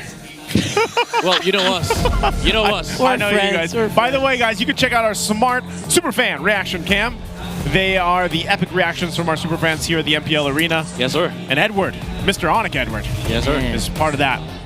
Feels like just another day at the office here for ONIC. The way they won that victory, it was so decisive. Like you mentioned, like they knew what they wanted the moment they stepped into the play. This guy knows what he wanted. Yes, Super to Prince. fly. MVP, man. On the far side, I think, again, this worked so well. It was picked up early, 4-0-6. Worked really well with the Tsunami Slams from Brusco. Right on point with the Feathered Airstrike. But then even to an extent, man, I think the Alice played a big part in this, making it work great. I mean, we did see that from AP Brent last series, the combo between Alice and also the Farsa just being able to provide insane frontline defense and pressure. Allows Super Prince to play how he wants to play, and he did play how he wanted to play with the rapid boots and also the Predator Strike with the flicker in and out, able to get out of the Lapu Lapu's range. Especially in this case, we saw him dodge the stun, the land shaker coming out from James. And this is just, again, ONIC Philippines playing how they wanted to play this game, especially having a better draft against Smart Omega. Yeah. And I like how they closed out game number 1. They had a good draft, they had good execution. Wow. They played like ONIC. Super, the super lead was there. Yep. 1K gold lead per minute. And then they tried ending the game. Apparently they couldn't because, the Obsidian is not that reliable in terms of like base pushes. But even then, outside of that Lord push, they were able to abuse the fact that they are stronger in these range battles. Even though Ryzen was able to, bunk the Obsidia when Kelrod dashed into the Appraiser's Wrath, it didn't matter because the Lancelot and the Farsa at that point was just too damn big for Smart Omega to deal with. Yeah, you saw how much fun Kirk was having while all that was happening on the camera. Look at this. We found a new main for him. But again, Ryzen, nice try here, maybe. Yeah. He's doing his very best with what the tools he's given at this point. Yeah. They just lost so hard on the draft, man. Yeah, this is too much of a deficit, man. Yeah, I just gotta say, there's this weird feeling whenever you see Kelrod actually dash in or blink in into a Appraiser's Wrath. We've seen that twice now. We've seen it twice this season. Yeah, one against Demon Knight, now one against Ryzen, completely one-shotted by the Fredrid. But again, it didn't matter at the end of the day because ONIC PH was just holding on to a big, fat lead. And majority of that was on King Kong, and the Lancelot was able to just maneuver around these team fights. The nukes as well from the Super Prince. Yep. I call him the Super Prince. The monster in the middle lane, the Monster Mage. Monster Mage. That's everything I gotta know in this game. ONIC Philippines played the right approach to how they want to start the game. The things that we talked about earlier, Kirk having the protection from Brusco and Super Prince, preventing the Lapu from creating that disparity against the Alice. Yep. And Kirk was able to be useful in the mid game. He was blocking off a lot of these heroes on the side of Smart Omega. And again, I think that's the utility jungler curse. You cannot play into Alice. I think we found another really reliable XP laner for Kirk. I mean, it was always just the Edith. It was always just Arlott, CC. That's about it. I feel like the Alice feels like it's a perfect fit for him. Yeah, that's about it. If you ask anybody from the community, that's it. Those 3 heroes are the Kirk heroes, the Kirk heroes. And now they gotta worry about one more. Alice. To be honest, I think a lot of teams are going to be using the Alice now. Like, it just seems to be such a good soak of damage, but it's a threat in itself because how many times now have we seen that Throne of Ruin really catch multiple members, and then that just seems to also make a lot of people fall apart. Like, especially when you have these kind of bursty mages like the Farsa, and even to an extent the Lancelot there. Like, the Throne of Ruin is such a threat, I feel like. So we'll see more and more of Alice, especially in the playoffs. But nonetheless, I think for Smart Omega, it was like, I think you were right, man. I think a lot of teams are going to be like, man, I don't know if we should really first pick prior pick Wan. It feels like a few metas ago. Yeah. Right? You can't keep doing that anymore. anymore. It's funny because like I think the only viable way for you to actually do that is if you ban Harriet first pick. Yeah. Like if you're on blue side, and then maybe hope that the enemy doesn't go for Obsidia, Bruno, Granger. You also have to ban Granger second phase, by the way. That's too much, I think. Yeah, and I think that's what sealed the deal here for Smart Omega. They just picked the classics, the Farsa into the Kalea with the Lancelot, Red 3, which was weird, by the way, because Omega could have picked the Lancelot for Ryzen, but they chose to go for the Fredrin route, which I kind of understand because they want to protect the the 1-1 from all the sort of these like damage nukes. But even then, you just have a huge bypass coming out from ONIC, which is the Predator Strike. It was weird too because in a sense, what we've seen now a couple times, even from the last series, is like, even if it's a utility jungler, let's say the Fredrin, and there's an Alice across from you, the Alice doesn't care. Yeah. Like the Alice can just jump in, soak up the damage, apply what they need to, block off the other team, and then Throne of Ruin. So Fredrin even sense of, would kind of struggle with that because then the team is going to collapse on him anyway. So it's just one of those things where I think even as our BPI rich guy King Kong there, like he had the Lancelot in his hand, I would almost just kind of assume or guess that we see probably the Lancelot or the YSS in the hands of Ryzen this time. I don't expect him to play utility again here. So we'll see what changes are made, but also we want you guys to join us again in celebrating, of course, ONIC's victory in M6. Don't forget that you can still grab the skins there. The Joy ONIC PH Pass will be available on September. It was on September 20th. Up until now, the starter pass will include the M6 Championship skin, Joy ONIC PH, and more exclusive in-game items. Join Joy ONIC PH on your very own road to champion. And once you buy it too, don't forget, you guys can actually gift it as well. I've gifted a couple out there. Wow, so generous. Yeah, that's right. Is that a flex, sir? No, I just want to say, I care about the people that like to support. What about me? Yeah, but what about us? I mean, you guys have stuff already. Still. It would have been nice if you had like the FMVP skin. I played Joy, I played Beatrix. Right? The Beatrix Skyforce Maverick might be giftable. Is it? It is. They're both. See? Yeah. All right. Available from September 20 onwards for 30% off. I think that's already gone. That's already But it's M6 Finals MVP Kelra's personal touches on it with the son's name Slake credited on the outfit. So get ready to fight alongside the Beatrix Skyforce Maverick and claim your own MVP. Hopefully with additional buff from Nice. You're welcome. I'll try my best. What buff? If he gives it to you. The sniper buff? I mean, that's another the savage one. buff? I think that's Jira right there. That's what? Jira's got the sniper buff. You got, like, if you gift it to us, it'll be buff even more. It'll be a different buff. Plus 10% range. What? What? All right, now wait, oh, sorry. We're just throwing things out there now. Are you a dev? Answer me now. He said he has connections to the dev. Yeah, I forgot. Sorry, my bad. Connected, no, you know what? At this point, since you're OG, I have a lot of questions in my mind, Rockhart. Like, all right. Yeah. We had the Leo mode phase. Yep. You had the dev connection phase. I'm starting to wonder, are you actually a dev? I decline to answer. Yeah, for those that don't know, Fifth Amendment. Yes. Rockhart's been a part of this since he's a day zero, basically, since the inception. Day ones. Day ones. What's up, day ones? Yeah, since the inception. Really, G's. Oh, by the way, I had to ask earlier, who our lucky guest is, or like our fan out there. I think we're actually going to get to go ahead and hear from them. Okay, wow, all right. But sometimes I would, I don't know. I'm not sure if he's going to speak English or not, but I always have to think about our English international audience out there. I hope. Are you assuming because of what he looks like? I'm not assuming, you know. Well, you shouldn't assume either, but let's go ahead and throw it over to an all access with Edward Barber and Hans. Maraming salamat sa ating mga casters. I am right here at the MPL Arena kung saan kasama ko ang isa sa ating mga special guests together with the Sonics! There you go. Ladies and gentlemen, this right here, Edward Barber. Hello. Hello. Uy. Parang may Kamusta? Oh, kamukha ko lang yan actually. Kamukha mo lang. Ayan, kasama natin. Walang iba kundi si Edward Barber. Edward, alam mo, dumadami na ang mga gwapo na Edward sa MPL. Parang, at this point, first time mo ba manood? First time mo?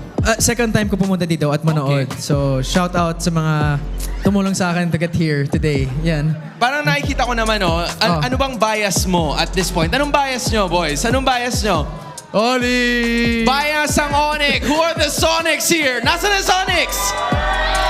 Madami-dami. Oh. Kasi parang ang dami nyong nandito today. Kamusta ang experience Actually, watching? sila na lang kaya ang sumagot na. I think they can be the one. First time. Ano ba ang true name mo? Anong legit name mo? Prince. Super Prince! Yes! Let's go! Okay, Super Prince, kamusta ang panonood sa MPL Arena for the first time? Masaya. Malalakas talaga yung ONIC. Let's go, ONIC! Oo nga. Parang yun ha. Pero hindi. Ikaw naman, Edward, sino ba dito ang talagang sinusuportahan mo? Meron ka bang bias out of the 5? Yung bias daw. Bias mo. Bias. Para sa akin, si Brusco. Si Brusco. Okay, Romer. Okay, ikaw. Kelra. Kelra talaga. Ako, Kelra and the whole fam na, of course. Siyempre po. Okay, ito wala nang call a friend to ha. Okay. Ano ba katagal naglalaro ng MLBB? Shucks. Parang mga 7 years na. Actually, nung time na nanalo yung Bren sa first or second? Oo. 8 or main times. Ay, Doon pa lang yun, ako naglalaro. first talaga yun. I think, Loyal. aprobado. Huwag kayo lumipat sa ibang... Relax, Edward. Ito, isa pa. Sorry. I think gusto ko ring malaman yung ilan sa mga thoughts mo about what's going on. Kasi matagal ka nang nanonood, di ba? Ano ba yung difference ng laruan ngayon compared sa laruan dati? Wow, parang tanong yun para kay Coach Renat. Oo nga eh. Sige. Hindi, kasi sabi mo season 1 na pa eh. Ito, mas gusto ko yung tuwing patch, may nagbabago. I like that about the gameplay. Pero ako bilang roamer ako. Okay. Gusto ko sana na ibalik na yung hard tank. Yung setters talaga. Yung panahon pa ni Honda Beast, doon ako nanonood. Ay, oo nga. Sure, nanonood yun si Honda Beast. Anong roamer bias mo? Anong main mo? Kufra. Talaga. Kufra main. So, pwedeng malachak na ako gumalaw? Ano yan? Pwedeng malachak na ako gumalaw. Yes. May ganun kang... Ilang stars to be specific? Yung pinakamataas ko nung binabuhat pa ako, mga Mythical Glory, 1,600 points. Ngayon, 111 stars na yung 111 stars. May bumubuhat pa sa'yo dyan? May bumubuhat sa'yo? Ay, ito. Gold lane to eh. Gold sige, laner. gusto ko malaman. Ilan ang stars mo, men? Ilan ang stars mo? 89 lang. 89? Bakit mas mataas yung binubuhat? Ano ba? Ano lang, mas naglalaro lang ako sa kanya kaysa ngayon. Pero parang considering the knowledge na meron ka, Edward, I think you're very, aware of everything going on. So, you have a lot of people watching you online and syempre all over social media. Anong message mo sa lahat na sumusuporta sa MPL? I have to say, playoffs parating na starting next week. Yeah, or very soon. Yeah. Very soon magsisimula na ang playoffs. Buy your tickets. I think some days are sold out, pero buy your tickets if they're not. Punta kayo dito at basta nandito kayo sa side ng ONIC PH, happy na ako. Yan lang masasabi. Ganun pala yun. So happy kang nandito lahat ng Sonics. Masaya ba lahat ng Sonics? Yeah! I love it. Edward, boys, maraming salamat for being here. I hope you enjoy the show. Casters, balik sa inyo. Thank you, guys. I'll just have to say, Edward Barber, I think he speaks better than Tagalog than me. Galingon, mag-Tagalog. All right, clip this. Moonton, we need a Naisu versus Edward Tagalog face-off. No. Clip this. Hey. Snipe, Zekil, whoever it is. Tag him. Tag him. If he's at the playoffs, he will I'll have the face-off. He will be. We will be sending tickets. If he's at the playoffs, I'll Tagalog challenge him. We would love to guest him alongside Naisu. Clip it. 100%. Clip it. I just learned today who he was, so it's great to have Edward Barber here and the rest of the Sonics out there, of course. I was surprised how high his rank was. Yeah, dude. Hey. He said, 111 stars? 1,100, yeah. 1,100. No, he said 11,000 points. He said points before it changed like to stars. 100-something stars. Because before it used to be points, right? Yeah, it used to be a point thing. So 111 stars. My bad. I don't know English. Sorry, I've only had 110 stars. You're 10 short. I'm 1 short. I had 110. Oh, you're 1 short. Okay. No, sorry. I had a 101. So I'm you're 10 way short, off. man. Yeah, Don't worry. Don't worry. He's like 4 inch short. Okay. Well, I'm not measuring here, Midnight, all right? No one's measuring. Let's go ahead and measure what map we're going to end up. I'm just saying. I'm just saying. Hey. Don't bring out the... Bro. All right. I'm referring to height, brother. Yeah, that's what I'm saying. I'm referring Whoever to... thought it was something else. Hey. I thought it was like L in the chat. I'm referring to expanding rivers. All right. Now you cannot fall short. See? In this map. You can't because it's expanded. Exactly. It's bigger. Bigger is It's always wider. better. It's bigger. Always All remember. right. All right, let's jump into the always draft. better. That's true. Let's go into the draft. And we still got Smart Omega over here on the blue side. Onyx going to be on the red. Okay, so YSS is not going to be pickable in this game apparently. I don't mind it. I don't mind it honestly, but I've seen faster games from ONIC. I feel like they just need to just redo the draft earlier and they'll be golden. Yeah. Okay, I just risen from the dead. Welcome back, Midnight. Welcome back. I just respawned. All right. Kalea for a Smart Omega. Not a fan of this. 1-1 might be. There you go. Ah, why? So what do you say if Keller is the one who first picks the 1-1? I was like, if you don't first pick 1-1, you go Forza first pick, man. Because if they go Kalea 1-1, at least you got Gatot and then Lancelot. Now with Kalea first pick, you set up yourself to a 1-1 Forza. Now the remaining counter would be the Kagura from Haji. Maybe the Valentina if they want to pull it off. But the problem is, now you're stuck with this. So in this matchup, it feels like the Kalea screwed, isn't she? It is. Yeah. It is. So now, the way to fix this is you go Lancelot, you don't go utility. You go Lancelot, thank you. And then Arlet. Yeah, Arlet's banned. Never mind. At least they get the Lancelot. Yeah. I do like the Harris. It's a good lane answer. Versus the 1-1, it also is good in team fight. Like you're a much scarier team fighting gold laner than the 1-1. I would have preferred the Obsidia, honestly, because I just like seeing Obsidia. And also, like, it's very hard to hit Obsidia with a Feathered Earth Strike because of the Phantom Shadow Melt. Yeah. And you're also an easy target to the Hunter Phone. Plus, not to mention the the Lancelot and the Harif will have a better time because there's no Kalea to stop it. Oh my god, Brusco Grok. Brusco Grok. That is such a terrifying hero to see. He's so aggressive with it too, man. Yeah. Like, it's kind of crazy to watch Brusco play the Grok, but this I feel like also it gives you pretty good space for the 1-1 to work in the hands of Kaura, but lots of space. Yeah, I do like this Valentina ban too. Like they have a Farsa, they have a Grok. That's something that you actually need to ban. If they didn't ban it, I would have been mad. Because that's an insta-lose. You give Valentina Tectonic Charge, Feathered Earth Strike, he's going to be a massive nuisance in the game. So now that's out of the field here for both sides. Phovius removed by Smart Omega just to limit the red 4 answers coming out from ONIC Philippines. But I do think there's still a lot of choices left here for Kirk. Surprisingly, they're the ones that removed the Alice. Maybe because of the fact that Esmeralda Red 4 is coming up. Esmeralda Red 4? Oh, it's like 100% at this point. The Alice, yeah. Yeah, that's actually funny that it's banned now. Like we might see teams just opt for doing that now. Either picking it up, banning it out. Oh wait, they're gonna go Lapu, but honestly, just taking forward Esme is the better choice because if they go Lapu Red 4, Smart Omega just picks up Esme. Yeah. So for Smart Omega, the smart choice here would be to remove junglers. There you go, King Kong getting removed.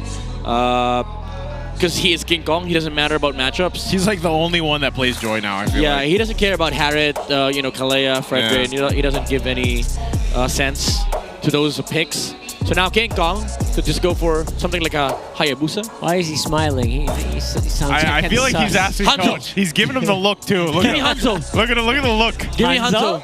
Please don't Fred. Please don't Fred. Please don't Fred. That's why. King. That's why. King. Why? King Kong's like, oh, I heard you guys don't like this Fredrin pick. Why would you do this to me? I think he knew. He knew. You guys don't want me to play it? You sure? Okay, I'll play it.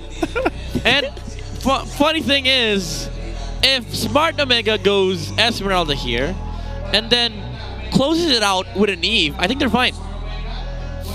You know, this is why I was saying earlier, it was good that the Alice isn't here. They're the ones that banned it. They pick up the Fred because the Fred just seemed to really struggle against opposing an Alice. And over here to finish this out, Smart Omega will take the Kagura. I know your gears are grinding here, Midnight. You don't like the Kagura pick. You don't like it? No. How bad is it? Okay, at least this glue pick is okay. The Kag doesn't stop the Fredrin and the Grok. Eve could have. He does have the access towards the the threat against the 1-1, but now because of this thing, it was coming out. This Esmeralda, this thing. He was expecting it in red 4. Kag has shields, and you wanted bypass. Now you're not even gonna get it. Because Esmeralda is going to be in your face 24/7. Yeah, with the Fredrin. This Harris is not going to have fun too. Yeah, there's two 24/7 heroes on ONIC. Two 24/7. Yeah, that's 48 and 14. That's open 48 hours a day, man. Yeah, wow. Because of the Fred day. And the Esme. How do you kill these two heroes with a Lancelot against a Grok? I think even the counter index kind of agrees with you there, Midnight. It's Yeah. just way too high. That's interesting too, man. I do like those first 3 picks from Smart Omega. I like them a lot, but I feel like, yeah, big questions on especially the Kagura, if that's really going to help this or not. So you guys can let us know. We're about to jump into game 2 here. ONIC looking to sweep the series against Smart Omega, and again, we know what is at stake here for Smart Omega. They need to win against ONIC or RORA. So if they end up losing here while we wait to go ahead and jump into the game, they have to go against the number 1. Yeah, this is number their 1 first seed. try, right? First try. They need the remaining 3 teams to lose their games. Kind of a big task, and you don't want to have a stressful weekend, hopefully. So it would have been great if they did start it right here, but judging from the draft and Midnight's reactions, just not what we're thinking here. Dude, anytime you point a camera on King Kong, he's gonna do something. Yeah, he's a performative Sigma jungler. Whoa. Oh, what's this? Meta Pro Spotlight. This is from, what do we have here? Superfan. From King Kong, yeah. Superfan question.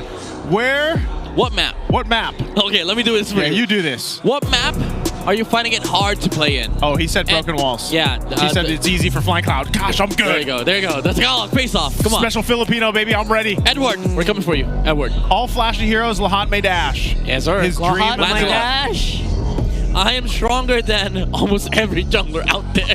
Wait, so... Except except Carl Kyrie. Yeah, so he gives it the straight face. Yeah, that's the reaction. Like, Poker Face would be maybe same level. Yes. I like how with Susujin he put the side one, though. Yes, sir. I like the respect. He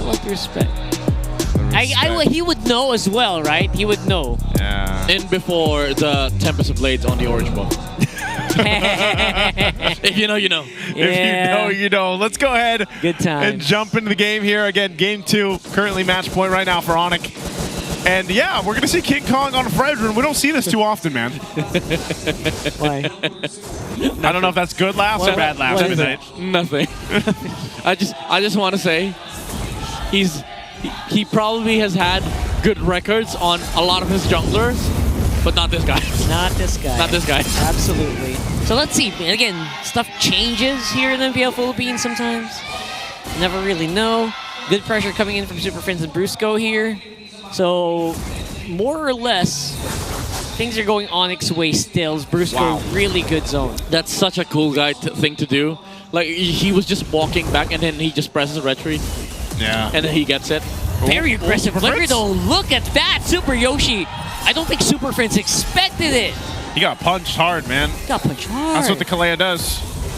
Look at that though, Kelra. He's going for a 1v1 with Netsuki. Kelra's winning this lane against Harris as a 1-1.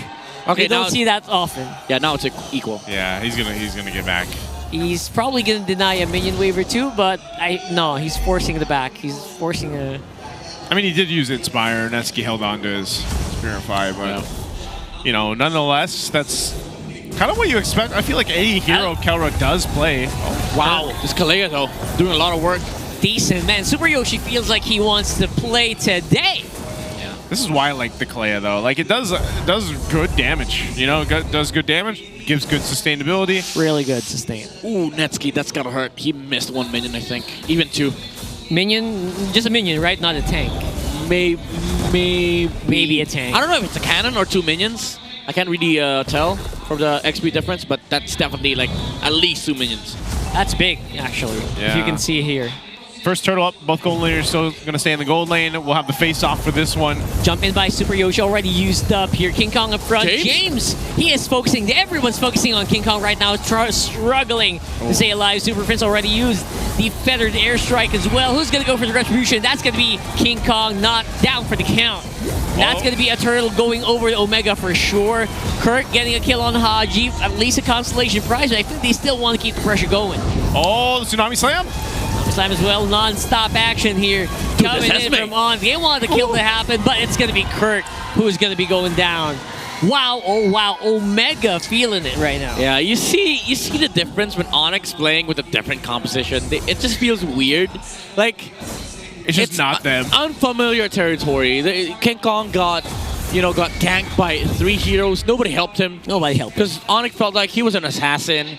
And then they realized, all right, we lost the front line. It's just Kirk in the in the front lines. Yeah. If they had both the S-Men and the Predator there, it would have been a different story. But Omega capitalized on those mistakes. James with the jump in again on the glue. That was very quick as well. Very decisive from the glue to just jump on the Predator and remove King Kong from the equation. Yeah, it was really good placement from James. That's what I noticed too. And he can actually do that every single fight if he really wants to. So. Yeah. ONIC will have to figure something out to deal with that, to allow King Kong to actually go ahead and contest and dance for those objectives when it comes to it. Even later on, Kelra, though, and Netsky has been going at this constantly, but both Roams now up here, Ryzen too. Kelra's going to have to back off. He popped the Inspire earlier on as well. Yeah, there's going to be better sustain here for Omega just because Super Yoshi with a Surge of Life. So I don't think ONIC wants to fight that at all. Dude, this spacing from Kelra, you saw how he was baiting the distance for the chrono dash to come in from Netsky, and he threw the first skill. So if ever Netsky was in a very awkward position, they could go for the punish and land a crossbow flying, or maybe just even force out a Purify. But the discipline was there from Smart Omega. They didn't pursue the 1-1 further. Okay, so he gets the Corrosive Scythe. He's actually even toe-to-toe in terms of gold with Netsky.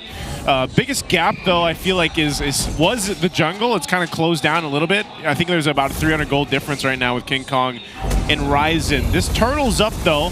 We'll see if this time ONIC has a better plan for this fight. You would think it's the Fredgen, but he's always got to be careful of James. You can see James playing up front. Oh my goodness, look at that charge. Ryzen did not stand a chance. That was the plan. In front, Super Yoshi all alone here. And again, it's ONIC this time around with turtle number 2. And I think they want to go for more kills, man. That was a beautiful tectonic charge. Yeah, that's the new tech, bro. That's the new tectonic charge, the new technology. Wall into Mighty Swing Flicker. That's double the new knockup, combo. right? Yeah. Oh, man. Earth and round part behind the enemy. Mighty Swing, Flicker in, Tectonic Charge. Wait a second, Super Friends gonna have to force Purify here. They walked on from behind, and look at Brusco. Just getting so much information on Omega. Yeah, I was saying, they had to come up with something. I guess that's exactly what they did.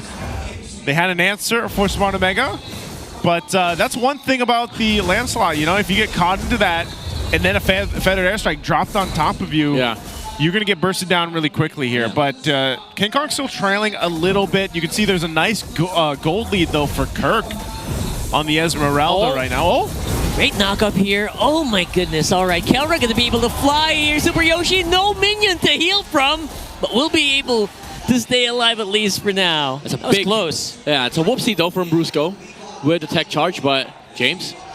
Look at James. Again, just making sure that they have tabs on ONIC. Don't want to get caught by surprise here, especially on the bottom. You see this, though. Kirk, like I said, he had a lead, and he's just by himself. He's building up.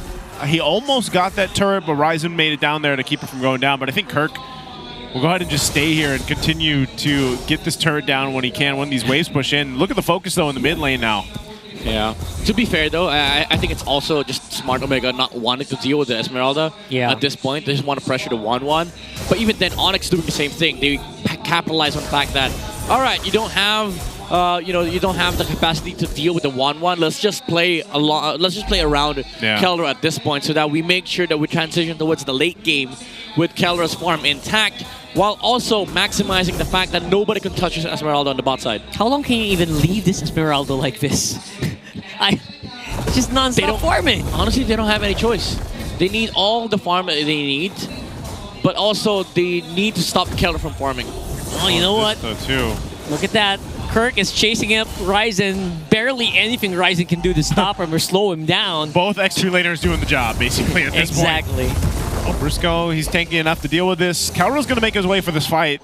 It's going to be a full 5v5. There goes another airstrike. James using the flicker to get out of the charge. Harm's way. Knock up as well. James, will he be able to grab? I don't think so. Kirk is an immovable object in the middle of the fight. Yep, that's Esmeralda. A bunch of shields to the side of Smart Omega. Even if you try dealing some damage, she just heals back.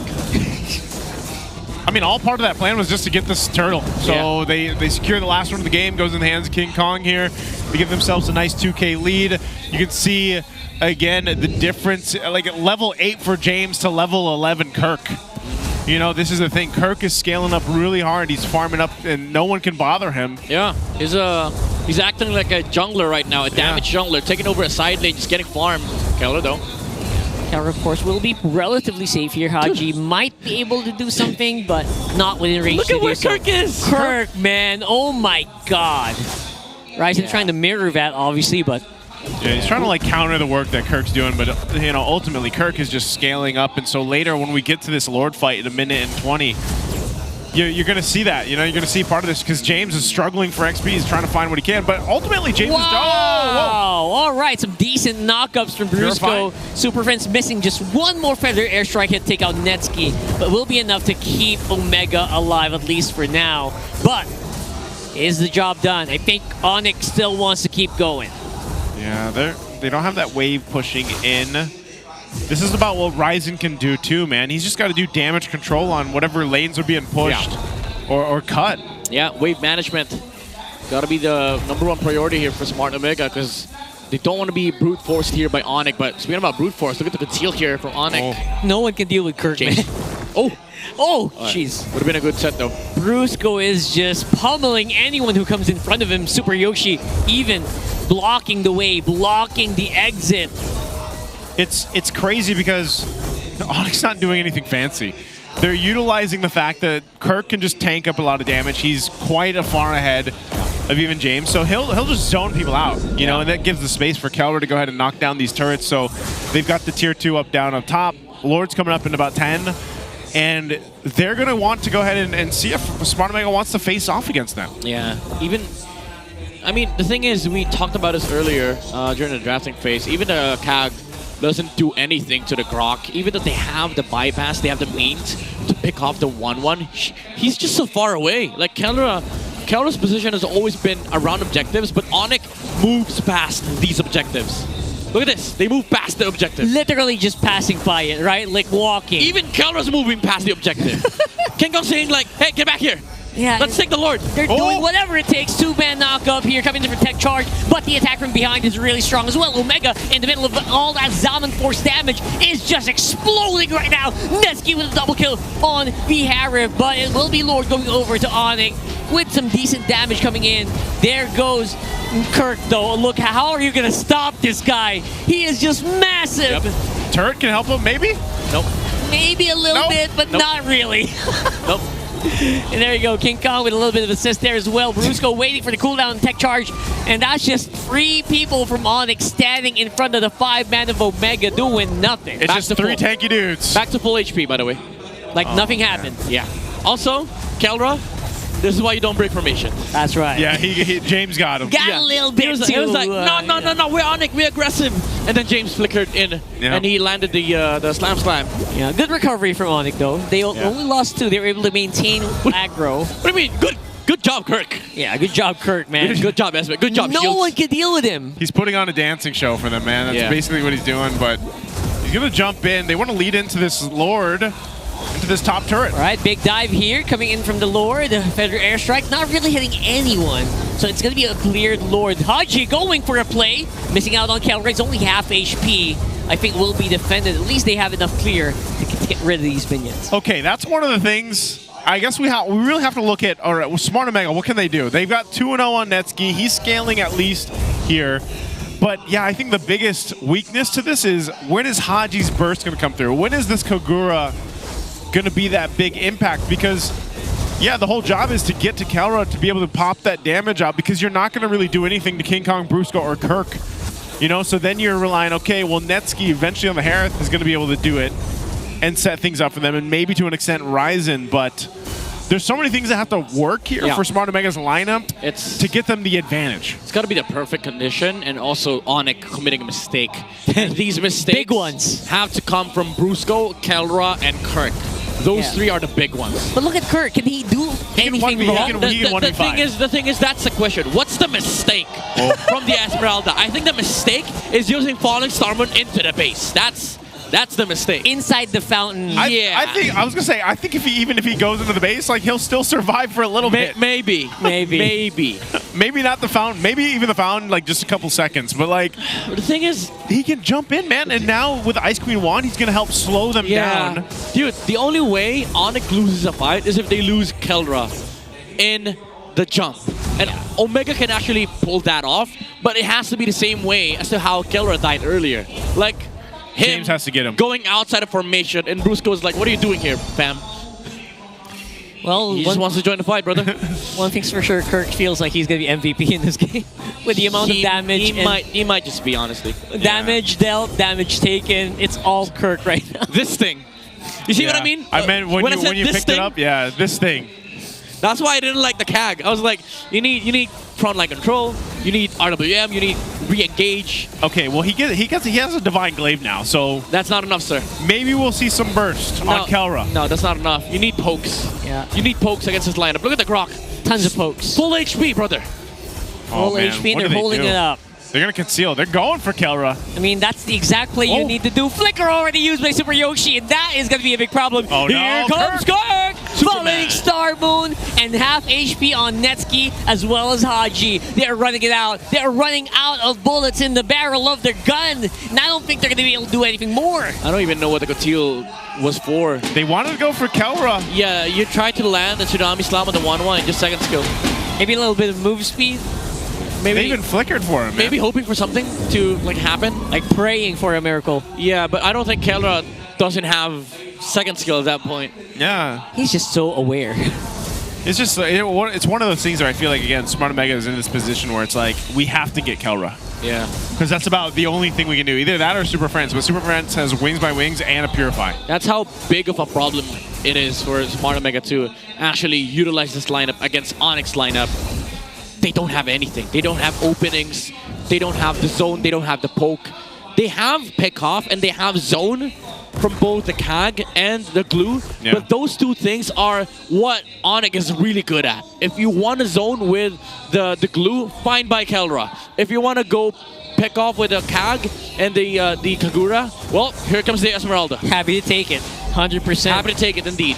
Look at Ryzen. I mean, they're trying their very best to poke some HP, but Kirk's always full with some more shield to boost. Oh my god, Radiant into Athena's shield. All right. Yeah. The best they can do is hope for a clear. I think they will be able to clear, but for how long? James goes in. He is tired of waiting. He goes for Kelra. It's a grab. Oh, well. But what's happening? He's fizzling out. He's bringing James in. Yeah, he's bringing James to ONIC's boot camp. James bought them time, though. I mean, he bought him time for the defense. All right, at least, right? At least. Because they could have potentially gotten some base turrets down, but ultimately James is like, we need more time, so I'll create that. But Kirk still lives. Kirk still lives. He got carried all the way to BF Homes, I think. Oh, no. Straight into their... Oh, there you go with a big play coming in from Brusco. Netsuki, good damage still. Kind of just going through the shield here, but King Kong's in front. Where is Kirk? He's still on the back, protecting Ryzen, making sure he can't really do much. Dodging in, out of the Appraiser's Wrath as well. Nice Tsunami Slam, but no follow-up damage once more. Trying to clear up the minion waves to try to go and see if they can go for the finish, but ONIC will be repelled. They're going to push back. They're gonna get pushed back. I don't think they can do anything else. Yeah, they gotta wait for Lord. Yeah, full force from Smart Mega, but they got the base turrets down. That's what they wanted to do. They'll take that out. And now at this point, they'll go and reset. But again, for Smart Mega, what do you do here? You know, how do you actually turn things around? You're now facing that 7,000 gold deficit. We saw that they can do a little bit of a damage, but I feel like if James can actually catch Kelra and somehow not get split off from the team, then maybe there's a moment there where they can actually kill Kelra, and then, you know, if that happens, ONIC does lose quite a bit of damage. Yeah. It's interesting that Kelra is building into Athena's shield. He knows that he's not just the main damage dealer here, so he just needs to survive these fights. So now with this layer of magic protection, I don't think the James route or the James opening is enough anymore. That one thing he did earlier. Yeah, even if he flickers onto the 1-1, I don't think that's the game-winning play. The game-winning play would be for ONIC to just go crazy, go ham, go 5-man recall in the base of Omega, and then just don't hit anybody. 5-man dive on Kelra. 5-man dive. Literally, 5-man dive. Let's see what they do here. All right. Lord started up. They have the positioning, a couple of immortalities too, especially for Super Yoshi. We'll see if they're able to grab someone from here. If they try to make a quick play, the flicker is going to be available in a couple seconds for Super Yoshi. Might be able to force something from ONIC. Scary position from Brusco. Might be able to force his tech charge here. And Kelra, again, he is the sore thumb. He is the weakness that Omega is looking for. But at the same time, how do you actually break through? Look at Kirk. He's just... He has like 5 HPs now. He's manhandling. He's manhandling anyone who comes in front. Even with that being said, ONIC doesn't want to just let this go. Oh, there's tech charge. Finally decides on the target. It's going to be James. Uses a Winter Crown to stay alive. I think he will have enough for a grab. But there it is. There goes the crossbow of Tang. Good damage. Falling Star Room from Kirk. That's 4v5 only for Omega. I don't think they can defend at least or contest anymore, but maybe they try to go for the defense. Wait for James to get back. At that point, though, it might be a 7k goal lead. 8k, it is just insurmountable. Oh my god. Did you see the burst from Omega? They tried to put some damage onto Kirk. Yeah. They threw everything, half HP, and in 2 seconds, he's full HP again. Yeah, that's a big problem. I mean, he's fully locked in. He got Twilight armor too. He doesn't need boots. Yep. Unsolvable guess problem. what he wants is to just stand. Now, I don't know about this though. I don't know about this. Oh, the Cyclone Eyes! Oh my gosh! Okay, never mind. What the heck? Okay, the mistake. The mistake they're waiting for. I don't even know what that was, but sure. Well, what even was that? I don't know. We'll see if they can end it here, though. James is on Kelra. Oh, we're going. They found Kelra again. James is doing it this time around. It is 4v5 in favor of Omega with the Lord to boot, but they can actually clear this quite easily. James, again, will be left on his own. Not really much of a backup here. Crossbow tank will be available for him, but doesn't even trigger it. Okay. Kirk, first mistake. It's not even enough. Didn't think that was possible, honestly. To actually capitalize on. Let's see, they have enough clear. It's 4v4. James is out as well. Netsky looking for a time. A good timing to use the Zaman Force. Oh, I don't think but they still can't end it, so... Unless they force it. They are forcing it right here, right now, with the tech charge still available here. It's Crossbow Tank. Ryzen has to use the Phantom Execute. Stay alive, at least uses already the big ultimate from Kelra, but still a big threat looming around their walls. Oh, they might just actually back off, but Kirk is back for this, so maybe they want to end it here. Here's the final boss. They're going to go for it. Here's the final boss. Feathered Airstrike. Ryzen doing his best to clear, but it is going to be a big wall. The Earth and Rampart slowing him down. ONIC says, you know what, guys? Let's not risk it. I mean, that's the downside of having a 1-1. You can't just, target lock the tower, especially against 5 members of Smart Omega. Especially if you don't have your ulti. Yo, Kelra. Yeah, I don't know, man. I feel like if Kirk didn't die there, then maybe potentially they could have ended the game, but you got to give it up to Smart Omega. They defended. Yes. They defended against that. They're 21 minutes into this game. Yeah. I thought it would end sooner, but hey, Smart Omega bought themselves enough time to get themselves in a fighting position. Again, it's the inverse effect between these two teams. Kirk made a mistake, and James found an opening again, delaying the 1-1, and because of that, they were able to defend. The question is, can they do that again? Especially now that ONIC knows that they desperately need the Esmeralda in the team fight. 6-6 on the kill score at 21.5 minutes. James. Oh my goodness. Can he get out of here? He's going to have to stick on the Kelra. But I don't think that's the best option. You're going to get brought into the tower again. And he's going to have to disengage, buy some time with the Winter Crown. Best he can do right now. Where is Brusco? We're looking for an Irvin Rampart. Straight to 4 members of Omega here. Trying to stall them, push them back, and he's successful. Yeah, that's smart on ONIC's part, removing the one real problem for Smart Omega. Oh, Ryzen already used up all his skills. Kelra's actually quite low. On the Lord they go, and it will be a 50-50. Kelra with the kill. It's King Kong with the Lord. Oh, Kelra. I think that is going to be it. Netsky's going to fall as well. Ryzen is going to be cleaned up. That's it. Super Yoshi all alone, but with the Lord walking in the big wave on top, it's going to be the ONIC win. Whew. ONIC Philippines took them a little bit longer, but they'll get the series in a sweep, making a Smart Omega their condition that they have to win against RORA if they want to make it to the playoffs. That's tough. That's going to be tough for Smart Omega. They played a fantastic game, especially James. But even with that, it wasn't enough to topple ONIC Philippines. You can see here, man, I think King Kong was smiling too because he's like, hey, you like my friend? Like my friend. You like? You like? You like? You like that? He smiled. He knew what people were saying. It's okay, but you know what I like? I like the Esmeralda. Yeah, Kirk's Esmeralda. Definitely had to be MVP there. But again, good try here from the Smart Omega. We talked about how they've been winning more post-patch, but I don't know, this time, definitely from the draft for Game 2 especially, it just didn't seem like they couldn't really utilize the picks that they had. I mean, even you mentioned it, Midnight, this is way too tanky of a lineup for ONIC to really get there. 2 games outdrafted by Coach Wina. Oof. Yeah, that's tough. That's tough, man. As I said, they still have a chance in their next matchup. We'll see if that happens. But first, let's throw them on stage for our winners interview with ONIC Philippines. The upper bracket dream is still alive. What time is it?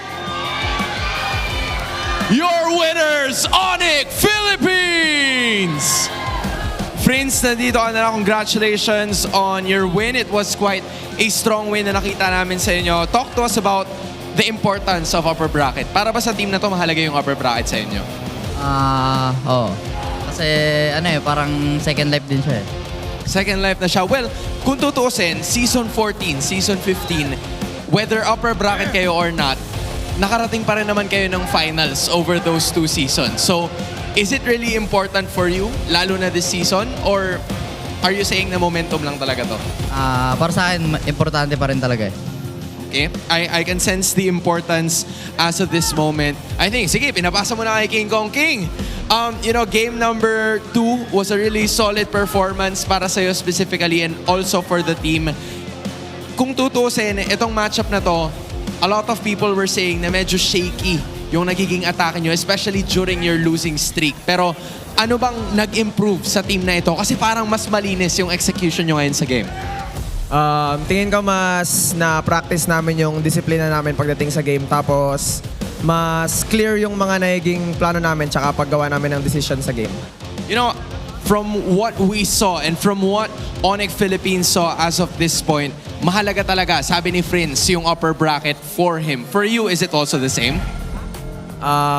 Actually, same lang para sa akin. Pero kami as a team, di namin iniisip yung upper bracket kasi hindi kami yung may control kung mag-upper bracket kami. So yung Liquid yung may hawak nun. Okay. Coach, I'm gonna give you the mic this time around. Again, congratulations on your win. They were talking to me about the importance of the upper bracket. Para sa kanila, parehas yun. Sabi ni King Kong, for the entirety of the team. Do you share the same mindset with them na mahalaga yung upper bracket for this team right here? I mean, obviously, yes. Pero kanina, bago mag-start yung match, sinabi ko sa kanila hindi ko masyado iniisipin kasi wala naman talaga sa kamay namin kung mag-upper bracket kami o hindi. So, I think pinapaubaya ko na yun kay God.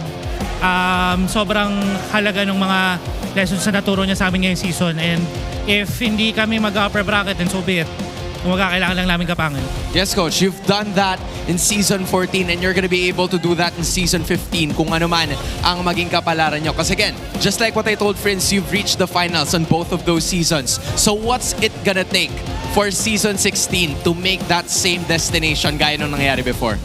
I think same lang sa kung paano nilaro ng team kanina. Alam mo yun, relax lang, chill, nag-enjoy. I think yung sa last sequence, si Mitsu, gumaganon pa. So, kumbaga, nandun tayo sa liga na mataas yung pressure pero pagka ina-ignore nila yun, parang ang sarap panoorin ng game. Maraming salamat, Coach. Kelra, just a few more questions for you. At this point, ito na yung pagkakataon na makita namin yung prime level ng ONIC just like what we saw in the M6 World Championship. From 1 to 100, how prepared is ONIC for the playoffs? Ngayon, 1 million daw, sabi ni Brusco. 1 million! Why 1 million? 1 million. Bakit 1 million? We are super confident and ready sa playoffs. We are super confident. Handa na rin ba ang Sonics para sa playoffs? There already, Kelra, ang daming sumuporta sa inyo dito sa MPL Arena and also the ones at home. Ano masasabi mo sa kanila? Una, salamat sa mga lahat ng pumunta. Especially kay Edward Barber. Ginanahan kami maglaro dahil sa kanya. Yun na yun. Major shout out and love to Edward Barber and of course to your winners, ONIC Philippines! A solid effort coming in from the Super Fam as the road to the upper brackets are still alive. Sonics are very happy with this win and so are the members of the Super Family. So at this point, malalaman natin kung ano ba ang posibleng maging ruta nila kasi gaya ng nabanggit nila, hindi nila hawak ang kapalaran but they've done their end of the bargain. And with that being said, we're gonna toss it back to our casters. Thank you so much, Hans. And again, congratulations to ONIC Philippines there. You heard it there. You heard it here first. They're super confident. Super confident. 1 million. %. Yes, sir. Dude, imagine being 1 million % confident in something. Like, have you ever been 1 million % confident? No. I'm 1,000,000% confident Well, that you are a better looking person than us. That's not confidence. That's not confidence. Yeah. You know what confidence is? I don't know if I agree with this, man. I don't too. But you know what confidence is? What? You, as a marksman, going for the Lord, but instead of that, screw your utility jungler, go frontline. That's confidence. Go That's frontline. confidence. That's confidence. That's the gold standard. Calvin gets the MVP here, but I personally, I really think Kirk did a ton of the work that like for this 100%. game. That I'm confident I can say 1,000% confident. Okay. Dude, it was Omega versus Kirk for the first 15 minutes of this game. So, you know what? But hey, Kelra got to go ahead and shine on the 1-1 finally. We get to see a 1-1 game successful, but you know, like I was saying, I think when you look at this game, because it wasn't even the King Kong show. Like, he was just doing his Fred things. Yeah. He was doing like Brusco, Kirk, man, they were everywhere. It was a goat. To be fair though, if you want to highlight something that, you know, Kelra should be looked at for is his ability to position in fights and find angles that are usually very, very dangerous to take. But because he understands the game so well, he sees like spells being thrown and, you know, heroes that kill him on the other side, that he is able to take these positions. And that's what allowed and enabled this 1-1 to be very aggressive for ONIC Philippines. Because for all we know, even with Kirk zoning in the front line, you know, Smart Omega could just find any punish. But the thing is, it's always the threat of ONIC forcing a 5v5 that allows ONIC to keep pushing forward and Omega trying to double think. All right, do we actually go for this? Do we actually deal with a, you know, with a 1-1, or do we deal with Esmeralda? Yeah, I think that's a good way to put it. Like, the way that Kelder play the 1-1 is not like how most people play the 1-1. Yeah. Like, let's be real. Which is Filipino savage things. I can't accept that. Yeah, so he does, I feel like, teeter the line of being too risky, life or death. But maybe that's the new way you need to play 1-1 right now in the current meta. Yes, sir. That's why he gets bunked by Frederick a lot. Yeah, that's true. Yeah, and we saw that game 1. We saw it game number 2 again. Bonk. King Kong was like, hey, I need help here. And Carol was like, no, I need my savage, brother. Yeah. I need my 1-1 things. and then he got blown out by the CAG and the glue jumping in with the flicker. Good game as well from James, by the way. I want to commend James from Smart Omega. Yeah. I would probably say, I know this is a bad thing to say on a broadcast, but his back is very He needs a massage. painful. Who? Yeah, James' back is painful right now. James' sir. back? Game number 1, game number 2, dude. Oh my God, his positioning, his team fight, his IQ, dude.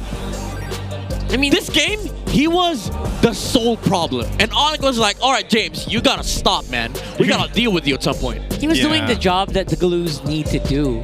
And even more, like reaching the 1-1 at that point in the game, that's impossible mostly. And he's been like this for weeks now. I mean, we highlight Super Yoshi as like the roamer off the patch, but I do think like most of the win conditions that Smart Omega has, it does come from James. Yeah, James UFC, baby. James has been really good, but unfortunately, it wasn't good enough for this one. You can see BPI Rich Guy is rising over here, but 200k damage. Yeah, 200k damage. Like Kirk was just this Esmeralda, and I get it now why you called it a thing. Yeah, this thing. I was like, all right, no way. I mean, even if they did go for the Eve, the shields would still be a problem because RWM has shields. I know somebody would comment that on anywhere. But at least you get the pokes, right? But with the CAG, you throw out an umbrella, that's about it. And Esmeralda doesn't care.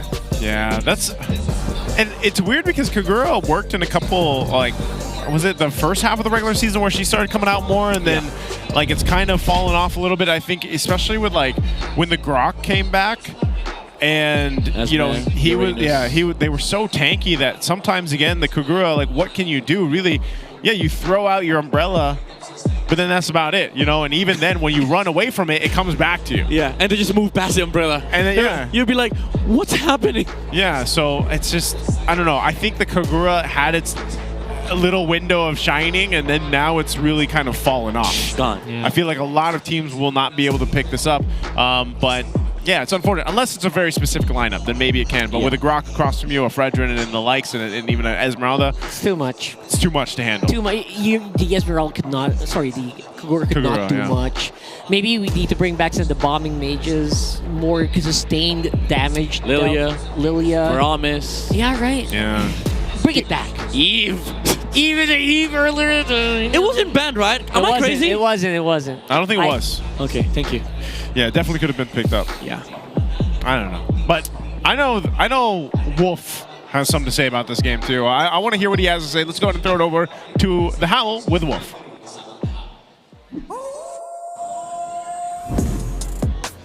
Thank you so much, casters. Napaka-solid talaga ng pinakita dito ni Brusco dahil kung babalikan natin ang keys to victory, talagang pinescribe naman natin na ang ONIC ay hindi pwedeng matalo sa early game draft-wise. And masasabi ko na ito yata isa sa mga pinaka-impressive na drafting patterns na nakita natin mula sa ONIC as of late dahil nabigyan nila ng tsansa ang mid-roam duo ng ONIC Philippines na maging lamang. For example, we saw the Kalea Farsa na pinangkontra nila sa 1-1 ni Netsky nung game number 1. Very effective. In fact, kahit greedy with Alice, tas Obsidia, tapos the likes of a jungler na assassin din, hindi pa rin kinailangan maging greedy ng ONIC Philippines dahil malakas sa kanilang mid-roam duo. And that's also true nung game na number 2 with this crack mula kay Brusco at pati na rin yung Farsa na maagang ninakaw ng ONIC Philippines versus Omega dahil kinuha nila Farsa plus the 1-1. I think it's a really good pattern for themselves. And also, nakita natin na kapag naglaro ang ONIC ng hyper fast during neutral objectives,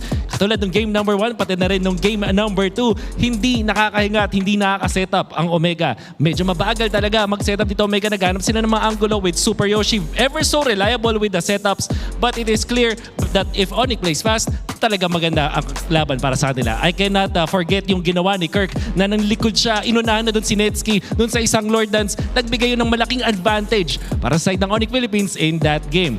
Now for ONIC Philippines, hindi pa tapos ang kanilang karera papunta doon sa top spot. They still have to win and they also have to wish that TLPH will lose in their matches. Pero syempre, pasok na rin talaga sila sa playoffs. That cannot be said though para dito sa Omega. Tingnan natin kung makakabawi pa sila. But you know what? Ang pinaka-curious talaga ako dito paano nga ba nag-uusap yung mga teams? Paano ba kinokol ni Brusco yung mga clash na yun? Panoorin natin sa mic check.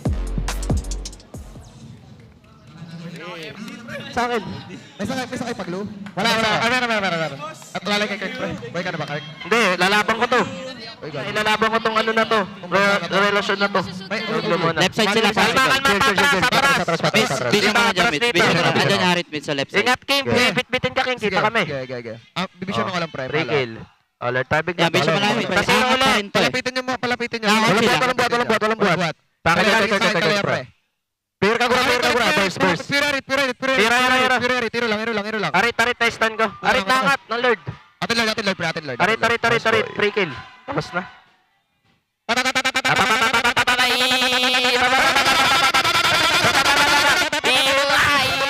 Uy. Yes, boy. Okay. So they do the sound effect too. Yeah, I think Leo would be proud. Yeah, shout out to Leo. W in the chat. Yeah, shout out to Leo. That was great. In the chat. Great to hear them, and great to hear thoughts from Wolf there. But also, you guys, we would like to see this because we want to see you showcase your esports skills and passion for gaming by organizing your own local tournaments through eProject Esports for everyone. This is how you get the tournament lobby. Participants in the program will be provided with special access to tournament modes, in-game items, diamonds, and more. So for those asking, all you got to do is visit the MPL Philippines website for more information and, of course, how to apply. eProject, baby. eProject for everyone. Also, you guys can be featured as the next MPL Philippines Super Fan of the Month. All you have to do is join the MPL Philippines official group. You can scan the QR code there on your screens, engage with the community, and let me tell you what, keep it positive, all right? We love the positivity. We love your guys' interactions. Yeah, don't forget to share any MPL-related news and updates in the group for your chance to be named as the MPL PH Super Fan of the Month. Super Fan. I hope we get to see all the super fans, by the way, in the Super City. Yes, Super Fan City. Super Fan City in a festival. Dude, if we don't get shirts that say we're Super Fan, that's what they should. They should have giveaways of Super Fan shirts. I mean, if I'm not a super fan, I can just be a nice fan. I can be an A fan. Yes, sir. Nice fan. You know what? Let's move away from me for a second and move over to the Infinite standings. All right. This is once again after day one of our last week here for the regular season. APBR has been eliminated, and we still have teams in the running. Of course, RORA still there, top seed secured. ONIC and TLPH with this, by the way, are still fighting for that second seed. Yep. They're tied for match points here. Yeah, and like what King Kong said, it is not up to ONIC if they can secure the upper bracket seed, because it is up to TLPH and the remaining games that they have to play. Currently at 12 games. They still have 2 more games to be played week 8. That's a lot of games. And don't forget, there's also a race happening at the bottom. Dude, 5-5-5-4. That's close. So, is Falcons tomorrow? They are, right? Yes. Versus TLPH? TLPH. Oh my goodness. Clash of the Titans, baby. If you guys have plans tomorrow, cancel them. Cancel them. That's the match everyone's going to be watching, of course. This is also our Infinix Fancy Glaben. Dude, Green Falcons, same score. They're also getting the points. Oh, they've been on a rise too, man. They also have a playoffs, by the way, so they need the points in the festival. So what is happening? What is with Season 16? Like, it's super close. Even for the Fancy Glaben, huh? Yeah, I know. The Fancy. Fancy, bro. Yeah, it's so close. It's so frightening, honestly. Like, if I can't imagine if I'm from other region, like looking at MPLPH, it's so terrifying. It's like again, it's so competitive. You don't know who's actually going to win. Yeah. Who's going to win, who's going to lose. It's been one hell of a season, though, and I can't believe the regular season's actually ending in 2 days. 2 more days, man. Tomorrow's going to be, like, super heavy. Yeah, tomorrow is going to be a very big day. Like, I hope that I know we have 3 matches tomorrow, so I hope that, again, we get to go, like, the distance on those matches. 3 games? Yeah. All throughout? Yeah, something like that. Because, but for those our international viewers that are wondering about the Fancy Glaben 2 that we talk about, we have the official prizes now for winning. It's the Infinix Fancy Glaben. This is again the fan bases of the teams. They're gonna win GP30 Pros. Wow. Metro Zero shirts and 25,000 diamonds. That's a lot. Yeah, that's a lot. For second and third place, they will receive, of course, Metro Zero merch as well, and 10K for second place, 10K diamonds, and 5K diamonds for the third placer. So again, good luck to them. They have their playoffs as well. Yeah, that's a lot of diamonds. Any last thoughts to wrap up the day here, gentlemen?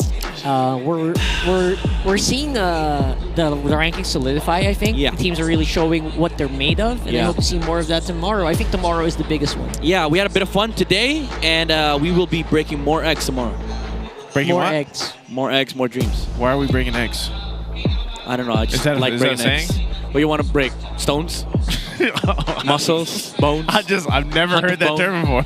Break some eggs. You gotta break some eggs, You gotta bro. break some eggs to get make an omelet. Make an I omelet. was just saying, you gotta break some dreams. I crack eggs to eat an omelet, man. I don't know about you. Get my protein in. Anyway, it's been me, Nice Sue, Rockhart, Midnight. We'll see you guys here tomorrow, but let's go and close out the show with hats.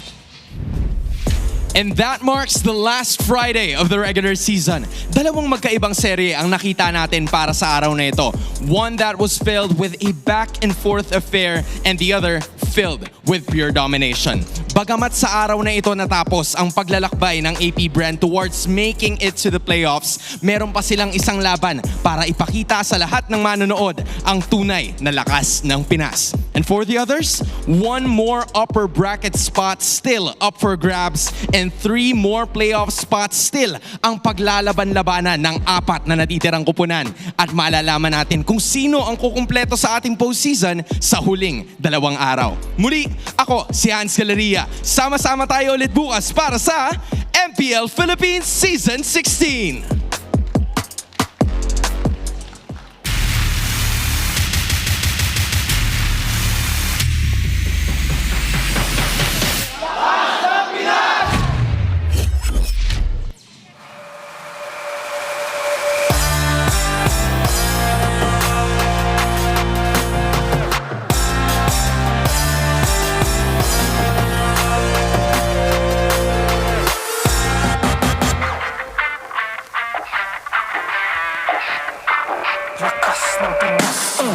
Malakas, Pilipinas, malakas, kahit anong lane, we become the monsters.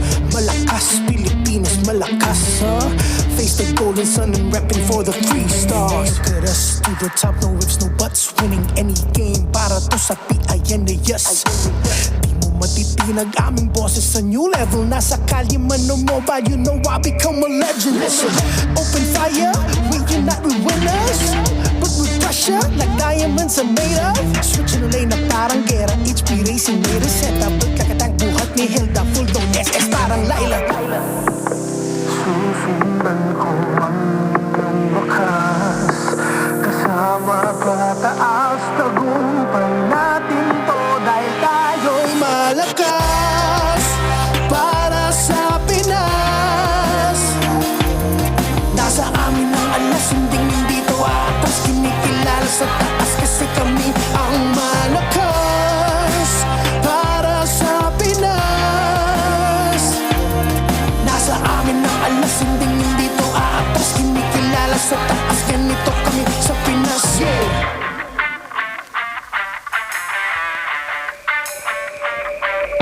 Laging MLBB, no surrender, no retreat. Pag nagsama-sama, just imagine what we can achieve. Laging MLBB, no surrender, no retreat. Giving 100 on my all, cause we just cannot be defeated. No retreat. We are unstoppable, immune and invulnerable. Ready ang equipment, lahat frozen, mala, crowd control. Pakita on the jab, east to the southeast. Taas ang watawat, proud and loud, cause every enemy we devour.